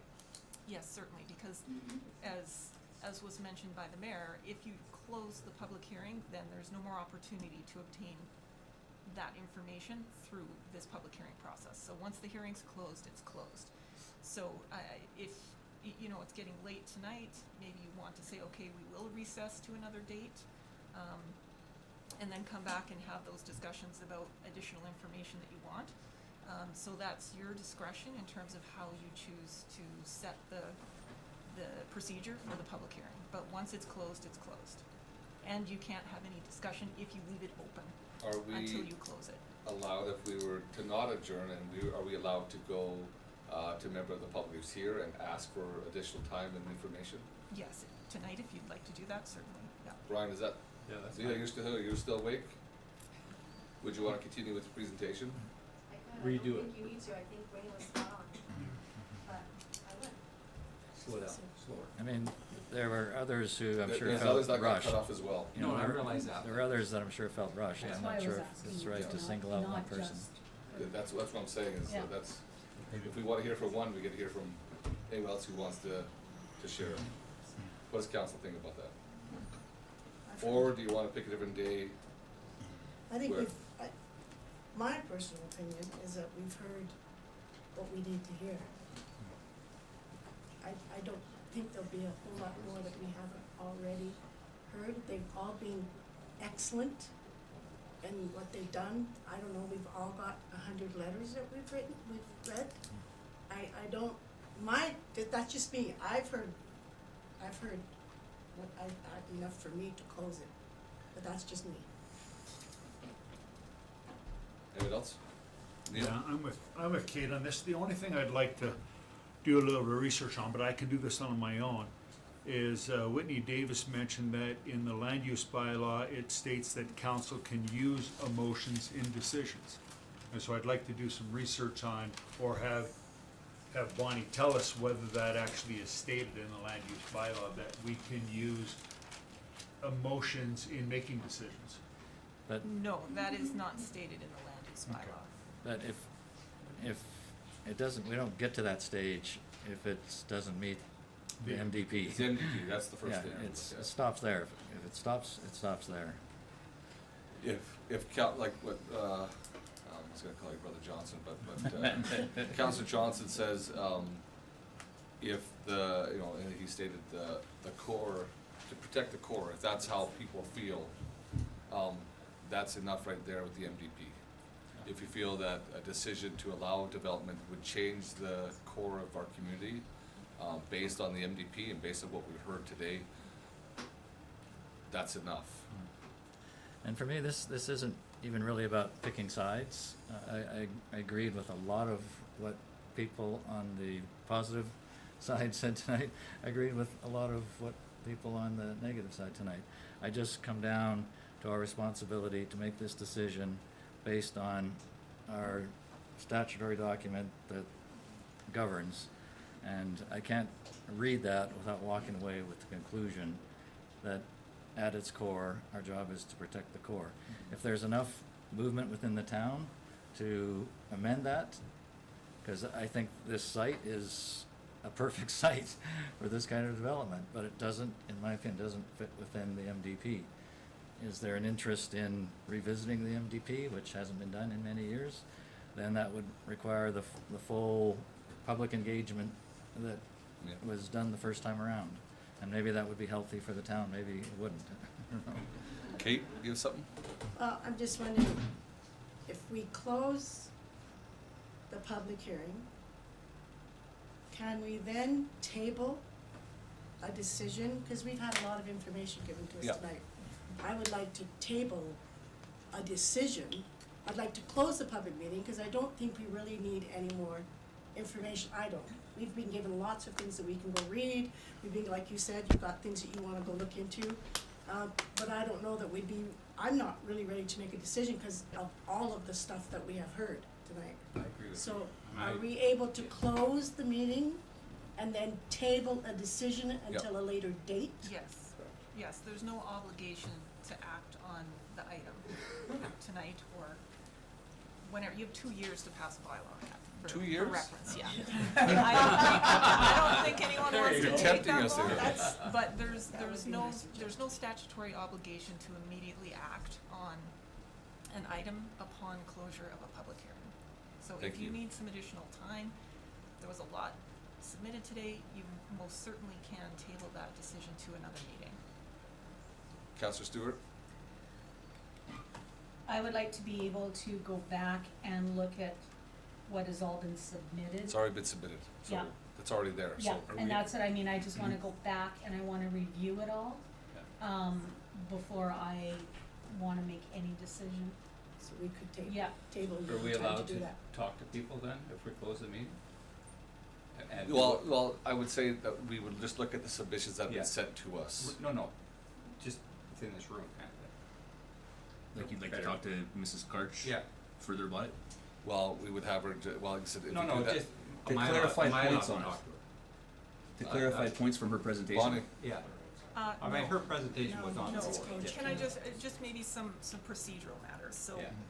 The public hearing is intended for council to obtain all the information that they feel necessary to make an informed decision on that application. So, once the public hearing is closed, you then can't have independent discussions with individuals because that constitutes taking on information outside of a public hearing process, and that can compromise the process, yeah.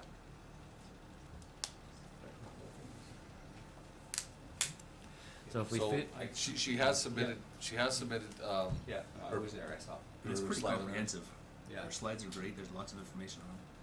So, would you wanna amend your motion to close, or do you wanna still No, reset? I'll amend my motion to close the meeting and Close the public hearing. Close close the the public hearing. And we'll defer the decision for later. And then we go back Then to we go. council. Yes. And at that point, That's we what have to we- make a motion, a separate motion To table. to table Yeah. second reading to a future date. Okay. So I got a motion on the table, any further discussion? I just wanted to reiterate that we need three Three motions for each of the Yes, five. I was gonna go through that right now. Okay. Okay, I need a motion, that council will close public hearing bylaw 1155-25 MDP 95809 Knights Crossing Amendment. Councillor Eckert makes that motion. All in favor? I need another motion, that council closes public hearing, bylaw number 1156-25 Knights Crossing ASP.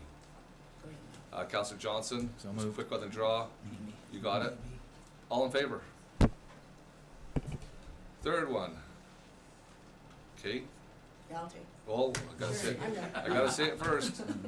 I need a motion that, council will close public hearing bylaw 1157-25 land use bylaw 987-11 Knights Crossing rezone. That would be. Kate makes that motion. All in favor? Okay, we are closed from all those wonderful, wonderful public hearing items. Okay, we are back into, we need a motion to get back in council, or we automatically back in council? It's a motion. I think we need a motion. Come out of, Motion to that was close. done, right? Yeah. We're back in. Okay, Thank number you. nine of our agenda, we go back and look, we need approval of minutes, from October sixth, 2020. We have just a couple minute break. Please, take a break. And let's take a 2-minute break. 2-minute break, sorry, everybody.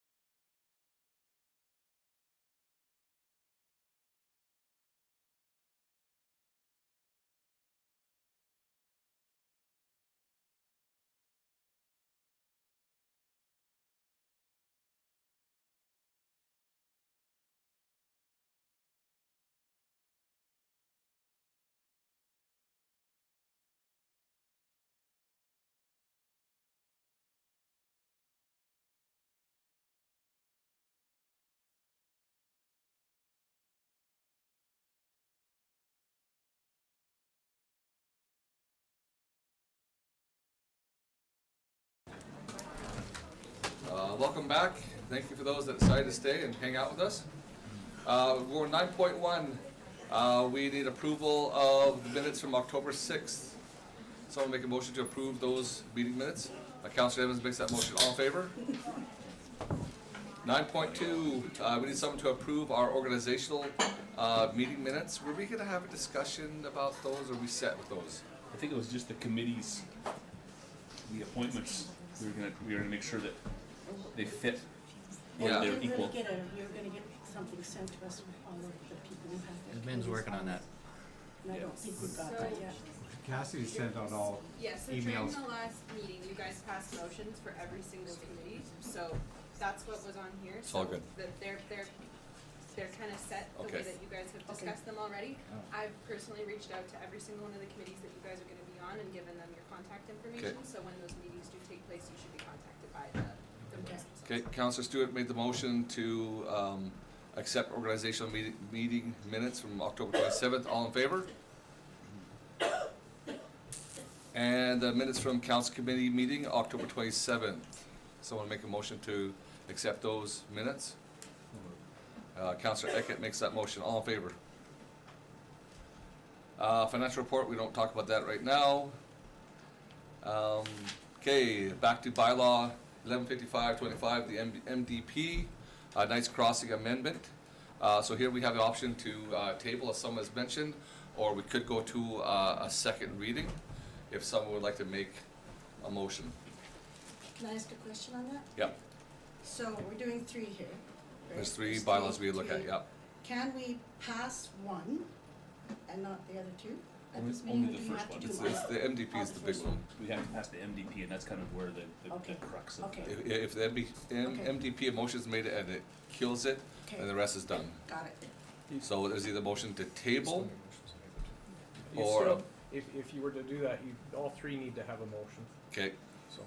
Got it. thank you. So a motion to table, and then we have to have a date set of when you'd wanna have this back on the agenda. Or a motion can be made, for a second reading of all 3 of these as well. Interesting. Well, I heard a desire from Pam, at least, to have more time to consider some of the material. Yeah, I motion that to table, if I've got it right, to table it, so then we can have the time to review these. So with that, we just table it, and we haven't gone to all 3, or we've gone to table all 3.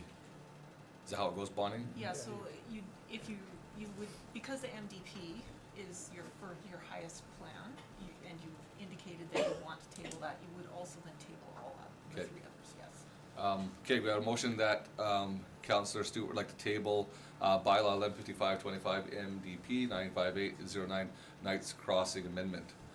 To table that, what day, just come back next meeting? Our next meeting's on the 8th of December. Why Is not that put enough time? January 12th? Yeah, I'd like to go January. I'd like January. January, January 12th. January 12th, is that the day? Yep, that's the day, January 12th. Okay, all in favor of tabling till January 12th? I just- Discussion, Some right? discussion. Yeah, I'd Go like- ahead. I'd like to ask why delaying it through the Christmas, like, people are really gonna work on this through the Christmas period, like? Jingle bells. What's the need for 2 months versus a month? So the other thing to consider is on our committee nights, the second Monday of the month, sorry, the fourth Monday of the month, we could also hold a special Special? council meeting, so it could be dealt with sooner on either the fourth Mondays of November or December, not December. That's a long time. Yeah. But that's To me. something to consider as well. December 8th one might be appropriate. I'm just saying. Yeah, I think December 8th gives you almost December 8th, we're back to that, but you're saying we could have it on the 24th, That we could We'll just have have a it. motion. just to go a special. Set a special council meeting that day. Are we gonna have council meeting on December? Oh, it's November 22nd. 24th. November I think December 24th. 24th, I'm not Our coming. council I'm not meeting coming. December 22nd. Are we having council on the 22nd?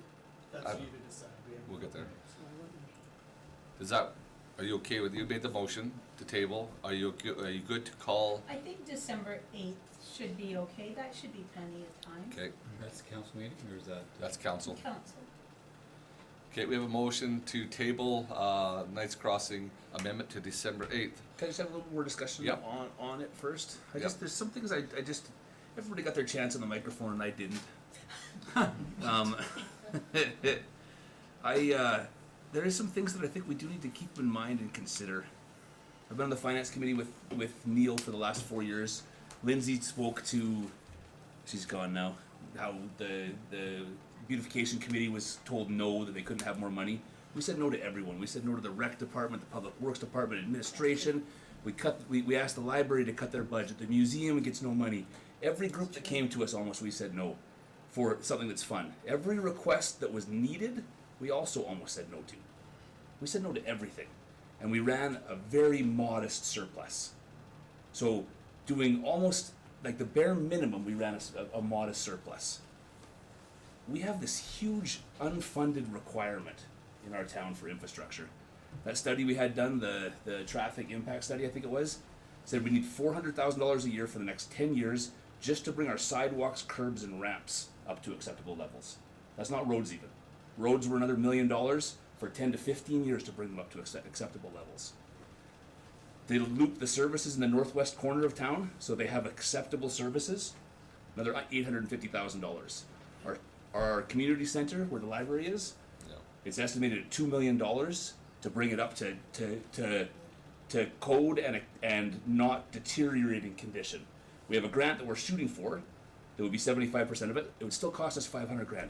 So we have this huge need of funding and nowhere to generate that money from. I've been thinking about this whole time through, like, how do we address this? So it's not apples to apples. I'm totally aware of that, but I looked for like the ideal community close to our size that has property tax that's a dream, and that's Fort McLeod. They're killing it.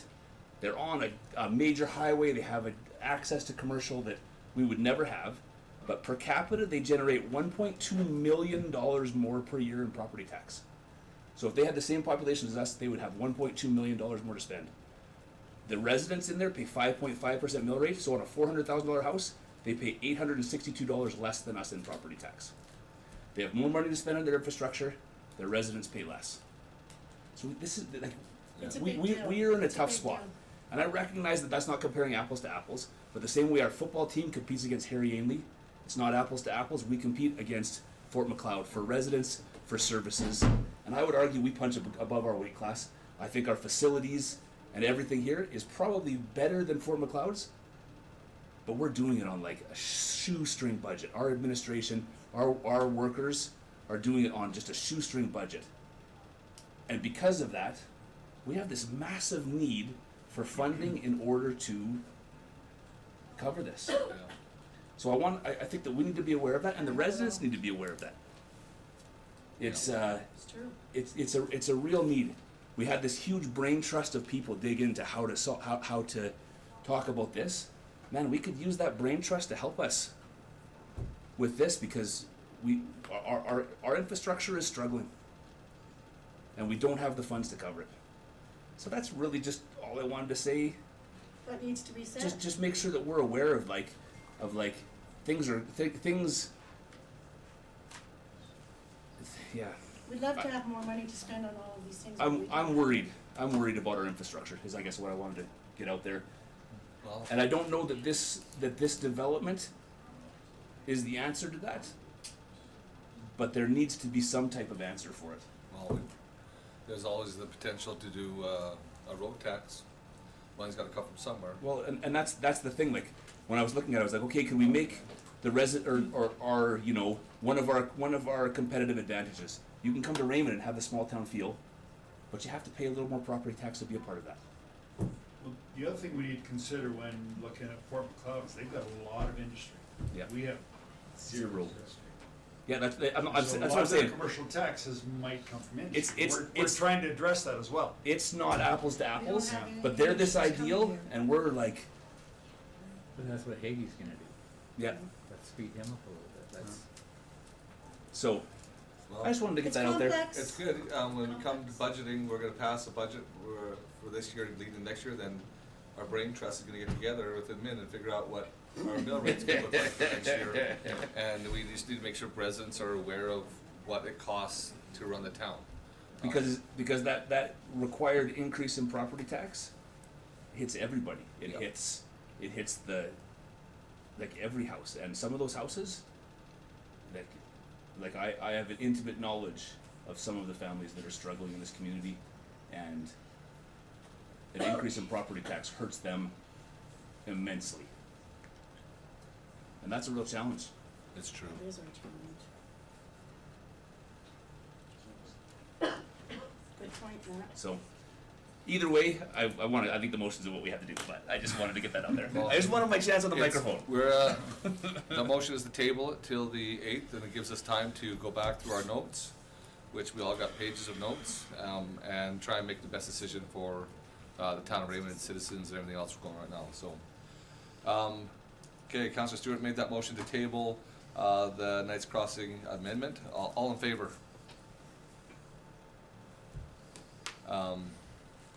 We going with that December 8th date then? Yeah, December 8th, that works for the din. We need a motion to table the rezoning of Knights Crossing. ASB. ASB, sorry, that's my, ASB, yeah. I'll make that, is that 1157-25? 1156-25. It's out of order, yeah. Yeah, I'll make that. Councillor Table that. Councillor Kin makes that motion to table ASB, all in favor? And we have 1157-25 Knights Crossing rezone. Someone would like to make a motion to table that. I'll make a Councillor motion to Stephen table that. makes that motion. All in favor? Okay, we're good there. 11.6, Curtis, is you, Alberta Municipalities Resolutions Book. Yes, in your white folder, envelope that you can put on your desk. Yeah, what's inside that, there's a 10-page executive summary of all of the resolutions that the municipalities have submitted for the Alberta Municipalities Convention that we're going up to tomorrow. There'll be 1 or 2 resolution sessions where all the municipalities will vote on these matters. So Cassidy has done us all the great favor of reading through the 5 to 6 pages per motion and summarizing it down into an executive summary. We can talk about that. There's a lot of downtime at the tables. We can talk about how this might affect us or how we want to consider voting, or if you have any questions. But I just wanted to point that out, that that's in your booklet. There's also your business cards for the draws at the trade show, and a schedule for the Alberta Municipalities Convention, and your confirmations I don't have in there yet, but it's at the Marriott downtown, and I'll give you those numbers, but you can show up anytime. The names are listed under your name. Cassidy's going to be at our table coaching us through the resolutions. So councillors, so make sure you check your email. You would have gotten information about the convention through your email. You're going to need your phone because we do our voting on the resolutions by using your cell phone. So there's a login information you need to go through and get logged in with the Alberta municipalities. It's a good time. It's a good opportunity to learn. It's a good opportunity for us as a council to get together and get to know each other a little bit better and spend some time learning about how we can better improve what we do in town of Raymond for our residents. So it's a good opportunity. Committee reports, I don't see any because we've. Oh. Sorry, we skipped over 11.4 and 11.5. Oh yeah. Oh yeah. Thank you, Cassidy, for keeping us on the straight and narrow. Bylaw 1160-25, closing 50 West. Curtis, this is you or Cassidy? Oh, this is Tyler. Tyler. So, what we're looking for is just first reading, to gather information about the closing of this section of 50 West. This is the north side soccer fields. Years and years ago, there was a subdivision plan that was done on it. It included a section of road, 50 West, this little cul-de-sac piece. We're not sure what's gonna go here in the end, but it's highly unlikely that it's gonna be this form of a cul-de-sac with these kind of lots. The road closure process takes a long time by the time we send it off to the province and the minister. This would just be opening an initial discussion on, do we wanna close this road? So that in the future, it would be, in a lot of ways, it's just easier to do a future subdivision on it. If we don't have a road there that we don't think we're gonna use, let's just close it now. And we're not using it as a road anyway, let's just close it now and make it easier to deal with in the future, so. This would just be a first reading to entertain those thoughts. Someone might wanna make a motion to accept, And set a date for public hearing on it. So you could push this, like, you could put it in that first meeting in January, probably would be fine. Because we gotta get it out to the newspapers and stuff. It's another public hearing. Let's do this. Councillor Eckert makes that motion to close the bylaw limit 6025 and have a public hearing of January 12th. Trying to think here. I won't be here for that day, but that's fine. We have an Matt, assistant mayor. Matt, take over. Just, I would be honored to act as the deputy mayor. You'd be the best. You did it Um, twice, good job. All in favor? Thanks a lot. That moves. 11.5, the bylaw, procedure bylaw, 104817. Third reading. Anything changed from our second reading with this procedural bylaw? I think I was the one that pushed to move it to the third, to hold off, and I read through it, and I actually couldn't remember why I wanted to hold off on the third reading. Because I was like, it looks... I think you just didn't wanna do all three. Okay, yeah, I literally read through it, and I was like, was there something on here that was sticking on me? Because I can't find anything. No, just procedurally. Well, it's interesting that over You're the just last, having a day. over the last 3 weeks though, this has come up in some discussion about our procedure bylaws. Anything that stands out that we need to change before passing third reading? Not when I read through it, but... I know. I move that we move third reading of 1048-17, is that what I'm reading right? Yeah. Our procedure bylaw, third Third reading. third reading? Any other discussion with this? I know she went through, we were taking out some dates because we were changing some things. Was this the one where if we wanted to have administration have all information by Thursday versus Friday? Yeah, that's a discussion to have. I think probably this last, set of discussions has highlighted a need to maybe adjust it. We've been traditionally as accommodating as we can to waiting to the last minute to get notifications in. It meant an excessive amount of hours put in very late at night by lots of people. Most municipalities end the reception of their emails and letters 3 to 5 days before the agendas are made. We do it the afternoon of. And so it might be a consideration for you guys to look at. Well, Anyway, my wife would appreciate it. Let's just We put all it know that the way. work that Tyler and Curtis did, and Amelia and Patrick. They spent, and those that are still there, please pass that out to the work that our administration did over this last public hearing. Yes. The late nights for multiple days to make sure that this was done. And people say, well, that's your job. You're right, but some compassionate understanding of when submissions come in really late to make sure that it gets on our agenda. We do appreciate that, Tyler and Curtis. And I think it would be forthright to move, so instead of Friday at noon, we go Thursday. By end of day or Thursday at noon? What works best for administration? Noon is always nice. Okay. So there'd be an amendment to this motion. Kate, are you okay with that? I'm okay with that amendment. Any council have any discussion about that? Okay, so she has a motion to, for third reading with the amendment on that day. All in favor? Carries. We did resolutions. There are no committee reports. Do you still need a motion to accept committee reports if there's no committee reports? I'll make it. Okay. We do have, there's no correspondence. We do have a motion to go into close. The access to information regarding employee matter. Who else to make a motion? We go into close. Councilor Evans makes that motion. We go into close. All in favor? Thanks for coming.